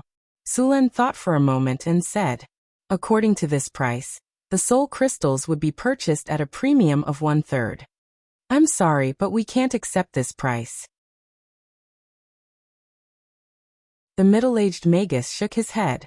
After that, Sulen's group and the middle-aged adept went back and forth over the price. Finally, they reached a price that both parties could barely accept. 23 magic crystals for a high-grade soul crystal, which was a 50% premium. After confirming the price, the two sides began to trade. Sulen took out 92 magic crystals of similar size from his storage space and gave them to the middle-aged wizard. He then put away 4 high-grade soul crystals. Seeing Suluan take out so many magic crystals at once, the middle-aged wizard was also secretly shocked. They couldn't have found a magic crystal mine, could they? After completing the trade, Sulen's group didn't stay any longer and immediately left the shop. After taking out such a large amount of mana crystals for the trade, both of them became more vigilant. Humans would die in pursuit of wealth, and birds would die in pursuit of food. This was a famous saying in both his previous life and this world. As long as there were enough benefits, he didn't think that no one would dare to do anything to him. A rank 4 great wizard and a rank 2 wizard. Even though the shops here were very trustworthy, if the person who leaked the money was not a member of the nearby Magus organization, it was very likely that he was a wandering Magus or someone who came from another region to explore. He still had to be careful to avoid being tricked. Hence, after completing the trade, the two of them didn't stay any longer. They pretended to continue looking for items while being cautious to see if anyone was spying on them. After making sure that no one was following them, Sulen and Hathaway continued to walk to the other shops. However, what happened next made him very disappointed. After entering a few shops, he couldn't find the materials that Hathaway needed. It wasn't that these shops didn't have anything good. Some of the magic materials that the shops actively recommended were very rare. Hathaway was also tempted, but unfortunately, they didn't have enough to trade. In the Magus world, although Kinnur could be used, many high-grade items couldn't be bought with Kinnur. They could only be exchanged with other materials. Kinnur could only buy some low-grade magic materials and magic items. He still wanted to see if he could exchange the remaining items in his storage space for a legendary elemental core. The most important material in the arcane garden was the legendary elemental core. With this, Sulen could start building the sky garden. Looks like we can only wait for the auction. After walking around all the shops, the two of them stood at the end of the street and shook their heads helplessly. The auction in the Magus town would be held in 3 days. Sulen and Hathaway naturally didn't plan to wait here for 3 days. After finding the auction and buying a voucher, Sulen and Hathaway took the Pegasus from the inn and left the Magus town together. The Pegasus speed was very fast. At about 10 o'clock at night, the two of them would arrive at North Town City. In the next 2 days, Hathaway began to prepare to make a rock puppet, and Sulen prepared all kinds of magic materials. In the blink of an eye, 2 days had passed. Early in the morning of the 3rd day, after Sulen had arranged everything, he took Hathaway and rode the Pegasus straight to the Magus town. After arriving at the Magus town, the number of magi in the town had more than doubled compared to the last time they were here. It seemed like any Magus with a little bit of status wouldn't want to miss this annual auction. At the entrance of the Magus town, there were also extra people. As soon as they walked into the Magus town, the whole street was full of magi in all kinds of clothes. There were many people in strange clothes, and there were even more who wore cloaks like Sulen and Hathaway. The two of them didn't stop outside. After settling the Pegasus in the inn, they directly took the auction voucher and went to the huge castle at the end of the street. In front of the castle's gate, a few magi were buying admission vouchers. There was a layer of water blue light at the gate. Hathaway took out the voucher and injected a little bit of magic into it. A blue light shot out from the voucher, and the water blue light immediately opened up a 2-meter wide passage. The two of them didn't stop and walked in. As soon as they entered, the energy barrier behind them returned to its original state. After entering the castle, they realized that the castle was bigger than it looked from the outside. The whole hall was more than 1,000 square meters. At the front of the hall, there was a wide platform. At this time, there was nothing on the platform. There were all kinds of tables and chairs neatly arranged in the hall, and there were some magi already sitting on the seats. The magi in this hall were all rank 1 and rank 2 magi. There were about 200 to 300 people in total. On the second floor of the hall, there were individual private rooms. These private rooms were only for advanced magi, and of course they had to pay more. Under the guidance of a staff member, the two of them came to a private room on the second floor. After waiting quietly for more than an hour, there were about 400 to 500 rank 1 and rank 2 magi in the hall downstairs. A few bell rings sounded, and the auction officially began. Sulen and Hathaway sat in the private room and quietly looked at the platform in the hall. On the platform, a middle-aged magus in a silver magus robe was holding a green magus magic staff and briefly introducing it. Thorny magic staff. This is a magic staff made with great care by Master Ollivander. The main material of the magic staff is magic willow. This material is very suitable for the transmission of magic. The material is also very tough. After being made into a magic staff by Master Ollivander, it can increase the casting speed and reduce the casting difficulty. It can also slightly increase the power of spells. In addition, this magic staff also contains a defensive spell called Thorny Shield. It can be released instantly without any preparation. The starting price of this magic staff is 100,000 kinner worth of magic materials. Intermediate magic materials cost 1.5 times the price. Advanced magic materials don't need to go over the price. Every increase is 5,000 kinner worth of magic materials. The magus in charge of the auction was a rank 3 magus. Although he was a little far away, his voice could be heard clearly throughout the hall. He was very proficient in sound amplification. As soon as he finished speaking, someone immediately raised their paddle. Then the price of this thorny magic staff, which Sulen thought could only be considered decent, quickly rose to 130,000 kinner worth of magic materials. Although this magic staff had many functions, such as reducing the casting difficulty, reducing the consumption of magic, and increasing the power of spells, these effects were just barely satisfactory. The magus who made this magic staff wanted to take care of everything, but in the end, it didn't meet his expectations in all aspects. The following auctions were also carried out in a lukewarm manner. During this time, some decent items appeared. For example, there was a dragon skin robe. The magic light on it had already reached rank 3. It was a very good robe. Sulen only called out the price once, and the price exceeded 200,000 kinner worth of magic materials. He could only give up.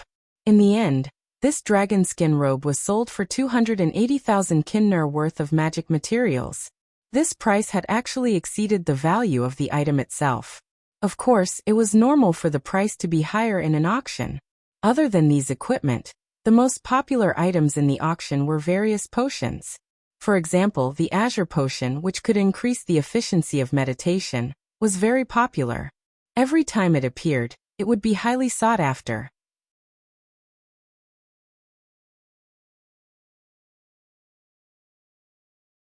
Chapter 309. The organizer of the auction was obviously very experienced. Every once in a while, they would take out a more precious item for auction, and then attract the attention of the public. But more often than not, the items auctioned were not very good. Although some materials were rare, as long as one had enough money, they could also be bought in large stores. Therefore, in the auction house, the competition was not too fierce. Only rare items that occasionally appeared would cause intense bidding. As the items appeared one by one, time passed little by little. Several heavyweight items appeared in the auction, and instantly set off a bidding frenzy. Several treasures appeared in a row, and the competition was fierce. Soon, the atmosphere of the entire auction became extremely hot. A piece of mithril, 832 grams, a rare metal material. The starting price is 350,000 kinner, a high-level magic material. Note that it is a high-level magic material. The price increase should not be less than 10,000. A piece of silver-white metal with a strange light appeared on the auction stage.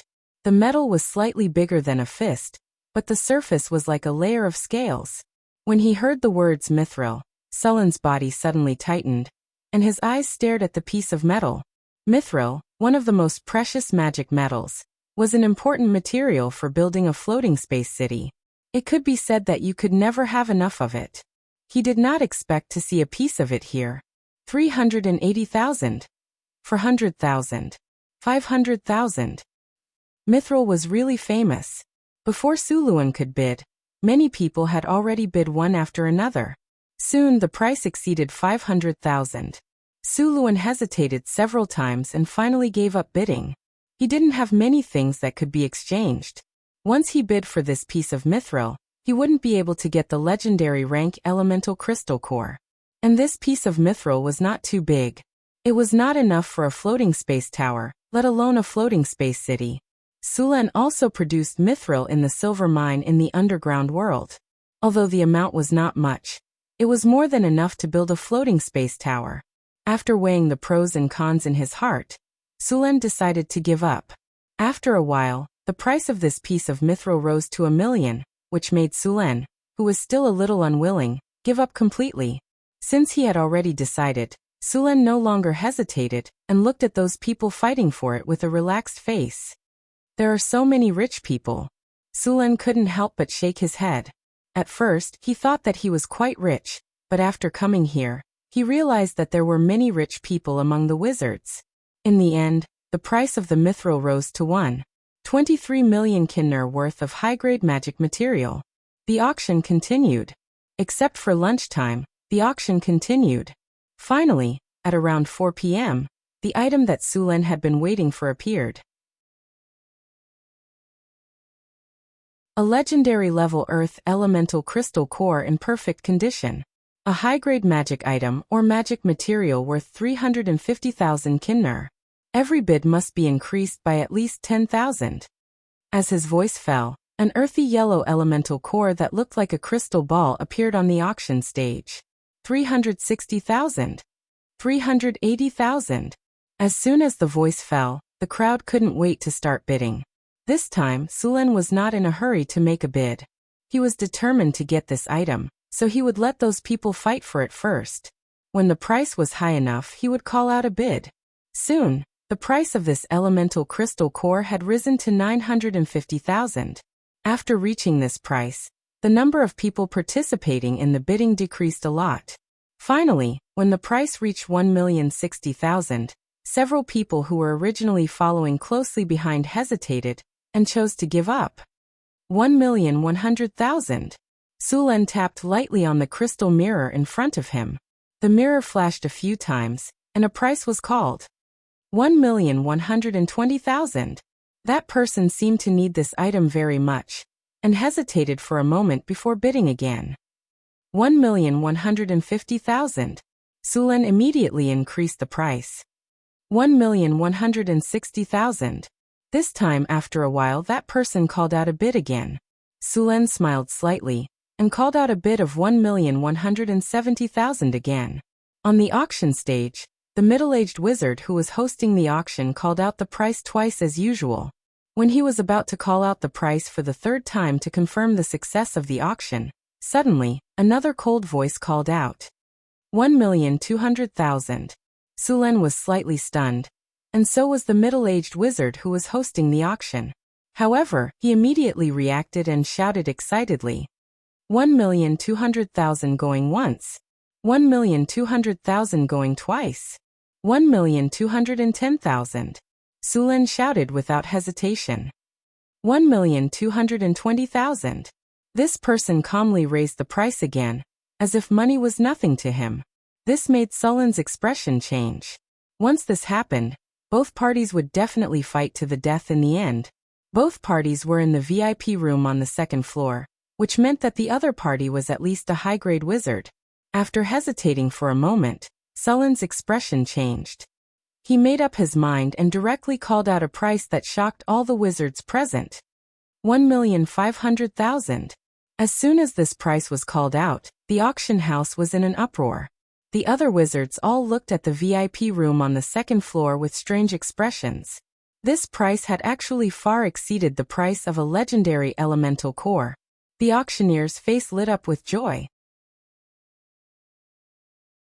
It was very likely that this was the highest price in this auction. Sulen's face was expressionless as he stared at the other VIP room. The auctioneer began to call out the price again. Soon, the two bids were called out, but there was still no sound from the VIP room. The middle-aged auctioneer was a little disappointed. He called out the price again, and directly dropped the hammer. After paying a huge price, Sulen finally got this elemental core. After this climax, the auction quickly came to an end. The final item was only sold for 1,400,000 kinners. After the auction ended, Sulen was led to the back of the hall by a beautiful wizard apprentice to carry out the transaction. Your Excellency, the legendary elemental core you bought is a high-grade magic item or magic material worth 1,500,000 kinner. You need to give it to us for evaluation. A wizard said with a smile on his face. Okay. Hathaway nodded and said. She then took out a portal bag and put it on the table. The wizard snapped his fingers, and a light flashed. Soon a wizard about 60 years old walked in. This is the chief appraiser of our auction house, Mr. Bacon. He will evaluate the items you have provided. The wizard explained, and then handed the portal bag to him for evaluation. Next, the wizard named Bacon began to take out the items in the portal bag one by one to evaluate them. 6 bottles of Azure Potion, high quality, 15,000 kinner a bottle. 2 bottles of Purple Light Potion, high quality, 20,000 kinner a bottle. 4 bottles of Moonshine Potion, high quality, 13,000 kinner a bottle. 3 pieces of your own leather armor, grade 3 magic item, 35,000 kinner a bottle. The appraiser named Bacon was indeed very good. He did not underestimate the price at all. He set the price according to the retail price. Sulen nodded and accepted the price. Soon, all the items were evaluated. In the end, all the items added up to a total of 1,070,000 kinner. Sir, the price of these items did not reach 1,500,000 kinner.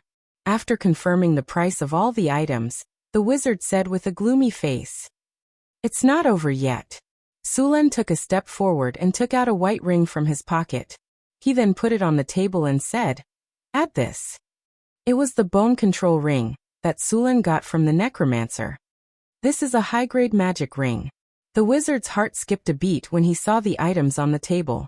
He then carefully picked up the ring and reluctantly handed it to Bacon for evaluation. Among all the magic items, rings and other accessories were the most expensive. This was because compared to magic staffs, robes, magic books, or scrolls, rings and necklaces were too small. It was very difficult to engrave complex runes on such small objects. Think about the artificial micro-engraving technology. Engraving on a ring required tens, or even hundreds of complex runes. Then these runes would form a rune circle. Only then would it be considered a success. If there was a single mistake, the ring would be useless. Therefore, the price of a high-grade magic accessory was more than twice the price of other magic items of the same grade. Good stuff. Wizard Bacon looked at the ring for a while. He then put down his crystal glasses and couldn't help but praise. It's been a long time since I've seen such exquisite craftsmanship. This should be something that only a master alchemist could make. The only pity is that this ring can only be made by a necromancer. If it was a common magic ring, it would cost at least 600,000 or 700,000. But now, I can only estimate it at 500,000. Do you two accept this price? Yes. Hathaway nodded and said. Then we'll pick out the extra 70,000 kinner worth of goods. Also, this legendary earth elemental crystal core is yours. The wizard on the side said. You don't have to pick out the stuff. Just exchange it for 70,000 kinner worth of materials. Hathaway said as she took the legendary earth elemental crystal core and inspected it. That works too. What materials do you need? The wizard asked with a face full of joy. It's all on this list. Hathaway handed over a list of materials that were not available in the northern town. The auction had just ended, and they had collected a large amount of magic materials. The materials on the list were not too rare, so it didn't take long for them to collect all of them. After checking all kinds of goods, both sides were very satisfied. Sulen and Hathaway took the things and left the auction house. They didn't stay for long. They went back to the inn and left the wizard town with the Pegasus.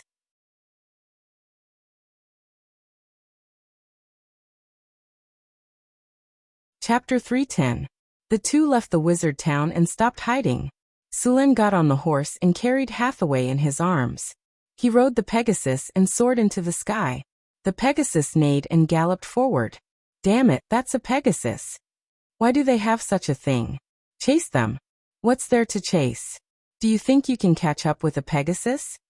Just as Sulen and Vivian left quickly on the Pegasus, 3 people in black wizard robes suddenly ran out from the woods below and looked at the figures disappearing into the sky. Sulen didn't know that there were a few wizards ambushing him. Even if he knew, he wouldn't care. According to the speed of the Pegasus, the wizard's flying spells were far from being able to catch up with it. Unless they had flying magic items, such as magic carpets or airships. Flying items were not common in this world because wizards preferred to use teleportation spells instead of flying slowly when traveling long distances. The Pegasus carried the 2 of them across the sky like a shooting star. Finally, 2 hours later, they arrived at the northern town city. Letting the Pegasus rest and play by itself, Sulen excitedly carried Hathaway back to the bedroom in the Lord's castle. Then he pulled Phyllis and the 2 little maids over to play a Russian roulette game. Early the next morning, Suluan got up feeling refreshed. Although it cost a lot to attend the auction this time, he got all the things he wanted and bought them. In addition to the elemental crystal cores to build the arcane garden, he also got 7 advanced soul crystals. Hathaway planned to build 2 gargoyle magic statues with these soul crystals, and the rest was to build the iron magic statue. The gargoyle magic statue belonged to the advanced rock magic statue. Its craftsmanship was higher than the previous rock magic statue. These gargoyle magic statues could also fly. Although their strength was slightly inferior to the rock magic statue, it was already very exaggerated compared to humans. The gargoyle statue was made entirely of obsidian. Although the cost of manufacturing such a statue was several times higher than that of a rock statue, its physical defense and magical defense were much higher. Whether it was used for combat or carrying bricks, it was a good choice. The wizard tower was over 100 meters tall. With these 2 gargoyles, the speed of transporting materials was much faster. In fact, normal wizard towers didn't need to be this tall, but Sulen wanted to build a floating city. As the control center of the floating city, a wizard tower had to be tall enough. Hathaway picked out 2 batches of the best obsidian and sent them to her laboratory. At the same time, she gathered the last remaining craftsmen in Northern Citadel and had them carve according to the blueprint. The structure of the gargoyle stone golem was more complicated, and the craftsmanship required was much higher than that of the rock golem. However, Hathaway had already done her research. Although the production progress was a little slow, there were no problems. Sulen came here to check a few times and found no problems, so he was relieved. At the same time, he began to prepare for the Arcane Garden. The Arcane Garden was also known as the Sky Garden. It was a spectacular building that was built with a combination of fountains, flower beds, terrace platforms, and complex runic circles. Sulen had been studying the construction process for a long time. This building required a large amount of pure white marble and granite. Fortunately, there were enough rocks in the Sierra de Lotus. He just had to let the workers dig. In addition to the marble and granite, the Arcane Garden also required a lot of magic crystals. Magic crystals were used to make energy channels. There were not many magic crystals left in Northern Citadel after the trade between the Arcane Mirror and the Wizard Town. They would have to wait for the Crystal Beast's magic crystals to mature next month. The fountains in the garden were even easier to make. Sulen's Earth Spring was too easy to make. There were a lot of runic circles in the Arcane Garden, and they needed to be made slowly. The only way to build the Arcane Garden was to use Earth Elemental Crystal cores. Only Earth Elemental Crystal cores could make the soil suitable for the growth of magic plants. Other fire, water, and wind elements were not suitable. Elemental crystal cores were very rare in the main material world.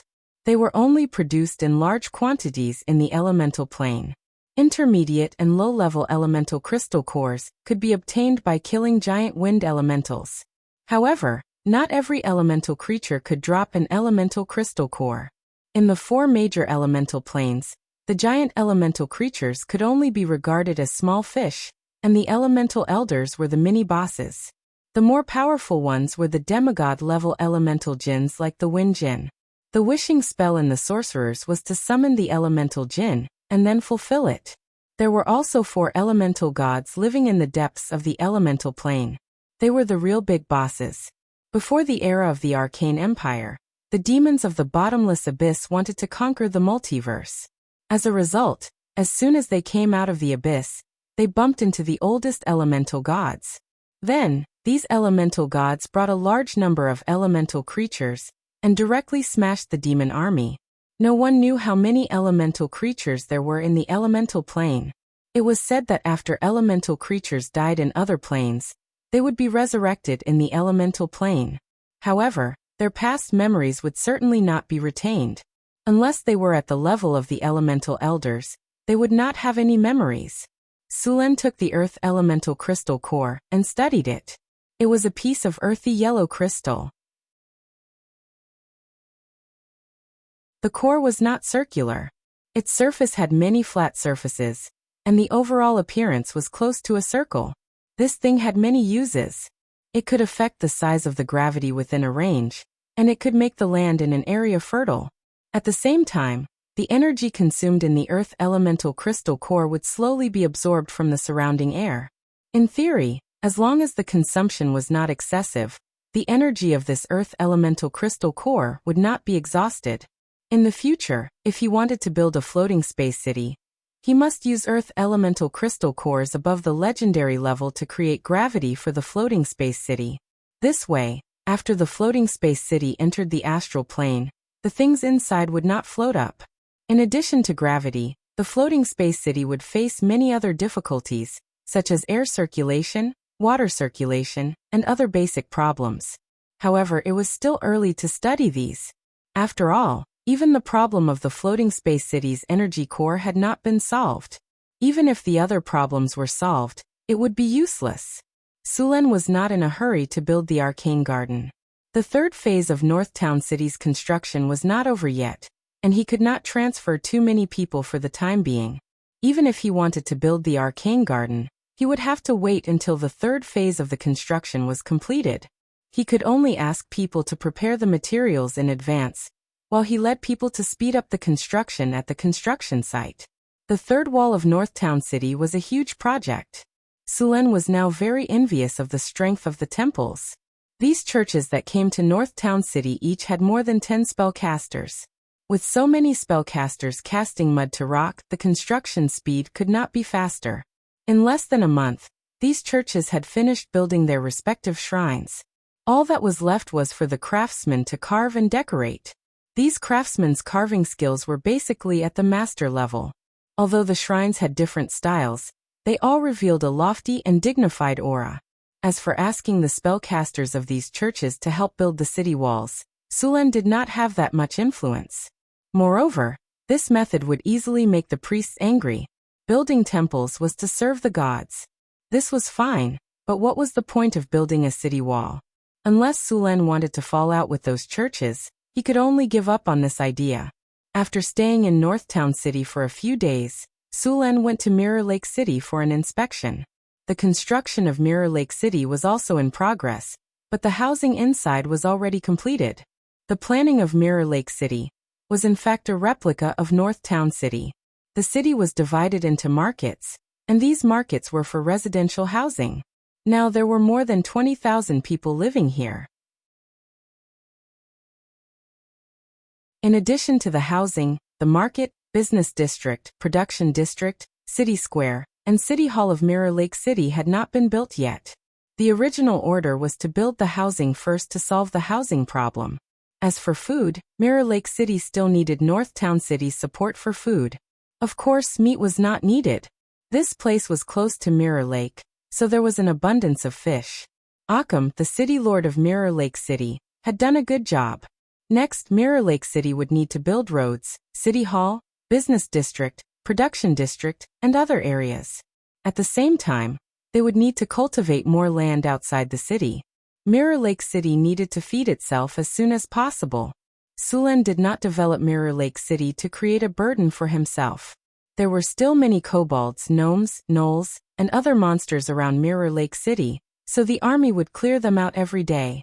At the same time, they would capture the slaves to build the city. Compared to Northtown City, Occam was much crueler to the monsters. Some monster slaves died almost every day. Knock, knock, knock. There was a series of hurried knocks on the door. Come in. Sulen put down the document and looked up. Sir, there are monsters in Mirror Lake. 2 fishing boats were attacked. The messenger reported. Monsters. Occam's expression changed. He immediately stood up and said, My lord, the fishing boats were attacked by monsters. I must go and take care of it. Let's go together. Sulen stood up and walked out. Then the group hurried to Mirror Lake. Are there monsters in Mirror Lake often? Sulen asked as he walked.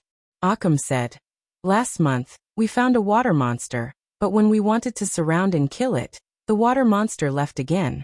We searched for a long time, but we couldn't find the water monster. But for the construction of the territory, we had to let it go for now. I didn't expect it to appear again this month. Mirror Lake is too big. How are you going to find it with your small fishing boats? Sulen shook his head. Mirror Lake was much bigger than Mirror Lake City. On Sulen's map, Mirror Lake covered an area of 20 square kilometers. It was too easy to hide a few monsters in such a big lake.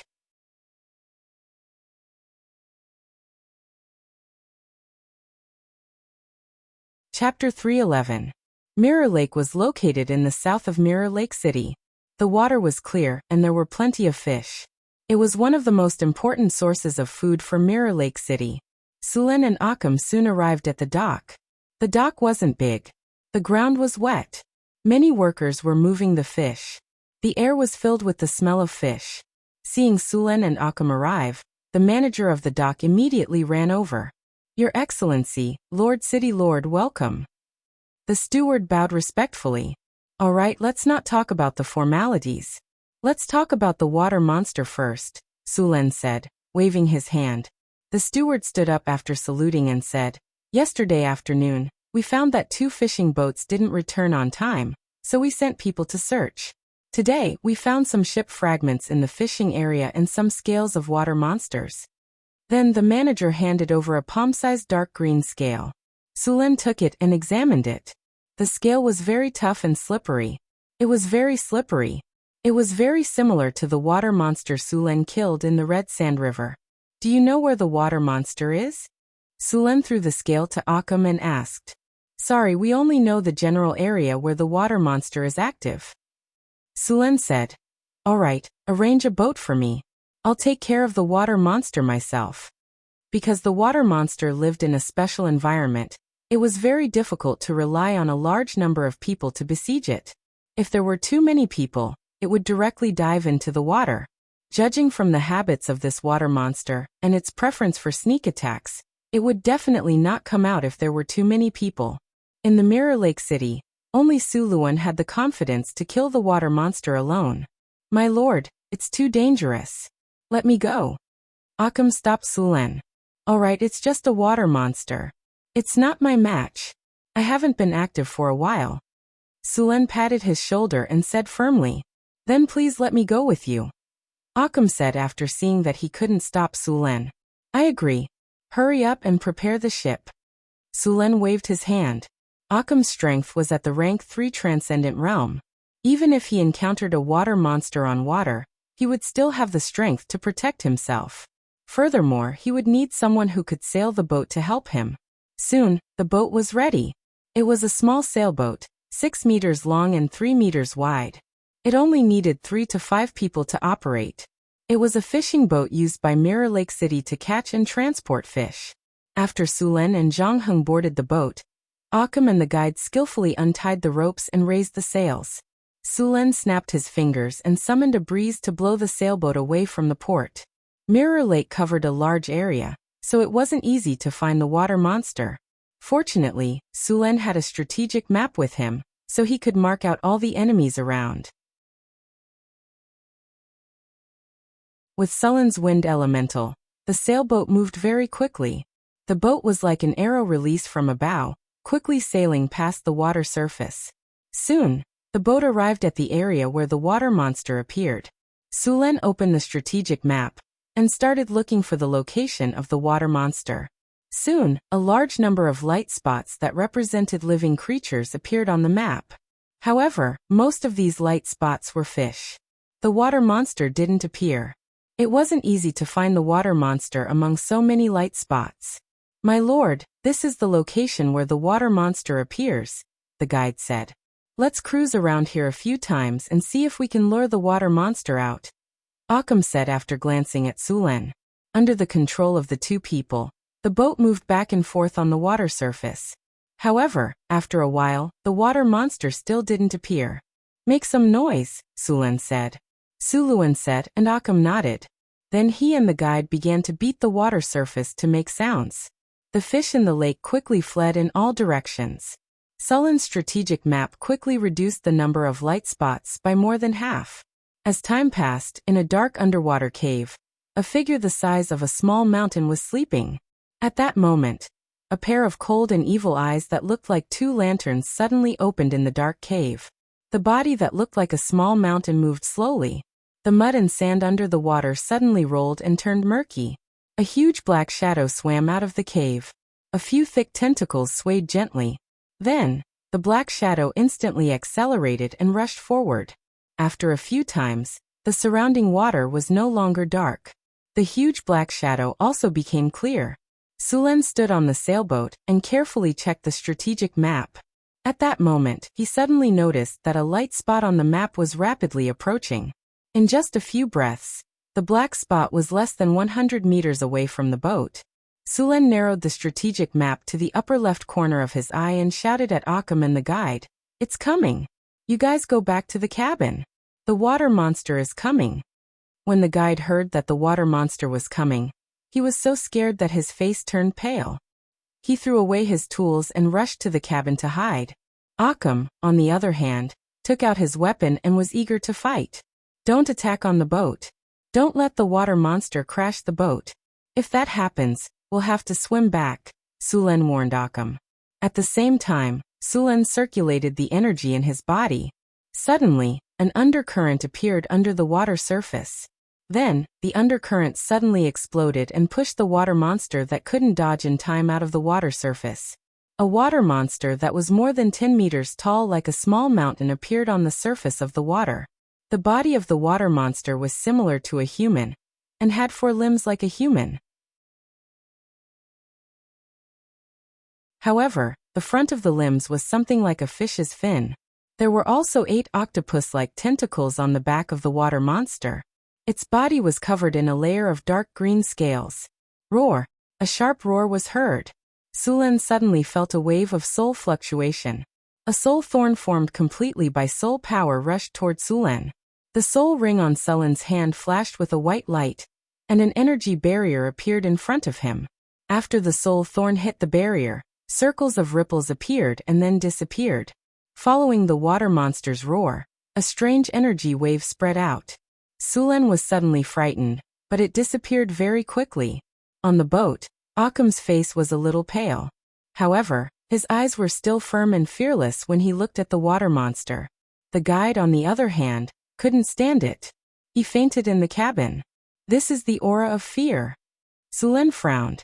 This water monster had a domain-type ability. This ability was very similar to the dragon's aura. It didn't consume any energy, and there was no limit to the number of times it could be used. With this ability, there was basically no need to worry about being surrounded by an army. As long as the aura of fear was activated, those who weren't strong enough and didn't have a strong will wouldn't even have the courage to face it. Of course, this water monster's aura of fear was a little weaker than an adult dragon's aura. However, it was enough to deal with ordinary people. A legendary level water monster. Sulen took a deep breath. He looked at the water monster with a much more serious expression. Mystic Ice Slash. The purple dragon halberd suddenly appeared in his hand. In the next second, 3 cold ice blades flew out from his weapon. Wherever the ice blades passed, the water instantly froze. In the blink of an eye, they were in front of the water monster. The tentacles on the back of the water monster waved. A powerful water column suddenly appeared and hit the 3 ice blades. The ice blades collided with the water column and were frozen into ice pillars. Water walking. Underwater breathing. 2 beams of light flashed past Sulen's body. After using water breathing, Sulen directly jumped off the ship and rushed toward the water monster. Roar! A sharp roar sounded. The water monster floating on the water roared and quickly waved its fin-like arms. At the same time, it opened its mouth and spat out a dark green water arrow. The surrounding air was filled with a rotten and sour smell. Under the spray of the acid and poison arrows, the surrounding water surface had already turned dark green. Some of the fishes and shrimps that did not manage to escape in time had their bellies turned white. Then they were completely corroded by the green liquid. Sulen frowned. The acid spray of the water monster in front of him was already comparable to the black dragon of the Pentashade. Although the black dragon's combat power was at the bottom of the Pentashade, an adult black dragon's strength was still at the legendary level. Haste! Sulen's body suddenly sped up and dodged to the side. However, the range of the acid arrow was too wide. Even if he tried his best to dodge, some of the acid still splashed onto the energy shield. Then he saw the area where the acid came into contact with the energy shield became thinner and corroded. In the end, with a soft sound, the energy shield and the acid disappeared together. The energy shield was a level 5 spell. It had just taken a hit from the soul thorn and now the acid arrow. Finally, it shattered. The acid arrow of the water monster was very powerful. If it were to hit a level 2 extraordinaire directly, not many of them would be able to withstand it. Just now, the area where the acid arrow had been shot by the monster had been cleared out. Strong acid attacks were not friendly to melee professions. They could corrode metal and cause great damage to the body. Even if one could pass the constitution test, there would be terrible scars after the wound was healed. Only melee professions with more than 20 constitution and advanced tenacity and regeneration could ignore this kind of attack.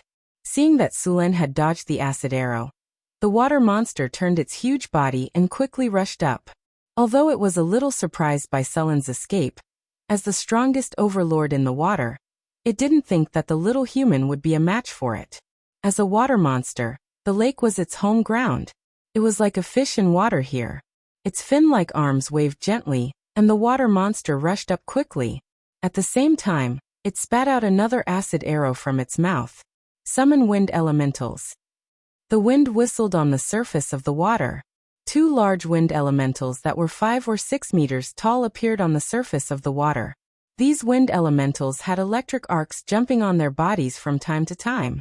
As soon as they appeared, they rushed up under Sullen's command.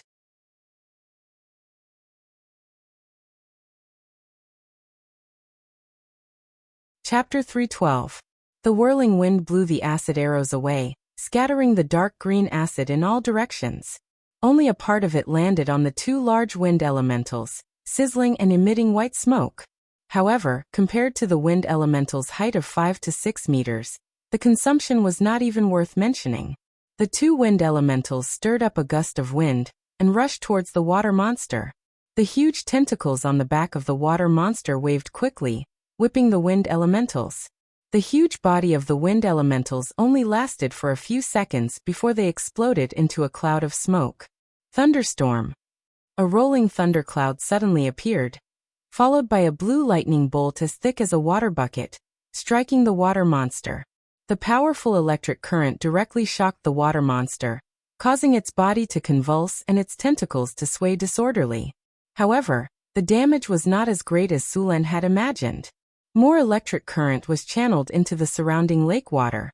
Blue electric arcs jumped on the surface of the water and soon disappeared without a trace. 2/3 of the power of the thunderstorm spell dissipated into the surrounding lake water.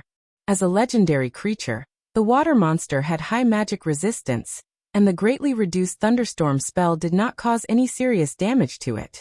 At most, it made it feel a little uncomfortable, and its body became numb. If this was on land, such a powerful thunderstorm would have at least charred the water monster black. Unfortunately, this was the enemy's home ground. After seeing that the thunderstorm was not as effective, Sullen decisively cancelled the thunderstorm. The huge power of thunder and lightning filled the purple dragon halberd. Although the damage of the thunder and lightning was not good, the additional numbing effect was not reduced at all. After adding the water walk buff, Sullen could walk on water as if it was flat ground. After seeing that the effect of the thunderstorm was greatly reduced, Sullen tapped the ground with the tip of his foot and quickly rushed towards the water monster. Silver Dragon Inverse Scales Spear. As the purple dragon halberd was waved quickly, a silver dragon appeared. The dragon's body flashed with lightning, and in the next second, it directly rushed towards the water monster. The water monster that had just recovered from the numbing effect did not have time to dodge. Bang! The water monster's massive body was sent flying nearly 30 meters away. Its originally streamlined body was now riddled with bone-deep wounds. A large amount of blood gushed out from the wounds. Although the water monster looked miserable, its injuries weren't as severe as one would imagine. However, this water monster was unlucky enough to be paralyzed once again. This made using lightning attacks very annoying. Every attack would go through a test of paralysis. Once it failed, it would enter a state of paralysis. Lightning attacks had a very high chance of paralysis. Half Moon Slash. A crescent-shaped light blade flashing with lightning suddenly appeared. Then, it quickly rushed towards the water monster, while sticking close to the surface of the water.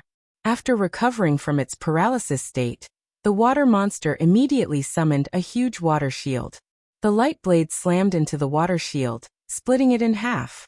Then, it turned into countless water droplets and fell into the water.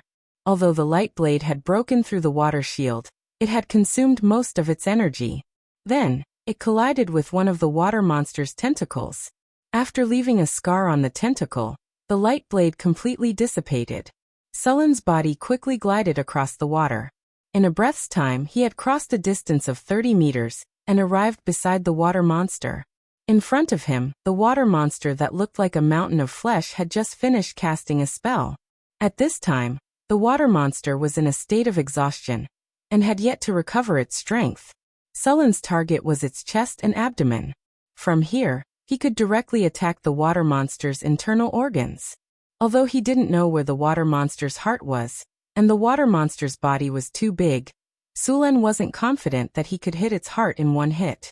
So his goal was to open its chest. Dark green scales covered its body. Sulen waved the purple dragon halberd, and at this time, the water monster forcefully dodged. At the same time, the tentacles on its back swept towards Sulen. Sulen quickly twisted his body and easily dodged the attack. At the same time, the purple dragon halberd in his hand stabbed towards the scales on the water monster's abdomen. Slash! It felt like a knife cutting through cowhide. Although there was a lot of resistance, the purple dragon halberd still quickly pierced through the scales, cut open the water monster's tough skin, and stabbed into the water monster's muscle layer. After piercing into the muscle layer, the purple dragon halberd was like a scalpel, quickly sliding upwards along the muscle texture. After Sulen's halberd broke through the water monster's defense and left a 1-meter-long wound on its abdomen, the water monster's tentacles frantically whipped towards Sulen. Sulen didn't take it head-on. His body flashed, and he pulled out the purple dragon halberd and quickly retreated. When the purple dragon halberd was pulled out, it also brought out a large piece of flesh, and the water monster's wound became even more serious. Dark green blood splattered, and some of it landed on Sulen's body. The water monster's blood was like a strong acid, and it had a strong corrosive effect. However, this kind of corrosive effect didn't have much effect on Sulen. With his legendary tenacity and 38 points of constitution, the blood only corroded a few black spots on his skin, and he quickly recovered. After dodging the water monster's swipe again, Sulen's purple dragon halberd drew an arc in the air, and then swept towards the water monster again. Flurry. The purple dragon halberd instantly split into countless afterimages, and these afterimages all pierced towards the water monster. Dark green flowers bloomed on the water monster's body, and for a moment, the water monster's body was covered in wounds. The intense pain caused the water monster to constantly hiss, and its sharp roars caused Sulen's ears to tingle slightly. It had to be said that the difference in size in a battle was very obvious.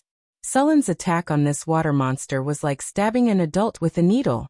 Although the wounds were bleeding and painful, the damage was not enough to kill it. Faced with the storm-like attacks, the water monster's eyes turned red.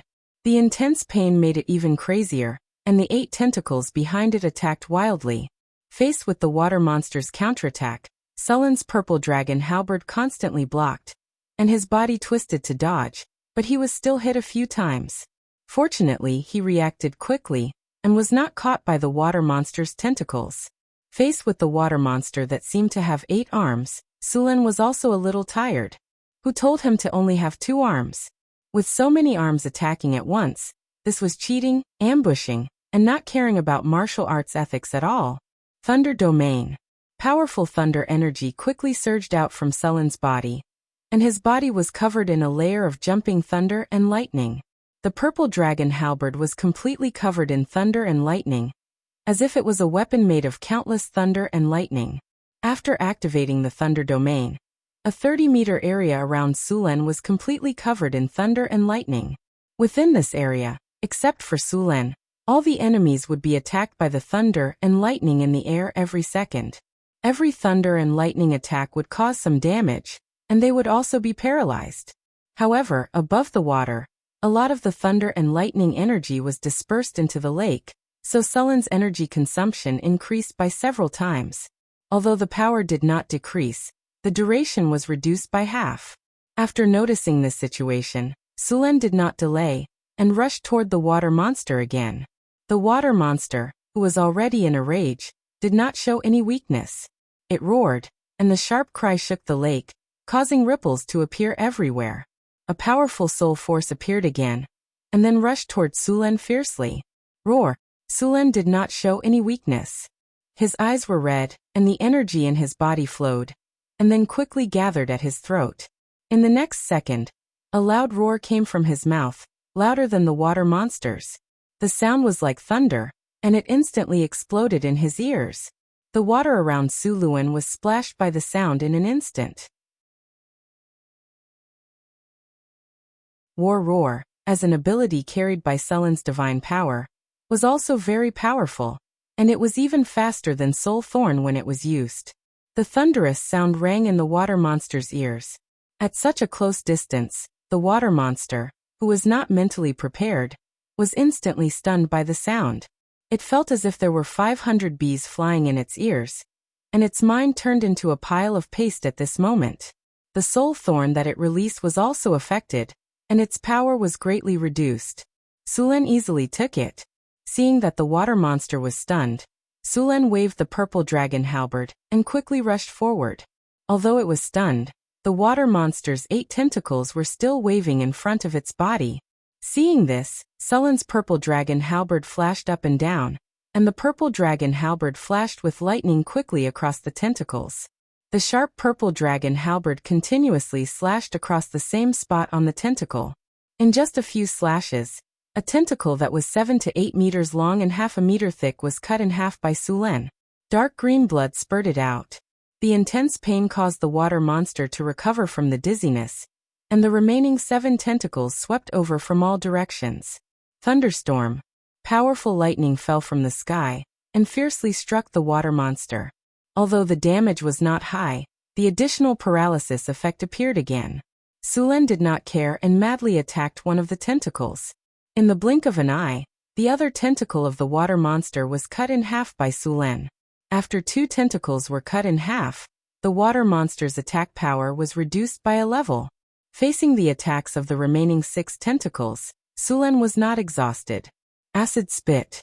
Seeing that Sulen was tangling with the tentacles and was beginning to gain the upper hand, the water monster once again spat acid at Sulen. However, Sulen, who had activated his thunder domain, did not dodge this time. The distance was too close, and the water monster's acid had a wide range. The effect of dodging was not good. Dazzling lightning exploded from Sulen's body, and the powerful electric current formed a lightning screen in the air. The dark green acid and the lightning screen collided. Lightning flashed and the acid churned, and then suddenly exploded. A large amount of lightning power exploded in an instant. Sulen only felt a sense of emptiness in his body. This was an illusion caused by a large amount of energy consumption. Before he could let out a sigh of relief, the 6 tentacles once again swung over. Sulen's purple dragon halberd swept out and directly cut one of the tentacles. Then his body dodged the tentacle behind it, and the tip of his foot kicked off the tentacle, and his body sped up again.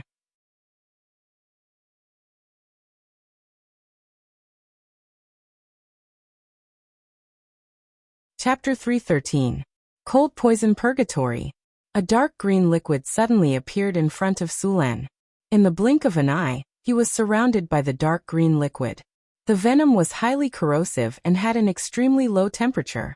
Sulen was charging forward at this time. He could not leverage himself in midair, and was hit in an instant. The cold was followed by pain. Sulen's body was frozen in an instant. The venom and corrosive power were constantly trying to destroy Sulen's body. However, as soon as they entered Sulen's body, they were directly destroyed by the lightning power in his body. The water monster paid a great price and finally killed Sulen. The few remaining tentacles rolled up the dark green ice around Sulen, preparing to kill Sulen completely. Crack. At this moment, the sound of ice breaking came from the ice.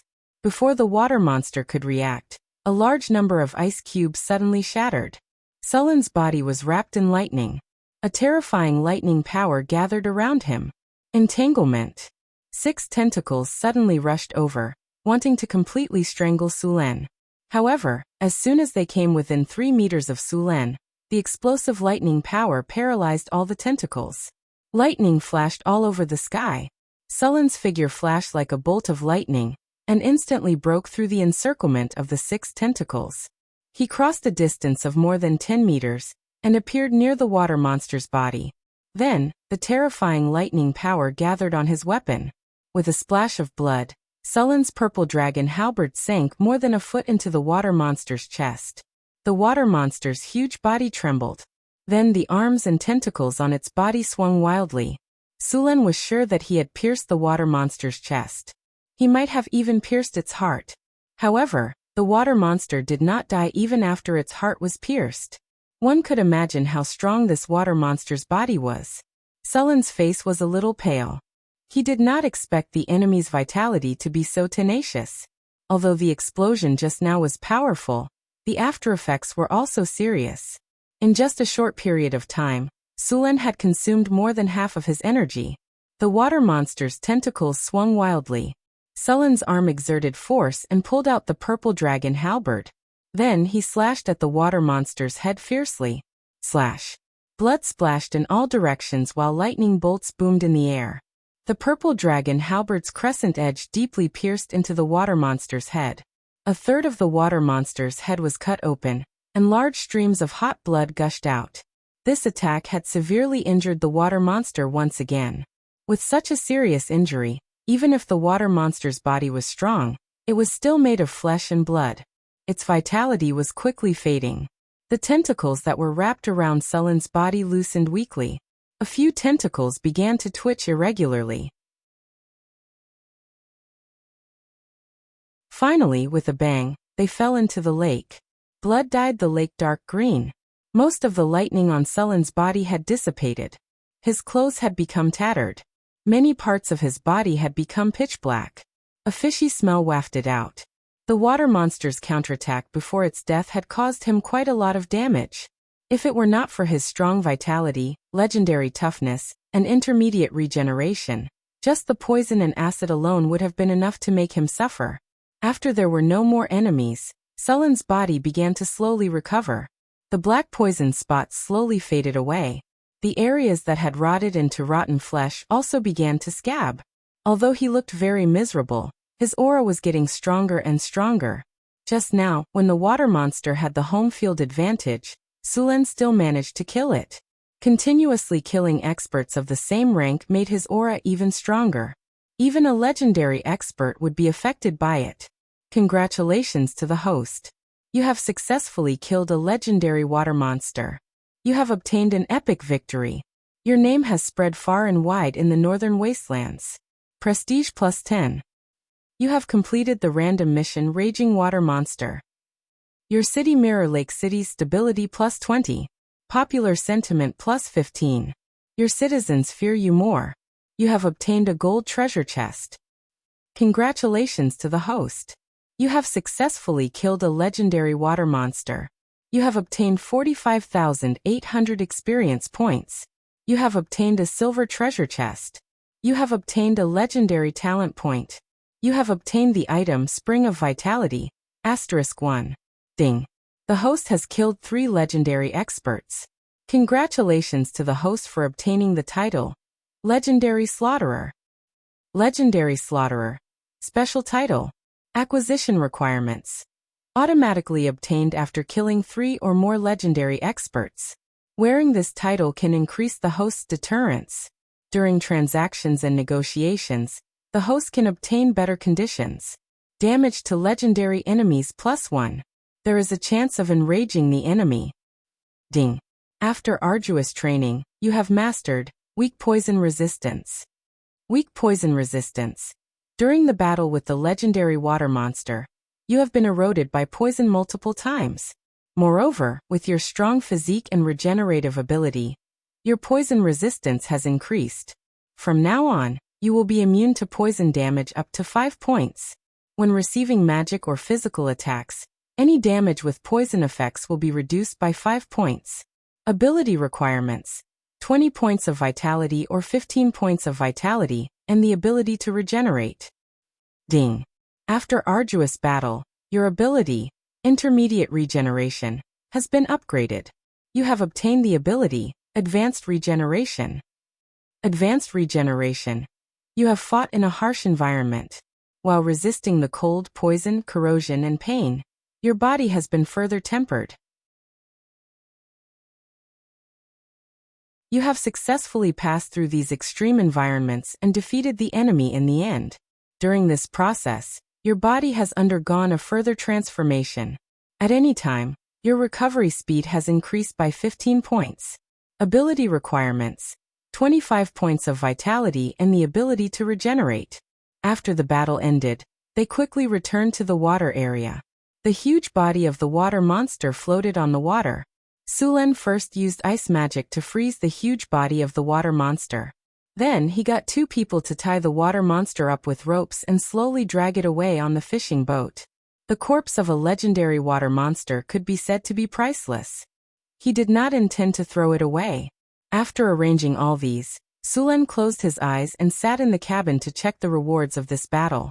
He opened the storage space. At this time, there were 2 treasure chests in the storage space. Sulen took a deep breath and chose to open them. A beautiful special effect flashed, and the cold voice of the system rang in his ears. Congratulations, host, you have opened the platinum treasure chest. You have obtained 1 storage space upgrade voucher. Storage space upgrade voucher? Sulen's eyes lit up. He then asked the system, how big will the storage space become after each upgrade? After the upgrade, the storage space will increase from the current 10 cubic meters to 50 cubic meters. Do you need anything else? What is the success rate? Sulen asked with a happy face. Because the host has obtained the storage space upgrade voucher, you don't need anything else for this upgrade. The success rate is 100%. Then hurry up and upgrade. Sulen said directly. His storage space was now a little small. For example, the water monster just now could not be put in. The space magic in this world was still very good. Basically, all the wizards had a space bag or other space equipment. An ordinary space bag was half a cubic meter to 1 cubic meter. Currently, the largest space equipment was only 15 cubic meters. Sulen's storage space had increased to 50 cubic meters. Begin the upgrade. With a flash of light, the storage space upgrade voucher disappeared. Then Sulen's storage space began to expand in all directions. It only stopped when it expanded to 50 cubic meters. As the flash of light dissipated, the storage space expanded by 5 times. The originally crowded storage space became empty in an instant. Sulen calmed himself down and opened the remaining gold treasure chest. With a flash of light, the cold voice of the system rang in his ears again. Congratulations, host, you have opened the gold treasure chest. You have obtained the skill, Thunder Prison. Thunder Prison, a new skill evolved from the system skill, Thunder Prison. After combining with the rules of this world, it can create a thunder cage to trap the enemy. During this time, the enemy will not be able to move and will be severely injured by the thunder. Detected that the host has the Thunder Territory. You can integrate the Thunder Prison into the Thunder Territory. Do you want to integrate it? Integrate it. Hearing that he could integrate it into the Thunder Territory, Sulen quickly agreed. The Thunder Territory was now his strongest state. This skill that could obviously increase the power of the Thunder Territory had to be integrated. Ding, the Thunder Prison skill has been integrated into the Thunder Territory. This integration will consume 1 legendary skill point or legendary talent point. Do you want to integrate it? Sulen gritted his teeth. Originally, he had planned to save the legendary talent point to upgrade his advanced regeneration to legendary regeneration, or to upgrade his anti-magic skills. Now that the Thunder Territory integration also required legendary talent points, Sulen hesitated for a moment, and quickly made up his mind. System, integrate. Begin the integration. As Suluan chose to fuse, his soul instantly appeared in a strange space. It was not the first time he had entered this space. His soul began to expand rapidly, and endless power surrounded him. The faint lightning symbol in his soul began to flicker with dazzling light, and at the same time, the lightning symbol became more solid. At this moment, he seemed to have understood a lot, but also seemed to have understood nothing. It felt like only a second had passed, but it also felt like countless years. At this moment, a strong sense of repulsion appeared, and Suluan's soul instantly left that space. The next second, it appeared in his body, as if everything just now had been an illusion. Congratulations, host, the integration is successful. Your Thunder Territory Basic has officially been upgraded to Thunder Territory Intermediate.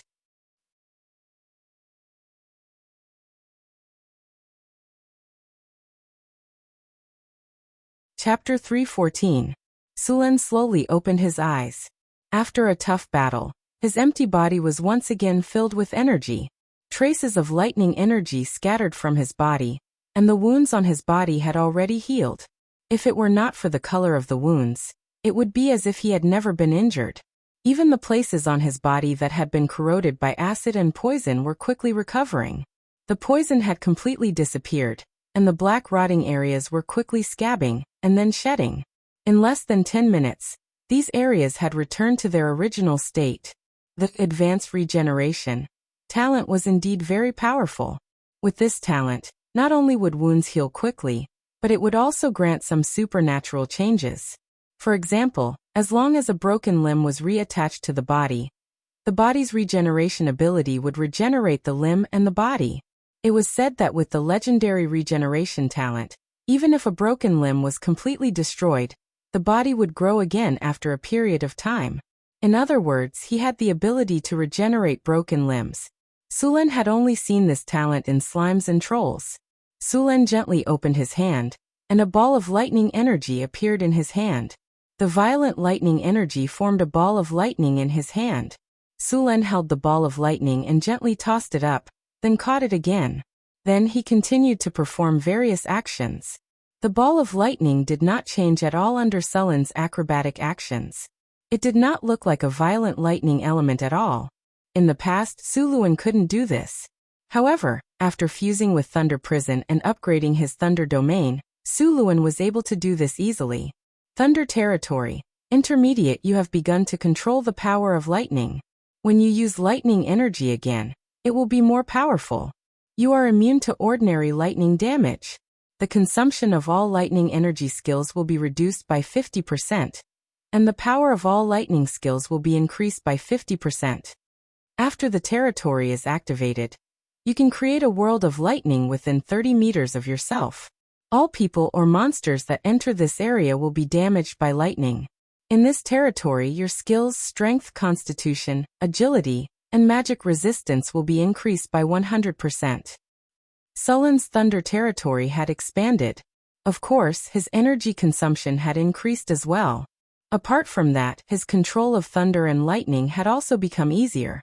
Now Sulen could easily control the thunder and lightning to kill the monster, even if they were on the surface of the water. Previously, when he used the Thunder Domain, although it was very powerful, he couldn't control the thunder and lightning released. Now it was different. As long as he was in the Thunder Domain, he could control the thunder and lightning released. It wouldn't be like last time, when 2/3 of the power of the thunderstorm spell was channeled into the lake. For example, Sulen could now adjust the plasma cannon according to his needs. If the succubus had high magic resistance, he could increase its power. If Phyllis was weak, he could reduce its power.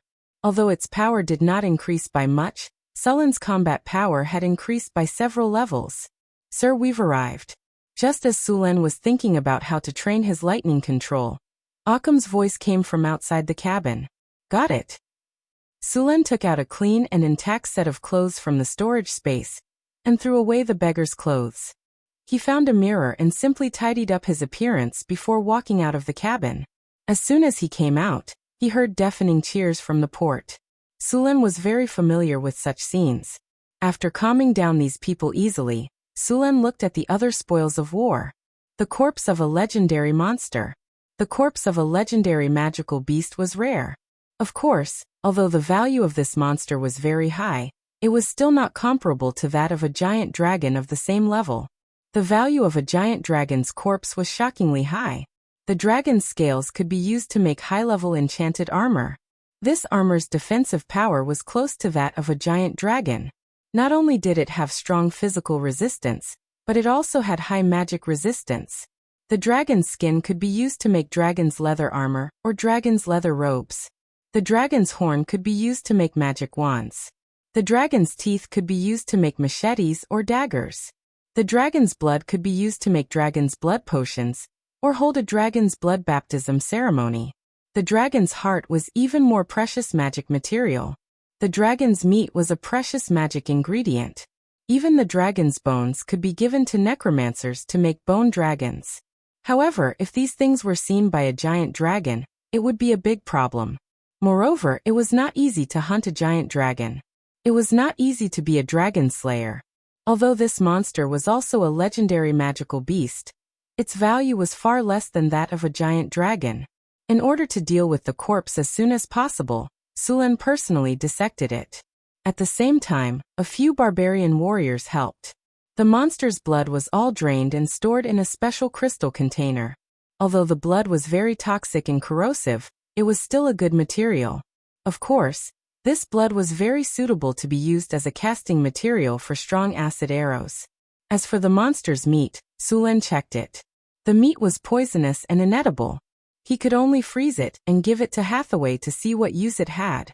Although the meat was poisonous, the monster's tendons were very good. They could be used to make crossbow strings. As for the monster's scales and skin, they were all collected. The scales were tough and hard to cut with swords. The surface was smooth and could be used to deflect weapons. It was very good for making armor. Sulen planned to let Hathaway try to make a set of dragon scale armor. The water monster's skin was as tough as a dragon's, and it also had a trace of mana on it. It was a very good magic material, perfect for making wizard robes. As for the water monster's 8 tentacles, they were huge. Each tentacle was more than 10 meters long and 1 meter in diameter. How was he going to make such a big squid leg? Coating it with seasoning and barbecuing it? How big would the barbecue grill be? However, thinking about how delicious the squid leg was, Sulen decided to bring it back and let Frodo, the head chef of Northern Town City, try it. A huge water monster was quickly cut up. As for the magic core, he couldn't find it even after searching for a long time. The magic core was also very rare, just like the dragon crystal. Not every magical beast or giant dragon could give birth to one. There was only a very small chance of finding such a thing in the body of a magical beast. The rest of the monster's organs and bones were collected and processed. The last monster was dissected into many materials just like that. After solving the problem of the monster, Sulen checked the work in Mirror Lake City and couldn't wait to return to Northern Town City. First, he ran to Hathaway's lab and handed the materials from the monster to her. Hathaway was the only master alchemist in Northern Town City. It would be a waste to give these legendary materials to someone else. After seeing so many legendary materials, Hathaway was so surprised that she couldn't close her mouth. She put down her work and took the materials directly to the lab to study. Sulen shook his head and left the lab. The construction of Northern Town City was still progressing steadily. When Sulen returned to the Lord's castle, he saw a gargoyle golem working on the wizard tower that was under construction not far away. This golem was powerful, tireless, and could fly. It was the best tool. 996 and 007 were nothing compared to this golem. The golem could work 365 days a year. It didn't need to be paid and could work at any time except for charging. It was perfect. The only downside was that it was expensive to build. After killing the monster, Sulen was still a little tired. After returning to the Lord's castle, he had a simple dinner and found a few ladies to talk about life. In the next few days, Sulen didn't go out again. He wanted to take a good rest and wander around the city every day. On the 4th day, Sulen found some craftsmen to make something. After killing the orc chieftain, he got a crossbow talisman, which could be used to recruit crossbowmen. He also learned how to make crossbows. Compared to bows and arrows, crossbows were much better. It took 2 to 3 years to make a suitable bow, and it also took a long time for the archer to train. Crossbows were different. Although the structure of a crossbow was complicated, it didn't take as long as a bow and arrow. As long as the style and specifications of the crossbow were determined, they could try to standardize the production. Even if some crossbows were damaged, they could be used again with new parts. Crossbowmen didn't need to train for a long time like archers. As long as they had the strength and understood orders, they could line up and shoot. The range of a crossbow was also longer than a bow. The only problem was that it took a long time to load a crossbow. An archer could shoot a few arrows, but a crossbow couldn't shoot 2 arrows. Therefore, crossbowmen had to line up and have enough people. He asked them to line up and shoot in turns according to the 3-stage shooting method. This method could make up for the lack of shooting speed to a certain extent. Sulen found some craftsmen to set up a weapons bureau and started to research how to make crossbows. The crossbows given by the system were the most basic ones. If the crossbowmen wanted to level up in the future, they could only upgrade by replacing them with better ones. Sulen planned to train the militia in the northern town to use crossbows. The regular army only had a small number of crossbowmen. Since the militia didn't have much time to train and weren't very strong, it was very suitable for them to use crossbows.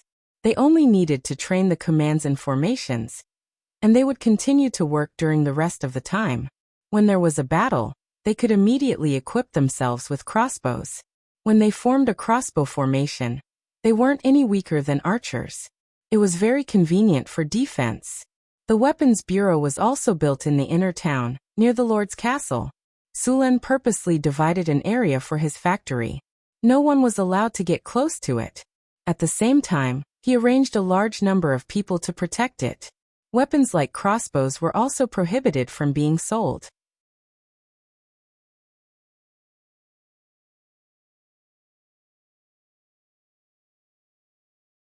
Chapter 3:15.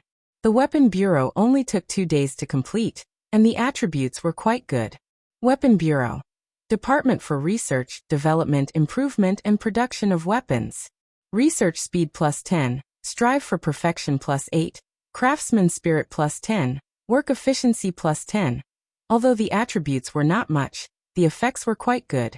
Sulen arranged for 30 craftsmen to work on the Weapon Bureau.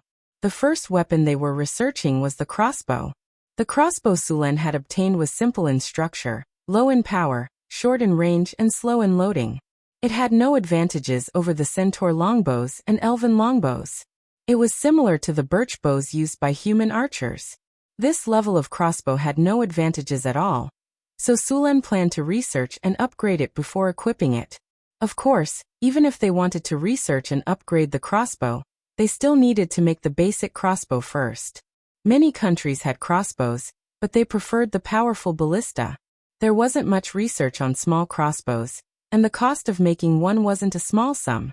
Therefore, the popularity of small crossbows in various countries wasn't high. Normal crossbows were not a threat to knights. In this supernatural world, a knight could wear plate armor and charge back and forth on the battlefield. Normal crossbows could not pierce plate armor at all. Only large ballistae could pose a threat to them. However, ballistae were heavy and difficult to move. As long as they were discovered in advance, the hit rate would be even lower. They were more suitable for siege or defense. Because he had mechanical control and had made ballistae before, making a small crossbow was not difficult for him. Sulen asked the craftsman to help him and made the crossbow according to the blueprint. As long as the frame of the crossbow was made of metal, this part could be poured directly. The other parts were made of flexible wood, and the bowstring was made of cow tendons and other materials. The bowstring used in the crossbow was tougher than normal bows, so it was made of several pieces of cow tendons. When necessary, iron wire could be added to increase the strength.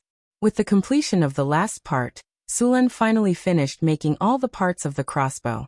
After moving his body a bit, Sulen picked up the parts and started to assemble them. Compared to making the crossbow, the assembling speed was much faster. It only took him 10 minutes to complete the crossbow. In fact, the crossbow in the blueprints given by the system was an arm crossbow. However, the arm crossbow took a long time to load, so Sulen modified it and turned it into a leg crossbow. It was the addition of a pedal at the front of the crossbow. When drawing the crossbow, one foot stepped on the pedal, and both hands pulled the bowstring. It was faster and more labor-saving than using both arms to draw the bowstring.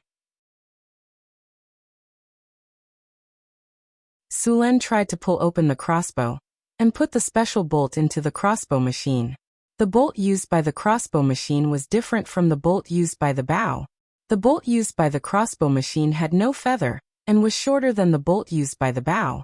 After fixing the bolt, Sulen led the other craftsmen to a weapon testing field in the back. Sulen asked the craftsmen to place the targets at 50 meters, 80 meters, 100 meters, and 120 meters respectively. He began to test. He held the crossbow machine with one hand and the handle with the other. Then he aimed the crossbow machine at the target in the distance and pulled the trigger with his finger. Bang! The sound of the bowstring vibrating was heard. The bolt instantly shot to the target in the distance and hit the bullseye. Then Sulen continued to load the crossbow and shoot. Bang, bang, bang. The sound of the bowstring was heard continuously. In a short while, Sulen shot out more than 10 bolts. Then he began to check the lethality of the bolts. The bolts on the 50-meter target directly penetrated the target. These targets were all made of hardwood and were 7 centimeters thick. It was not easy to penetrate them. The bolts on the 80-meter target also penetrated deeply. On the 100-meter target, the bolts on the 100-meter target were very shallow, only about 1 centimeter deep. On the 100-meter target, the bolts on the 100-meter target could be easily pulled out. Basically, the bolts on the 100-meter target had no lethality. Sulen used a force of 30 kilograms to load the crossbow. An adult could easily pull it open. The power was also SOSO. The lethality was very strong within 80 meters. At 50 meters, it could penetrate armor. Beyond 100 meters, the power would plummet. The bolts were different from bows because they did not have feathers and were very unstable. Beyond a certain distance, the power would not be as strong. However, a 30-kilogram crossbow was only the most basic. Usually, the crossbow was more than 60 kilograms. At that time, the range of the bolts would definitely be longer, and the penetrating effect would be stronger. In fact, a 60-kilogram crossbow only needed to be strengthened. The main body of the crossbow did not need to be changed. After Sulen tested the crossbow and confirmed that there were no problems, he let the craftsman research and design the bolts. Sulen did not plan to participate in the research and design. If he did everything himself, what would the craftsman do? As a lord, he was very busy. He only planned to take some time to take a look at the Weapons Research Institute and give some advice if there were any problems that he could not solve. When Sulen established the Weapons Research Institute, the corresponding training in the barracks had already begun. The militia system in Northtown was now established. The militia was different from professional soldiers. The militia had a very low salary. They had at least 5 days of training per month. The rest of the time, they worked as usual. The militia's training had also been changed. It was now about formations and getting familiar with all kinds of commands and flags. In fact, military training was mostly about formations. Whether it was spearmen or archers, they all needed to know how to arrange formations. The soldiers in Northtown City were currently training the crossbowmen in a phalanx. Once the crossbows were made, they would be able to fight very quickly. The soldiers did not need to go out to fight. They would usually stay in the city to defend. The crossbowmen needed the support of other troops when they went out to fight. The crossbowmen were only powerful when they were in a tight formation.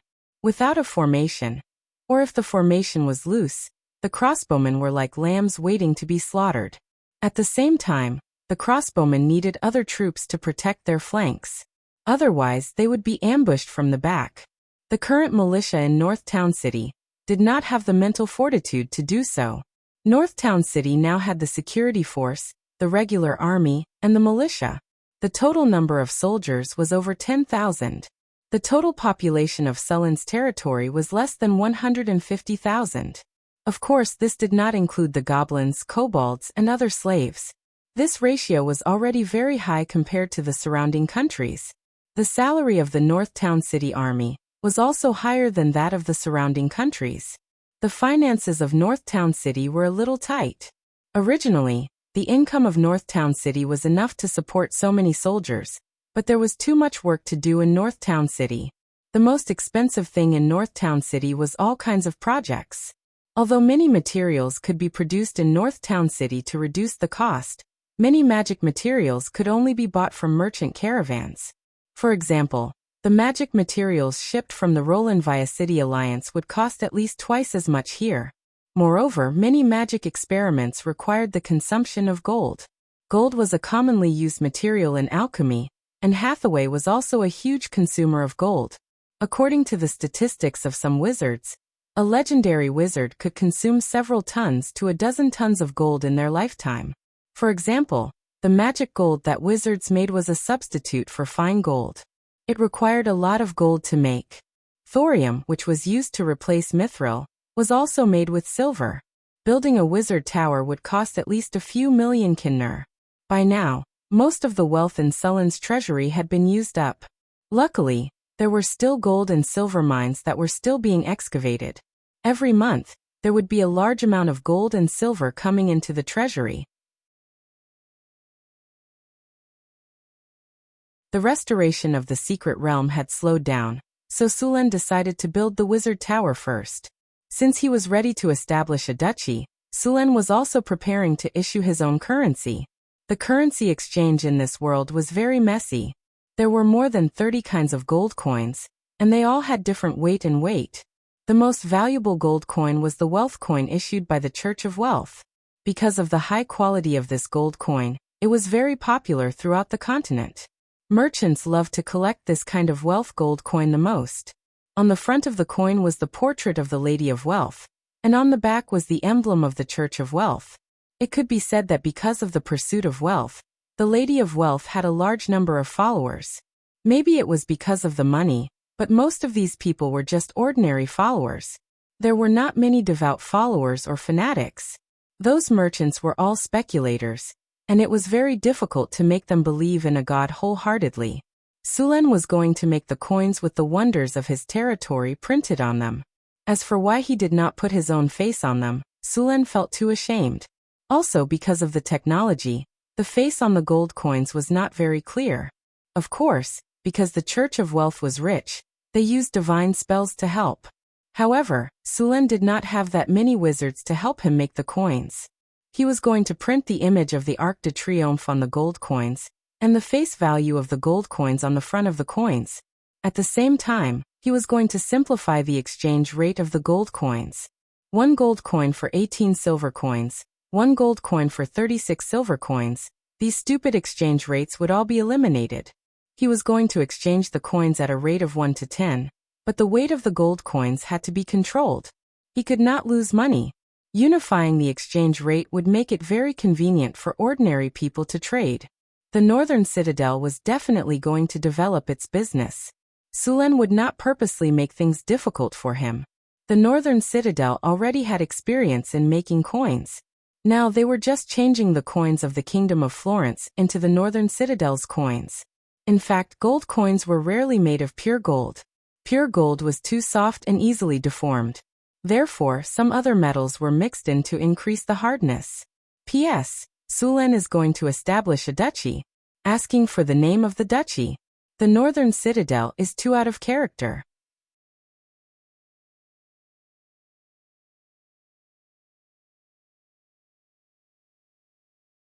Chapter 316. North Town City. On the reserved land of the Sky Garden, there were all kinds of building materials piled up. Because of the lack of manpower, the Sky Garden had not yet begun construction. Sulan came here to do some preliminary research. Sulan had already made the blueprint of the Sky Garden in the Tower Spirit's 3D simulation. He had to admit that the Sky Garden's 3D model did look very shiny. Sulan was now thinking about adding a spring of vitality to the Sky Garden. Sulan got this spring of vitality when he killed a water monster. It had always been stored in his storage dimension. The spring of vitality looked very normal. It was a spring with a crystal ball wrapped around it. The spring kept pouring out water, but the water in the crystal ball did not increase at all. This spring of vitality was not a normal spring. It was a magic spring. Sulan wanted to put this spring in the arcane garden. Spring of vitality. This is a magical spring. It was born in nature. Its spring water has magical effects. The spring water has the effect of restoring life force. It can quickly restore stamina. Pure water plus 15, life recovery plus 15, stamina recovery plus 20, limitless plus 25. Magic spring water was very precious in this world. The most precious magic spring water in this world was called the Spring of Life. However, the Spring of Life only appeared in some records of the ancient arcanists. No wizard had ever seen it before. Many wizards doubted if this spring water really existed. The effect of the Spring of Life was very simple. After using it, it could heal all the injuries on the body and restore the body to its best condition. At the same time, it could also increase the user's lifespan by 1,000 years.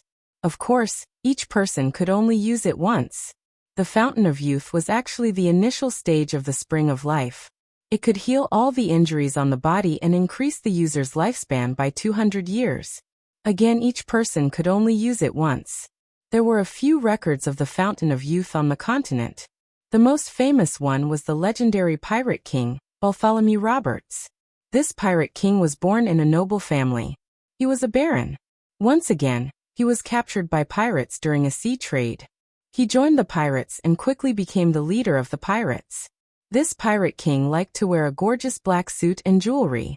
He looked gentle, but in fact he was ruthless. He never left anyone alive when he robbed merchant ships.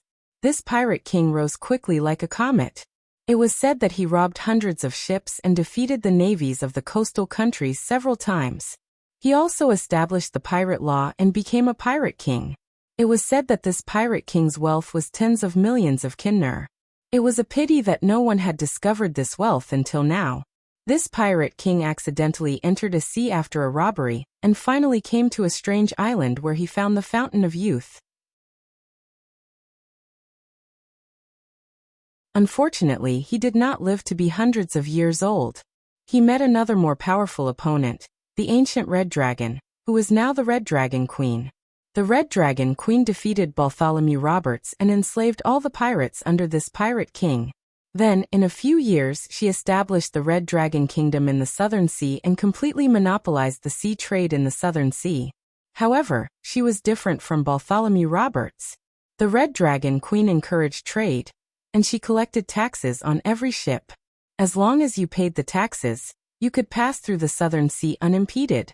These ships would fly the Red Dragon Queen's flag, and the Red Dragon Queen would attack the pirates who attacked the ships flying the Red Dragon flag. Legend has it that Bartholomew Roberts used the Fountain of Youth to stimulate his life energy, and successfully advanced to the legendary level. Then his rise began. Some people speculated that Bartholomew Roberts hid all the gold, silver, and jewelry he robbed on the island where the Fountain of Youth was found. As long as one could find that path, not only could they obtain a huge amount of wealth, but they could also obtain a long life. Because of this, there was a period of time when a large number of adventurers rushed into the Southern Sea to find the legendary island. However, until now no one had found it. Nature bred many treasures. The Fountain of Youth and the Fountain of Life were all bred by nature. Legend has it that when the world was born, there would be a world tree. The ancient elves used to serve the world tree. It was also because of the power of the world tree that the ancient elves had a lifespan of thousands of years and powerful strength. Of course, the ancient elves never admitted this because it was too long ago and there were no records left. It was a time when the ancient gods were active. Perhaps only the ancient gods hiding in some corner of the multiverse would know whether this was true or not. In addition to the Fountain of Youth, there were also petrifying springs and lucky springs. The petrifying springs could turn all kinds of objects into stone, so some people called it Medusa springs. The lucky springs could increase luck. Although these springs were not as powerful as the Fountain of Youth, they were still precious. The Fountain of Vitality that Sulen obtained could increase the recovery speed of his HP and stamina. It could also be used to make magic potions. The success rate of making magic potions with this Fountain of Vitality was also high. Although in theory, the Fountain of Vitality could be placed anywhere, Sulen decided to place it in the Arcane Garden after asking the system. This was because the natural treasures were usually born at the central point where the elemental energy of nature gathered. Only in these places would there be a very low chance of being born. If someone wanted to move it, it would be very easy to destroy it. Of course, the Arcanists had found a way to transplant it. However, after the transplant, they still had to find a suitable place to place it. Once the elemental energy of the place was insufficient, the production of the Fountain of Vitality would decrease, and the Fountain of Vitality would gradually dry up. There was even a phenomenon where the Fountain of Vitality would be downgraded to a normal Fountain of Vitality. On the other hand, if the Fountain of Vitality was placed in a suitable place, there was a chance that the Fountain of Vitality would continue to grow. It was even possible that it could even level up. Of course, this possibility would take at least a few decades or even centuries. Sulen didn't want to level up the Fountain of Vitality, but he couldn't let it be downgraded again. Therefore, he planned to place the Fountain of Vitality in the Arcane Garden. The Arcane Garden was actually an artificially created treasure land. Through runic matrices, legendary elemental cores, and a special layout, a central point where the elemental energy gathered was created. It couldn't be more suitable to place the Fountain of Vitality here. Hathaway was a little busy during this period. In addition to making obsidian golems, she was also making materials from the legendary water monster.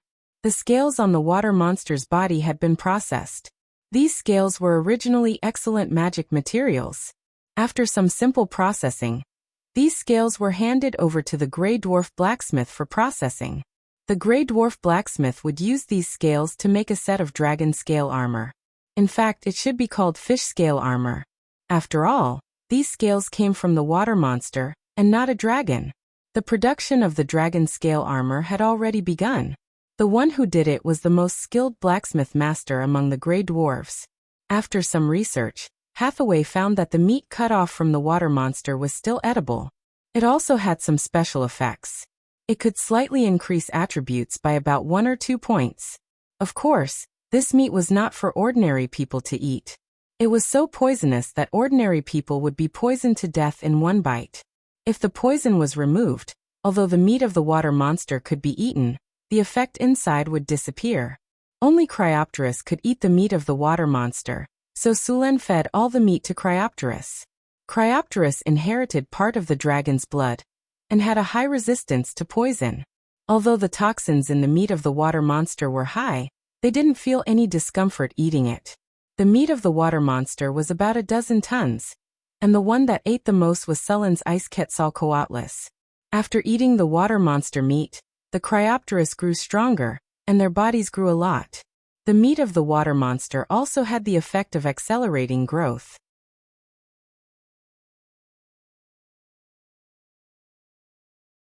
The blood and heart of the water monster were purified by Hathaway into a kind of bloodline potion. After this bloodline potion was integrated, one could become a bloodline warlock. However, because of the level of the water monster's bloodline, it was difficult to advance to the legendary rank after using this bloodline potion. Even so, it was very precious. It was not easy to integrate the water monster's bloodline because it was very poisonous and corrosive. The integrator needed a high enough compatibility. Only when the compatibility was more than 70% would the success rate be more than 50%. When the compatibility was more than 80%, the success rate would reach 70%. When the compatibility was more than 90%, there was basically no possibility of failure. Sulen didn't plan to integrate the water monster's bloodline. The water monster was no match for him when it was alive, let alone someone who integrated its bloodline. However, although Sulen didn't like it, it didn't mean it was trash. A bottle of water monster's bloodline like this could create a warlock family. As long as Sulen was willing to sell it, there were still many people who were willing to buy it. Not all wizards had the chance to advance to the legendary rank. In fact, 90% of wizards would never cross the threshold of the legendary rank in their lifetime. Therefore, it was acceptable to be called a bloodline wizard. If this bottle of bloodline potion was done well, it could be sold for at least a few million kinner. Sulen planned to put this bottle of bloodline potion up for auction when he had time. The legendary water monster's skin had been cut up. This legendary water monster was more than 10 meters long, and there were a lot of skin that was suitable for making wizard robes. Hathaway, Alex, Karina, and Grace each got a piece. As for the rest of the skin that wasn't suitable for making wizard robes, it would be made into leather armor. The skin of the water monster was much better than that of the Ice Quetzalcoatlus. The remaining leather could be used to make about 12 half-body leather armors. Some parts could be used to make belts, leg guards, wrist guards, and so on. Nothing was wasted.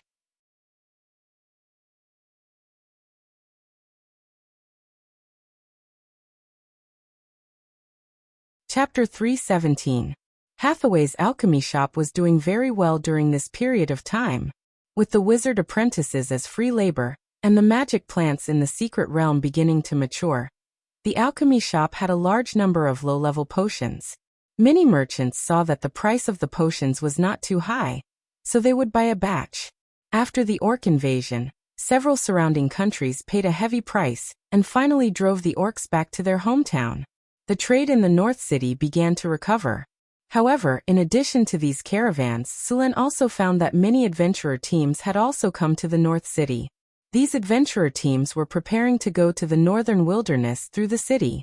The northern wilderness was vast, and there were countless monsters and various tribes scattered all over the place.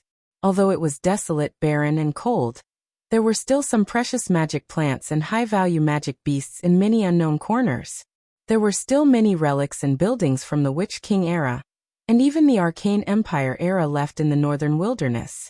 Most of these relics had become ruins, but there were probably many precious things buried in them. Among the adventurers, there would often be some lucky ones who found things left behind by ancient arcanists in the ruins and became rich overnight.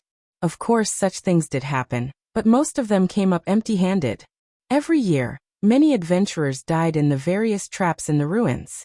The life of an adventurer was not like the protagonists in the stories sung by bards. There were all kinds of thrilling experiences. Every time, they could turn danger into safety and gain a lot of benefits. Their strength would continue to increase, and finally, they would find the legendary treasure, gain a huge amount of wealth, and become a well-known adventurer on the continent. In fact, the adventurer's life was completely a business of life and death.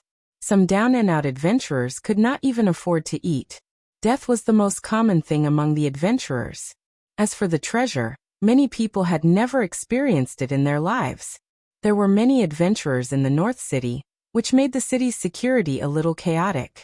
Many adventurers were unwilling to follow the rules of the North City, so they could only let the security army educate these people. Of course, it was not a good idea to chase all of them away. The strength of the adventurers could be said to be uneven, with the weakest being a farmer who had just discovered a hoe, and the strongest being a legendary powerhouse. Moreover, these people were not only capable of causing chaos, but could also be of help if used well. Sulen had the town hall set up an adventurers guild, which specialized in issuing quests and paying rewards for adventurers to complete. For example, clearing monsters, capturing goblins and kobolds as slaves, or purchasing special plants and rare magical plants. Of course, adventurers could also be asked to gather intelligence in the wilderness. On one hand, they were offering quests and rewards. On the other hand, they were cracking down on adventurers who broke the rules. The adventurers of Northern Town City quickly learned to adapt to this city. Due to the rapid development of the city and the influx of merchants and adventurers, the taverns in the northern part of the city were no longer enough. Therefore, Sulen opened 2 more taverns on the same street. There were now 5 taverns in the northern part of the city. At the same time, on a street near the Adventurers Guild where quests were issued, many adventurers spontaneously formed a small market there. Sulen would occasionally come here for a stroll. There were often some strange things in the market, but of course, most of them were useless trash. "Hey buddy, you're dressed like that. Are you going on an adventure?" Just as Sulen was strolling, a fat man in a dirty linen robe with a wretched face sneaked up to him. Because he was strolling, Sulen did not wear noble clothes. Instead, he was dressed like an adventurer. "Hey, let me finish. Don't be in a hurry to leave. A lot of newcomers like you have come here to try their luck, but most of them returned empty-handed. Some unlucky ones even lost their lives. The northern wastelands are still very dangerous. There are many places that cannot be conquered with brute force. You need more information. Also, you need to know which places are deadly. You must not go near them. Look, I have a map of the northern wastelands. With it, you will know which places are dangerous, which tribes you can trade for food, and which tribes you can't go near." As he spoke, the wretched fat man grabbed his collar with both hands and pulled it out. There were a dozen books hanging inside his windbreaker. Sulen roughly counted. There were maps of the wastelands, maps of the wasteland's ruins, maps of the wasteland's magical beasts, maps of the wasteland's territories, and so on. There were at least a dozen books. Information about the wastelands? Suluan glanced at the so-called information maps of the wretched fat man. Most of the information was fake, or something that one would know after living in the northern town for a period of time. These unscrupulous businessmen made these information books to cheat the newcomers who had just come here. Yes, this is definitely the latest information about the wastelands. Even the mayor of the northern town city bought it from us, Fat Ben said proudly. Sulen looked at the scammer in front of him and said, "If it's so good, then give me a copy. 1 silver NAR per book. I don't sell on credit." Fat Ben's eyes flashed. "Sure." Sulen flicked his thumb and threw a silver NAR over. Fat Ben caught the NAR with an agility that far exceeded his body. He then pinched the NAR between his thumb and middle finger and blew hard on it. He then put it to his ear. After hearing a crisp sound, he opened his windbreaker with a smile and said, "Pick anything you like." Sulen picked up a book called Dangerous Wastelands. The book was written on paper that had been improved several times in the northern town city. The paper was yellowish and rough, but it could be written and read. The book only had a dozen pages, and it looked rough at first glance. He flipped through the pages. As he expected, most of the information recorded in the book was from the past. Sulen curled his lips and waved at a few security guards not far away. Fat Ben was still talking to Sulen about the rest of his books. "Sir, what can I do for you?" Just as Ben was trying to sell his books to Sulen, 2 security guards had already arrived behind him. Fat Ben looked behind him in confusion. After seeing that it was the security guards, his face changed and his body instinctively wanted to run away. "This man is selling fake information here. Arrest him." "Yes, sir." Ben sensed that something was wrong and wanted to run away. However, as soon as he moved, he was subdued by the 2 security guards. "F***CK, you guys are trying to trick me. You have no morals. You guys are working together to trick me, Fat Ben. Throw this guy to clean the trash and public toilets for 3 months." Sulen said directly. "Sir, I'm really not a scammer. Please forgive me this time." Ben's face turned green when he heard that he would be punished to clean toilets for 3 months. He quickly begged for mercy. "That won't do. Selling fake information and cheating people. You're lucky I didn't punish you for a year." Sulen waved his hand and signaled the security guards to take him away. "Sir, I'm not lying to you. It's true. I just got an important piece of information that I didn't have time to tell you." Seeing that he was about to be taken away, Ben couldn't care less and quickly said, "Wait a minute." Sulen took a few steps forward and stood in front of Ben. "You said you have important information? What important information? If I tell you, you have to ask these people to let me go," Ben said carefully. Sulen glanced at him. "You have no room to bargain. If it's really important information, I can let you go this time. But if it's not, I swear it's definitely important information." Sulen waved at the 2 security guards and asked them to let go of Ben. "Speak." Ben moved his sore shoulders and then said, "Sir, this is the information I just got from an adventurer. That adventurer had a small team of 5 people. Except for him, the rest were all left there." Sulen looked at him expressionlessly. Ben forced a smile and said, "When the guy came back, he had a mental breakdown. He said they encountered monsters in a canyon north of the city. There were a lot of monsters and they were fearless. Go find the survivor." Sulen frowned and said to one of the security guards. Soon, according to Ben's description, the security guards found the survivor in a tavern. However, the survivor was just as Ben said. He was mentally traumatized and almost went crazy. Monsters. So many monsters. Run. Where is the canyon?" Sulen asked Ben, who was next to him. It's northeast of the city, in the Sierra de Lotus. I named it the Canyon of Despair. There's a map in that book," Ben said quickly. Sulen opened the book in his hand and found the description of the Canyon of Despair. There was a simple map at the bottom. The Canyon of Despair was marked with red paint, and the words, "extremely dangerous," were written next to it. "Okay, if this information is correct, then you've done a good deed. Your sentence will be reduced to 1 month. You'll only have to clean the streets, not the toilets," Sulen said as he put away the book. Then, as Ben wailed, he signaled the security guards to take him away. Sulen then waved his hand again, and another security guard came forward to greet him. Sir, what are your orders? Go and inform the people in the council hall to gather the basic information about Northern Battlefront City. Let the newcomers know more about Northern Battlefront City, so that they won't be tricked. Yes, sir.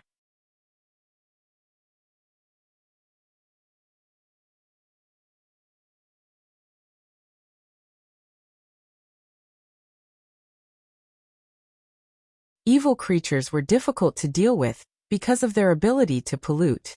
They could pollute almost all living things, which was why there were so many types of evil creatures. Suluan snapped his fingers, and the ring on his hand flashed with a spiritual light, and an energy shield enveloped him silently. Little fellow, you go play by yourself first. I'll look for you when I'm done with my business. Sulen rubbed the Pegasus' mane. The Pegasus snorted and rubbed against Sullen's body. Then it turned around and went into the forest. The Pegasus was the darling of nature. The trees and vines in the forest would automatically avoid it, and they could even help it hide. Seeing the Pegasus leave, Sulen turned around and walked towards the Canyon of Despair.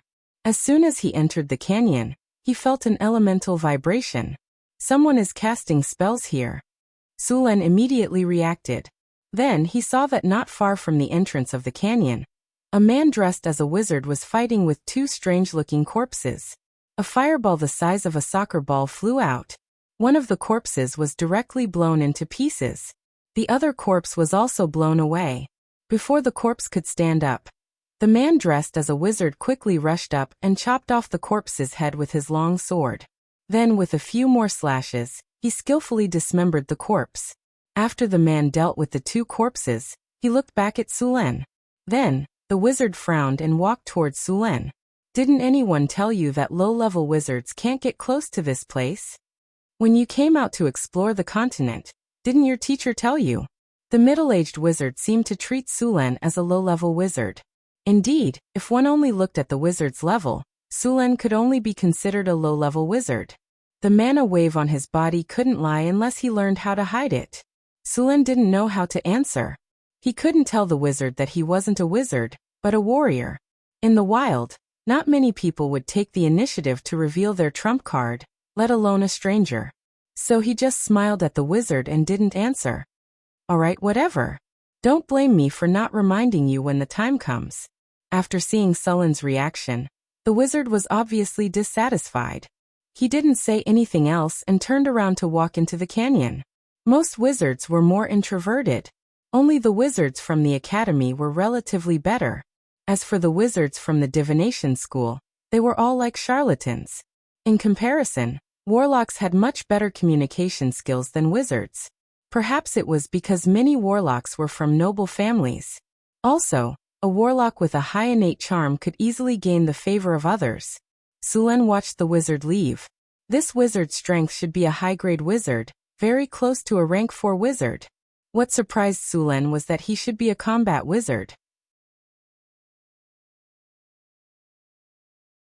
After all, although many wizards had learned close combat, there weren't many who were as proficient as this one. System. Scan the surrounding terrain. Create a three-dimensional image. Following Sullen's command, an invisible light spread out from Sullen's body and swept across the canyon. Soon a three-dimensional image of the Canyon of Despair appeared in front of Sulen. Warning. Undead magic creatures are approaching. There are more than 20 of them. Unknowingly, a fog rose in the canyon. After Sulen entered the canyon, the fog became thicker and thicker. Now it had affected his sense of direction. Ordinary people couldn't tell the direction at all. In the fog, there were some vague figures moving in the fog. From time to time, there were sounds that sounded like the howling of the wind and crying. Along with the surrounding fog, a black shadow suddenly jumped out. Sulen swung his long sword and cut the thing in half. Looking at the monster on the ground, Sulen couldn't help but frown. This monster looked like a human corpse, but there were some twisted tentacles growing out of its body. There was also an ugly sarcoma on its head. Its body was as shriveled as a corpse. What kind of monster is this? Suluan frowned as he saw that the monster that had been cut in two wasn't dead. Its two arms and tentacles seemed to be trying to reattach its body. Suluan swung his sword and cut the corpse into pieces. The tentacles were also cut off, and he stomped on the ugly lump of flesh and exploded it. It really is a contaminated body. Dark brown blood flowed out, and a sizzling sound came from the ground. It sounded like acid corrosion. Haste. Enchanted weapon. Wizard armor. Sulen quickly cast a spell and buffed himself. He was now preparing to combine wizard spells with his fighting style. It was a bit similar to the fighting style of a combat wizard, but he was more like a warrior. Of course, this was also the idea of hiding his strength. In fact, many people had done this before. There was once a sword saint who was a wizard. He buffed himself with petrifying skin, haste bear's tenacity, energy deflection field, and wizard armor. Then he raised his sword and slashed people. The sword saint's attack was already very strong, but their body's defense was not even as good as a wizard's. In the end, after buffing himself with so many buffs, this sword saint rushed into the crowd like a berserker. No, it was a sword storm. It was a massacre. Because sword saints gave up on defense and pursued the ultimate attack, their attack power could be said to be the highest among all the physical professions. They also mastered the Eye of Insight and weak point attack. Even the energy shield of an elite wizard could be broken in front of them. Once they had a chance to show off, it would be a nightmare. Therefore, on the battlefield, as long as the opponent was a sword saint, the first thing they would do was to focus fire on him.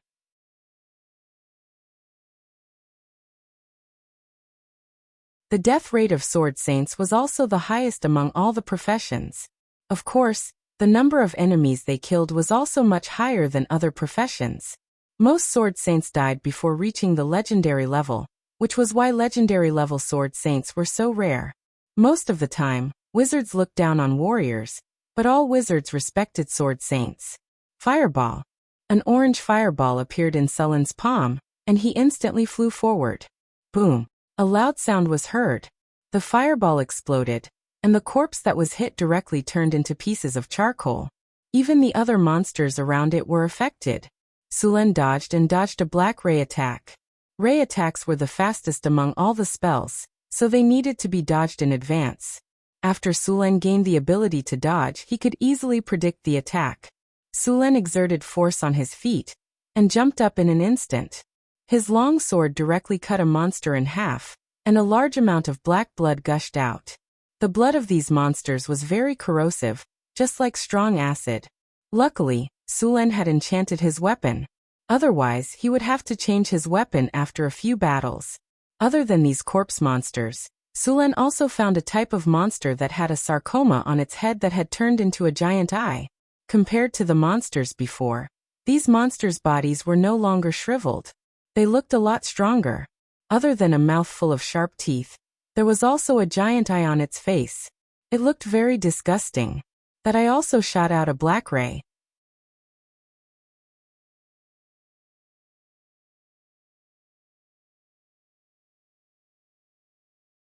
Chapter 319. In the era of the Arcane Kingdom, the ancient evils belonged to the most dangerous type of enemy. What was more dangerous than them were the abominations and the ancient abominations. The abominations were simply the children of the gods who died prematurely. The more powerful the life, the more difficult it was to have children. The children of the gods were born as gods, so it was more difficult to be born. The abominations were the children of the gods who died before they were born. There were also some abominations that were born from the corpses of the gods, but no matter which kind, they were very dangerous. Because they died prematurely, these abominations hated all life, and even hated the whole world. Every abomination had endless hatred. Although the abominations were not gods, they still had many godlike powers, which made all the abominations very powerful. As for the Archean abominations, these monsters lived in the same period as the ancient gods. In the knowledge of wizards, there was a special database for each Archean abomination. Of course, that database only recorded the Archean abominations that had been discovered. The most famous one was the abomination dragon. In the information of the dragon of hatred, there was a description. The abominations left over from the ancient times. They are the general name of a group of powerful creatures left over from the era ruled by the dragons. The dragon of hatred is the strongest among them. The oldest dragon of hatred can easily destroy everything, including the gods. Even other creatures of hatred are afraid of them. At present, the known dragons of hatred were the illusionary dragon of the color dragons, the Hui dragon of the metal dragons, the blue diamond dragon of the gem dragons, the stardust dragon of the spirit dragons, and the 38 pterosaur of the iguana dragons. In fact, the difference between the legendary dragons and the dragon of hatred was not big. The legendary dragons of the ancient dragon era were not weaker than the dragon of hatred, such as the time dragon of the ancient dragon era. In addition to the dragon of hatred, there were also centimanes, hydra, typhon, and so on. None of these monsters were easy to deal with. Since entering the era of the new gods, the abominations and the ancient abominations rarely appeared. Occasionally, some of the ancient abominations that appeared were sealed or exiled after paying a huge price. Sulen killed the last demonic eye monster that had surrounded him. He shook his sword lightly to get rid of the dark brown blood on it. These monsters were not very powerful. The only troublesome thing was that the demonic eyes that had grown to maturity could use energy rays to attack. It was a kind of ray filled with corrosive and death energy. Sulen guessed that these energy rays were likely to have the property of instant death. Instant death spells had a very disgusting ability, which was that they had a certain chance of directly killing the enemy. Among them, the most representative was the Angel of Death. This kind of monster that lived in the bottomless abyss was born with the ability to cast the gaze of death. In other words, it was the legendary ability to impregnate anyone it glared at. Of course, the instant death rate of this kind of spell was very low, about 1 in 1,000. Of course, if the level difference between the caster and the target was too big, the success rate would also increase. In addition, there were many factors such as divinity, the opponent's physique, and so on. The Wizard's Finger of Death spell was said to be a spell that imitated the gaze of death. These demonic eye monsters in front of him had a similar disgusting ability. Although the probability was very low, when there were enough of them, the quantitative change would lead to a qualitative change. If Sulen was unlucky and really bumped into them, he would not even be able to cry. Arcane Missile. Bayubiubiu. A series of arcane missiles shot out, directly turning the demonic eye monster that dared to sneak attack into a sieve. Sulen piled the bodies of these monsters together, then took out a special die used to assist in the release of fireball, and directly ignited the bodies of these monsters. Although these monsters' bodies were already dead, they were still very polluting. The simplest way to deal with them was to burn them. After cleaning up these monsters, Sulen continued to move deeper into the canyon. Soon he found a lot of human remains. These corpses were badly damaged, and there were many badly damaged swords and equipment scattered around. According to the information Sulen had obtained, these people had died at most a week ago. It was very likely that the surrounding fog had caused them to become like this. Damn it! Why is there a monster here? Fortunately, I found it early. If I had waited for it to grow slowly, it might have become an evil creature, and then it would be even harder to clean up. Sulen pursed his lips. The most disgusting thing about monsters was their corruption, pollution, and rapid evolution. As long as there was enough flesh and blood, it wouldn't take long for an ordinary monster to transform into an evil creature. Of course, it was still very difficult for an evil creature to transform into an ancient evil creature, but it was still very fast compared to other creatures. It seems that I still need to send more people to investigate the surrounding area in the future. This time, I was lucky to find it. If I hadn't found it and given them enough time to grow, the losses would have been great. Sulen calculated in his heart. Bang! There was a loud noise. Sulen's figure flashed, and he ran toward the place where the sound came from. After passing through the mist, he immediately saw the figure of the Magus from before. However, the Magus seemed to be in a sorry state. There were a few corpses of demon-eyed corpses scattered on the ground. There were also 2 monsters that looked like mountains of flesh. There were more than 20 eyes of various sizes on the mountains of flesh. These monsters could make a person's sanity level drop by just looking at them. However, at this time, the 2 monsters had become a pile of mud, and the wizard's face had become a little pale. Obviously, this guy was not doing well. Sulen looked at him and said, You're not in a good condition now. It's better to leave this place as soon as possible. The wizard did not answer. Instead, he took out a bottle of potion and raised his head to drink it. Can you solve the problem here? You should have seen those monsters. They are monsters. If we don't get rid of them as soon as possible, they will grow into evil creatures, and we will be in big trouble. Sulen looked at the wizard with a little surprise. He never thought that as a selfish wizard, there would be someone who would sacrifice himself to save the world. Don't look at me like that. The monsters in this canyon were originally sealed by the wizard school I belong to. Since the day the school was established, we have made an oath to seal this monster forever. Although thousands of years have passed, and the school I belong to has withered to this point, the responsibility on our shoulders does not allow us to retreat. For some people, an oath was more important than their lives. It was very sacred, and many oaths had magical powers. The most typical example was the monk. The commandments they followed were actually a kind of oath. This wizard in front of him had made an oath to seal the monsters in this canyon. Sulen put away his long sword and said slowly, "Can you still fight? Let's work together to clear out the monsters here." You. The wizard looked at Sulen suspiciously. Sulen did not mind.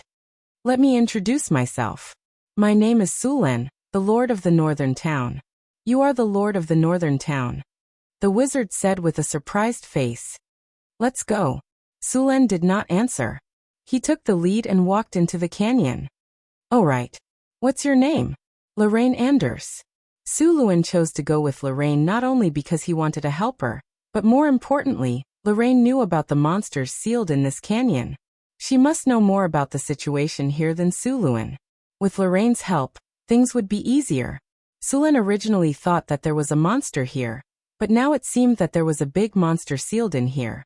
The monster was at most a small boss. The monster was sealed in the deepest part of the canyon. As they continued to move forward, they encountered more and more monsters. However, these monsters could not resist Sulen at all. The lightning wrapped around Sulen's weapon easily electrocuted all the monsters into ashes. Even the Flesh Mountain monster eyes were hit by Sulen's lightning spear as soon as they appeared. In the deepest part of the canyon, there were many traces of corrosion on the ground. This was the sign that the sealed monster's power was corroding outwards. Screech! A sharp sound was heard. The energy barrier in front of Sulen flickered a few times, and then with a bang, it shattered like glass. Sulen felt a sharp pain in his brain. Soul Howl! At this moment, sharp spikes suddenly shot out from the ground, trying to pierce through Sulen. Sulen suddenly felt a sense of danger. Although his brain was in pain, his body instinctively dodged, and he just happened to dodge the spikes. At the same time, he summoned a lightning spear and threw it at the ground. The ground shook, and then a large amount of black blood gushed out. "Be careful, this is a corrupted prowler." Sulen's brain quickly recovered from the pain, and he did not stop. He quickly threw out a few lightning spears. Seeing that Sulen was fine, Lorraine breathed a sigh of relief and said, "The soul howl just now must have been caused by that evil creature. We made a mistake in our judgment. That monster has transformed into an evil creature." The main target of the soul howl just now was not him, but he was also affected. Sulen was unharmed, but Lorraine's wizard robe was pierced, and his body was injured. "Evil creature? That's even better." Sulen grinned, and then took out the purple dragon halberd.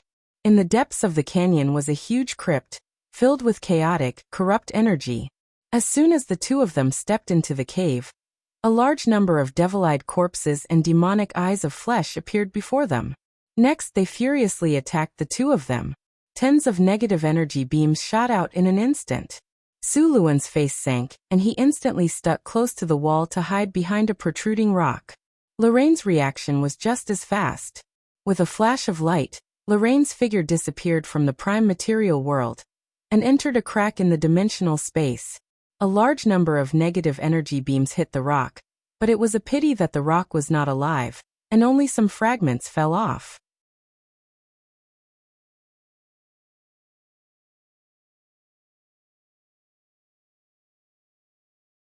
Chapter 320. Sulen didn't dare to take the risk of being killed by dozens of negative energy rays. He could only dodge for a while, but he soon came up with a solution. Roar! Roar roar! A loud sound came from Suluen's mouth in an instant. This kind of sonic attack exploded in the narrow cave, and its power was even stronger. The sound waves reverberated throughout the cave, and the sound was deafening. A wave of sonic attack was like a tidal wave. The demonized corpses that were originally gathered together were cut down in rows by this sonic attack, as if they were grass. If one looked closely, they would see a large amount of black blood spurting out from the eyes, mouth, and ears of these monsters. In fact, their brains had been shattered into paste by the sound wave attack just now. A wave of clearing. Sulen was relieved. He felt a little uncomfortable from the wave of attack, just now. After all, sound waves couldn't distinguish between friend and foe. Did you do this? Lorraine came out of the dimensional crevice and looked at Suluan in shock. Not far away, there were hundreds of monster corpses lying on the ground in disarray. Who else could it be other than me? Sulen glared at this guy. He wasn't very powerful, but his ability to escape was top-notch. That spell just now, even if there was a nuclear explosion here, it wouldn't affect him at all. Of course, this kind of spell had a counter, such as Spacetime Shield and Dimensional Anchor, which were specially designed to deal with this kind of escape spell. Lorraine pretended not to see and pointed at the depths of the cave. Let's go. Let's quickly get rid of the thing inside, and then seal it. If we delay too long, that monster will break out of the seal, and we'll all be in trouble. A large number of strange sarcomas appeared on the ground in front of them. These sarcomas looked like hearts, beating very rhythmically. There was also a slippery carpet on the ground around them, which looked very disgusting. Seeing this, Lorraine said with a serious expression, "This is an evil creature hatching monsters." Chain of fireballs. Bursting flames. Lorraine waved the staff in his hand, and in the next second, a dazzling light appeared. Fireballs flew past one after another, and a dull explosion sounded. Scorching flames rose up, and the air was filled with a burning smell. The carpet on the ground quickly withered and died. The sarcomas were burned into charcoal by the flames, and there were traces of melting on the ground. "Be careful. Do you want to be buried alive?" Sulen said as he patted the falling stones. Using an explosive spell like fireball in this kind of underground environment was a test of the cave structure. If they weren't careful, the cave wouldn't be able to withstand it, and would collapse. At that time, the two of them would be buried alive. It's too late. That evil creature is mass-producing monsters. "We don't have time to waste," Lorraine said anxiously. "Let me know the next time you cast a spell so I can dodge it first." Sulen glanced at him, and quickly rushed through the cave where the ground was still hot. A thick smell of blood came from the cave, and a huge blood pool appeared in front of them. It was about the size of a basketball court, filled with a viscous liquid that looked like fresh blood. In the middle of the blood pool, a huge meatball with a diameter of 3 meters was beating rhythmically. Tentacles like blood vessels went deep into the blood pool, transferring all kinds of energy to the meatball. Purple veins bulged on the meatball, and in the middle of the meatball, a humanoid creature was rapidly growing. This was an evil creature that was evolving. This kind of evil creature would create all kinds of monsters, and then use these monsters to collect all kinds of nutrients for itself. Finally, after receiving a lot of nutrients, the evil creature would continue to evolve into an ancient evil creature. Of course, the evil creature in front of them wasn't evolving into an ancient evil creature. There weren't enough animals and humans around for it to devour. If it wanted to evolve from an evil creature to an ancient evil creature, it would need at least a few 100,000 people. There weren't enough animals around the Sierra de Lotus for it to evolve. The evil creature in front of them sensed danger, and changed from its incubation state to its combat state. However, it changed a little too late, and the two just happened to bump into it. Lightning spear. Sulen reached out his hand, and dazzling lightning appeared in his hand. A spear made completely of lightning energy appeared in his hand. Compared to the lightning spear before, Sulen's was more powerful this time. A huge amount of lightning energy was compressed into the spear. The spear emitted a violent aura, as if it was going to explode in the next second. Even the meatball in the middle of the blood pool sensed danger. A large amount of energy was quickly extracted from the blood pool, and the meatball shook even more violently. Go! The lightning spear turned into a ray of light, and instantly hit the meatball in the middle of the blood pool. Boom! Dazzling lightning instantly exploded, and the entire blood pool was shrouded in lightning energy. The flesh and blood turned into charcoal in an instant, and a large amount of blood evaporated. The original meatball exploded under this attack. However, such a serious attack didn't kill the transforming evil creature. After the meatball exploded, the half-transformed evil creature gave up on its perfect state and ended its evolution prematurely. The lightning energy wreaked havoc on its body, and the evil creature's body was charred black. However, the charred areas were quickly covered by new flesh and blood, and the evil creature's injuries began to recover quickly. What tenacious vitality! Seeing this, Sulen flipped his hand, and the purple dragon halberd appeared. In the next second, his body was shrouded in dazzling lightning, and countless lightning energy appeared around him. Sulen was like the god of thunder, and directly rushed toward the evil creature. The flesh and blood around the evil creature was quickly withering, and its body was quickly recovering. Sulen's body was like lightning, and he instantly passed through the blood pool. The purple dragon halberd stabbed out with endless lightning. Puff! A dull sound was heard, as if a balloon had been pierced. The purple dragon halberd and the crescent halberd next to it stabbed into the evil creature's body. A large amount of lightning energy instantly poured into the evil creature's body. After a short moment of silence, there was an explosion. The whole body of the evil creature burst open in an instant. A large amount of purple-black liquid burst out in all directions, and the surrounding flesh and blood quickly withered at this moment. With a flash of lightning, Su Luan's figure appeared on the edge of the blood pool. His body was surrounded by lightning, and all the flesh and blood near him were electrocuted into a mass of charcoal. In Sulen's hand, there was a huge head, and in the middle of the head was a terrifying eyeball. It was the evil creature's head, and its body had been completely turned into nothingness by Sulen's attack. Soul extraction. Soul-sucking technique.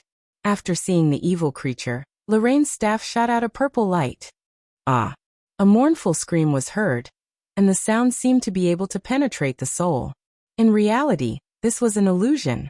The evil creature was already in a soul state, so it couldn't make a sound. However, this evil creature's soul was very powerful, and it had reached a level where it could interfere with reality. The evil creature's soul was pulled out without any resistance. It was a huge mountain of flesh, and its body was covered with tentacles and eyes. Looking at it made one's scalp tingle. A large amount of souls rushed out of the mountain of flesh, and in the blink of an eye, the mountain of flesh shrank at a speed visible to the naked eye. Finally, a strange ball of flesh with a dense evil aura appeared in front of them, and in the next second, it was sealed in a gem by a ray of light. The souls that regained their freedom instantly woke up. They calmly said something to the two of them, and then under the guidance of a strange force, they turned into countless fluorescent lights and disappeared. Ding ding dang dang. A messy sound was heard, and gray soul crystals fell to the ground. Although they couldn't hear the voices of the souls, from the shape of their mouths, it seemed like they were saying thank you. These souls were lucky. They hadn't been digested by the evil creature yet. If Sulen came a few days later, these souls would have been digested by the evil creature. Sulen looked around and saw about a dozen gray soul crystals on the ground. This level of soul crystal could be used in many experiments. It was a good material. Here you go, these are your spoils of war. A gem was thrown over. Sulen raised his hand and caught it. He opened his hand and saw that it was the gem that imprisoned the evil creature's soul. It's a pity that it's not a legendary rank, but it's still a top-quality soul crystal. Sulen nodded at him and played with it for a while. Then he put it away. "Oh right, you rest first. I'll repair the seal here." He didn't even need to do anything in the battle just now. Sulen had taken care of the evil creature. This evil creature was very difficult to deal with for wizards below the legendary rank. It had powerful recovery abilities and many attacks. It would take a long time to kill it. However, Sulen could kill it in 1 round. Lorraine was shocked by Sulen's power. Soon, he found the seal rune circle in the cave. At this point, many of the runes on the circle were damaged. Many places were corroded by the corrosive energy, and a powerful polluting energy kept leaking out. On the rune circle, a pale golden light was fighting against the corrosive energy. It was because of this energy that the polluting evil energy didn't continue to expand. This energy was absorbed by the fungus and transferred to the evil creature. It was because of this that the evil creature was able to transform into an evil creature so quickly. Lorraine took out some silver metal and summoned a flame to melt it. He then added some other materials. Finally, a silver liquid with a strange glow began to flow down the rune circle. The damaged area was quickly repaired. The corroded area once again flashed with a golden spirit light. The golden spirit light quickly expanded, completely dispelling and suppressing the corrosive energy in the surroundings. Done. Where are you going next? You still haven't decided? Do you want to come to North Town City? I'm going to build. Sure.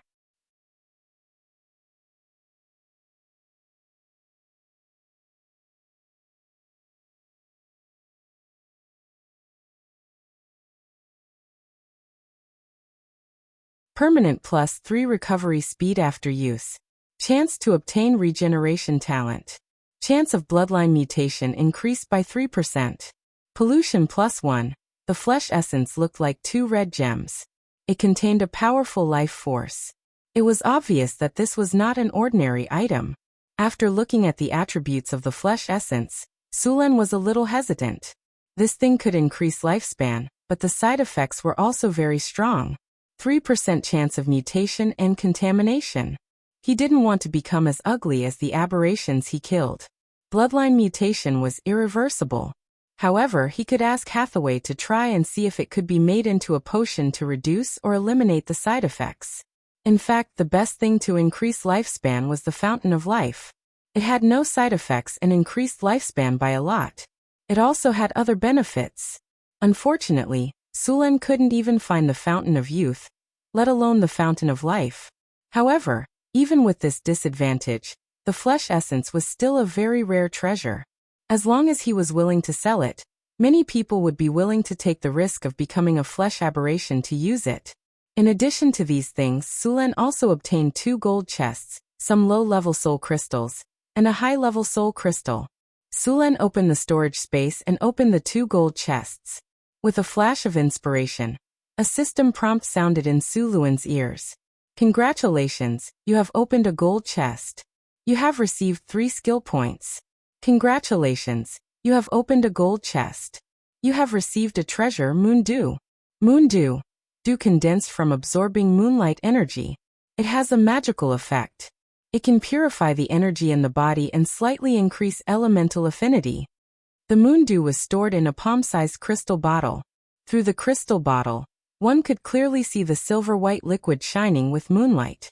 There was about 50 milliliters inside. After opening the chests, Sulen and Lorraine checked the surroundings. After making sure there were no more survivors, they burned all the corpses and used mud to rock to seal the cave. Only then did they walk out of the canyon. At this time, the fog in the canyon had dispersed. However, the black rocks and the ground didn't change at all. Sulen didn't change much either. He could only wait for nature to slowly adjust itself. Other than the druids, only the priests of the goddess of nature could deal with this kind of pollution. However, it would still take a lot of time and effort. Moreover, there were some places that were so polluted that even the druids and priests couldn't evolve. On the way back, Sulen didn't let the Pegasus fly. After all, Lorraine's flying spell was too slow, and he didn't have any magic items that could help him fly. He couldn't keep up with the Pegasus' speed at all. Sulen didn't have a special hobby of sleeping with men. Naturally, he wouldn't bring him along. Therefore, they could only walk slowly. Luckily, Lorraine could summon a mount. Although it wasn't as fast as the Pegasus, it was still much faster than a normal horse. After the end of the Orc War, the northern city became more and more prosperous. There was an endless stream of caravans at the city gate every day. A melodious camel bell rang. A caravan from the Desert Kingdom was entering the city. The northern city didn't collect entrance taxes now. However, the caravans that came to trade had to pay taxes in the market before they could trade. Of course, they also had to pay taxes when they bought the goods. This way, they actually collected taxes twice. Even so, there were still many caravans that came to trade. After all, the other lords collected more taxes. Also, there were many good things that couldn't be found anywhere else in Sulen. The Desert Kingdom was rich in all kinds of preserved and dried fruits, such as dates, walnuts, raisins, and all kinds of enchanting female slaves. The female slaves of the Desert Kingdom were very popular in kingdoms such as Florence. Many taverns would buy a few on purpose. Sullen's eyes wandered around the graceful bodies of the female slaves. Then he looked away reluctantly. He planned to buy a group of dancers in the Lord's castle. The dancers of the Desert Kingdom were very good at belly dancing. Lorraine was astonished by the prosperity of the city after he entered the city. He did not expect such a prosperous city to exist in the northern wasteland. What surprised him even more was that there were several magic buildings in the city. Wasn't it a little too exaggerated? There was also the wizard tower that was under construction. Was this a wizard tower? That was the extent of the floating space tower. When he saw that the wizard tower was still under construction, Lorraine was already thinking about what to do after he took control of the wizard tower. However, before he could think of a name for the wizard tower, he looked up and saw a few female spellcasters walking towards him. What surprised him even more was that these spellcasters had a higher level than him. "My name is Lorraine. I'm an advanced wizard of the North Wind sect. It's a sect, but in fact, I'm the only wizard left in this generation. Originally, I thought I would die in the fight against the evil, but a legendary strongman came to help me complete the seal and invited me. I agreed. What I didn't expect was that I would become the chief wizard of the northern city. In the end, I became an ordinary wizard in the northern city. The whole wizard team had one chief wizard, 3 team leaders, and 1 ordinary member. Sulen didn't care about Lorraine's self-pity. He directly threw him into the laboratory to train the apprentices. Then he took Hathaway to another laboratory. This time I got something special. See if you can use it. What is it? Hathaway's eyes lit up. She stared straight at Sulen.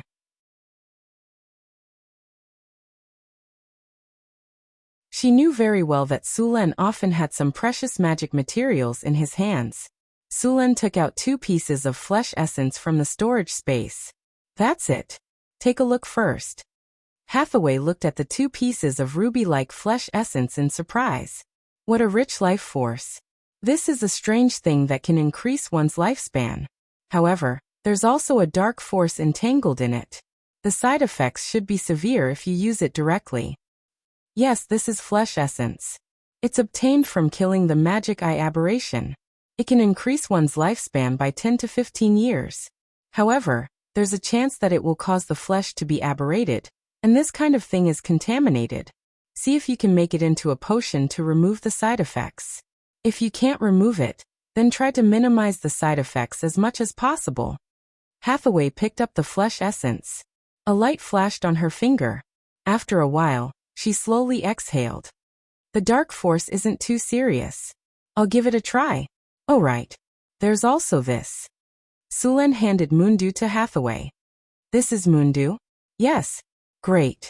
Hathaway took the crystal bottle and said, if I only had a 30% chance of success before, now I have at least a 70% chance. Mundu has such a great effect? Mundu is said to be a gift from the Silver Moon Lady. It's a rare material specially used to purify the dark force. Hathaway shook the crystal bottle and said, the Silver Moon Lady and the Dark Lady are sworn enemies. The power of the Silver Moon can purify the dark force.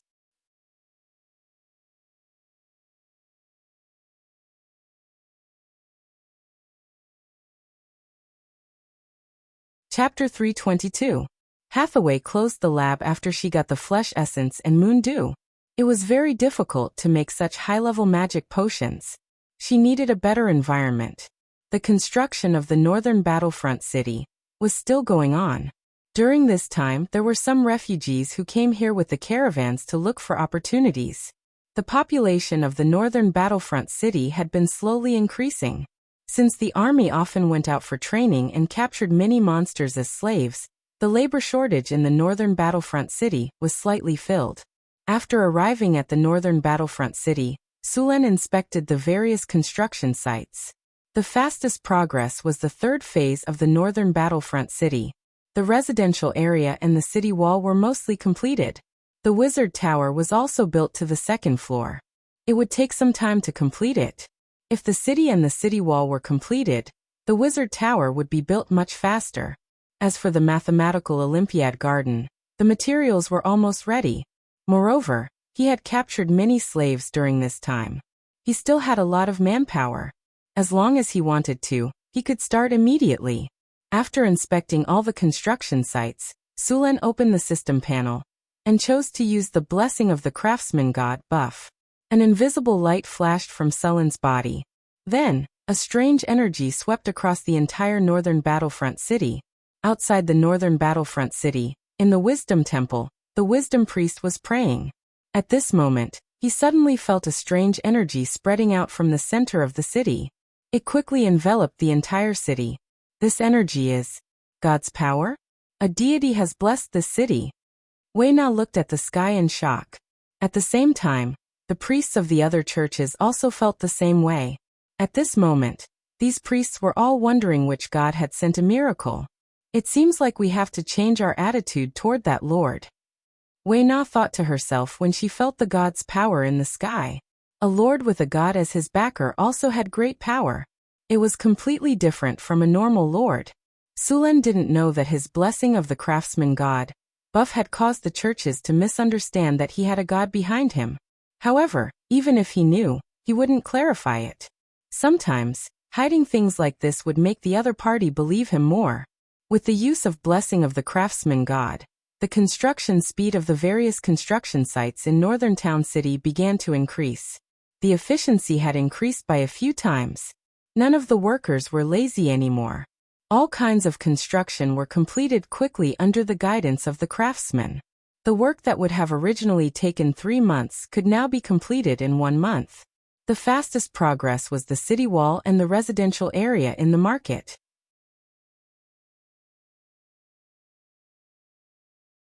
According to the original schedule, it could be completed in a month. Now it seemed that the city wall and the residential area would be completed in 10 days at most. In northern Battlefront City, the city walls and residential buildings took up almost half of the manpower. If these people were freed up, the construction of other buildings in northern Battlefront City would progress even faster. At the same time, the Arcane Garden was also under construction.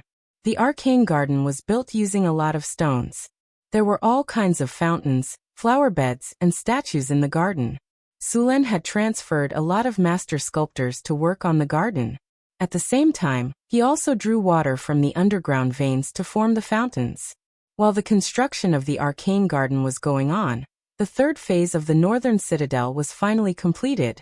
Sturdy City Wall. This is a sturdy city wall. It has high resistance to all kinds of attacks. Despair when faced with a city wall like this. Sturdy plus 40, defense bonus plus 38, attack range plus 35, impregnable plus 37, tall and majestic plus 36, stability plus 38. Comfortable residential house. Clean and tidy houses make people happy and can provide a sense of belonging to the people. Comfort plus 21, indestructible plus 26, tidy plus 24, people's allegiance plus 25, peaceful living plus 25, population growth plus 20, security plus 23. Sulen was very satisfied with the attributes of the city wall and residential buildings. After the construction was completed, a lot of manpower was released. Sulen assigned half of them to the construction of the Wizard Tower, and the other half to the construction site of the Arcane Garden. The Arcane Garden required a lot of stones to be built. According to the blueprint of the Arcane Garden, this building was supposed to be 30 meters above the ground. There were all kinds of canals on top of it to transport water from the fountain to various places. Sulen planned to place the Fountain of Vitality at the very top of the Arcane Garden. It had not been built yet. All kinds of materials were quickly transported over from the northern citadel. The foundation of the garden was completed in just a few days. Apart from the foundation, the arcane garden also needed to bury many energy channels. Fortunately, the crystals on the crystal beasts in the arcane garden had matured. These magic crystals would all be used to create energy channels. At the same time, a large runic array was also being constructed. Apart from Hathaway, the other adepts came to the arcane garden to help with the construction. Fortunately, the arcane garden's runic array was not very difficult to construct. The most important part of this runic array was the elementium core. After the runic array was completed, the arcane garden began to build all kinds of platforms and stairs. This step required a lot of stone. It was also the most arduous part of the entire project. After all, the development of civilization in this world was still in the middle world. Piling up large amounts of stone could only be done with crude tools and manpower. Fortunately, there were a dozen large hunchbacked beasts in the northern citadel. These hunchbacked beasts were very suitable for moving large amounts of stone. The construction of the arcane garden went very smoothly, because all the materials had been prepared beforehand. Sulen could finally breathe a sigh of relief during this period of time. The arcane garden's construction time was tight. Sulen planned to complete it in a month. In truth, if it weren't for the spellcasters and the blessing of the god of crafts buff, it would take at least half a year to construct such a magnificent structure, even with 30 to 40,000 people working on it. Currently, there were already more than 50,000 workers in the arcane garden. For some reason, the temples in the northern citadel had also expressed their willingness to provide some manpower to help with the construction. The 7 temples had each provided 2 spellcasters and 100 craftsmen. With the addition of these people, the construction of the arcane garden sped up again. Other than the arcane garden, the construction of the wizard tower also sped up. Hathaway had made 2 gargoyles and golems. During this period of time, more than 30,000 workers and even more monster slaves were working on various construction projects. The main body of the wizard tower was not difficult to construct. Most of the time it was difficult to transport materials. After all, in this era, it was not easy to transport materials up to a tower that was dozens of meters tall. In order to speed up the construction of the wizard tower, Su Luan temporarily suspended the repair work of the secret realm. He called the harpies from the secret realm to come to the wizard tower to help. The construction of the wizard tower was very boring. It didn't need to carve the rocks and consider all kinds of art styles like the arcane garden. The wizard tower was like building blocks. It was slowly stacked in a fixed shape. The wizard tower required a large amount of obsidian. This work required a lot of obsidian. This work required stone to mud to fuse the materials that originally did not want to be fused together. Next, stone to mud would be used to turn the soft materials into hard stones. Then, it was necessary to cast hardening to make these materials as hard as steel. In fact, Sullen's original plan was to build the entire wizard tower with obsidian. The problem was that there was a limited amount of obsidian in the northern citadel. Sulen could only settle for the next best thing. Only a part of the obsidian was used as a material. At the same time, many areas were just ordinary rocks. Sulen planned to wait until he had money in the future to replace these rocks with obsidian.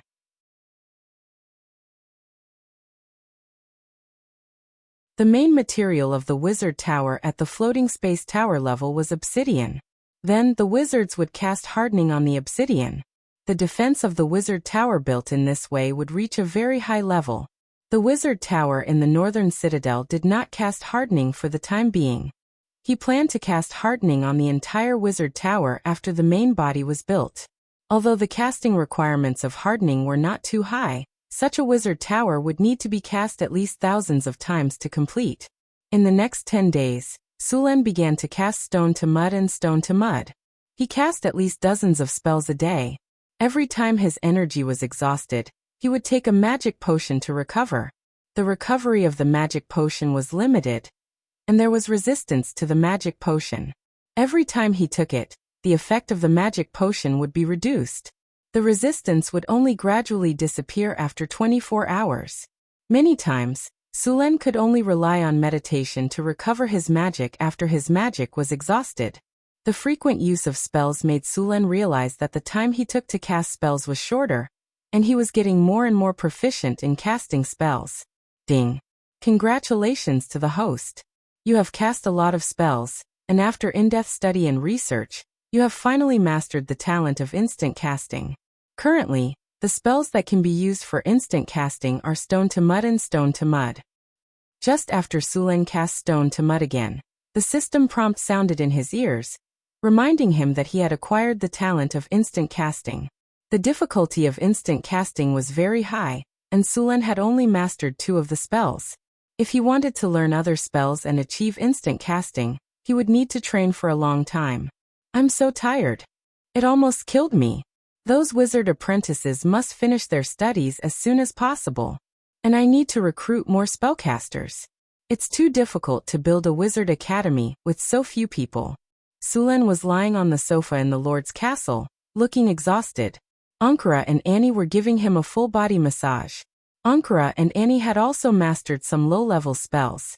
Combined with grease and various massage techniques, it was absolutely wonderful. You're tuning in to the Lee May's Sword of Destiny YouTube channel. We're so grateful for your support, and don't forget to subscribe to join us on this incredible journey through captivating stories. Your generosity through donations truly makes a world of difference, as it's the primary source of revenue that allows me to expand and enhance this channel for you. Thank you from the bottom of my heart for being a part of this adventure.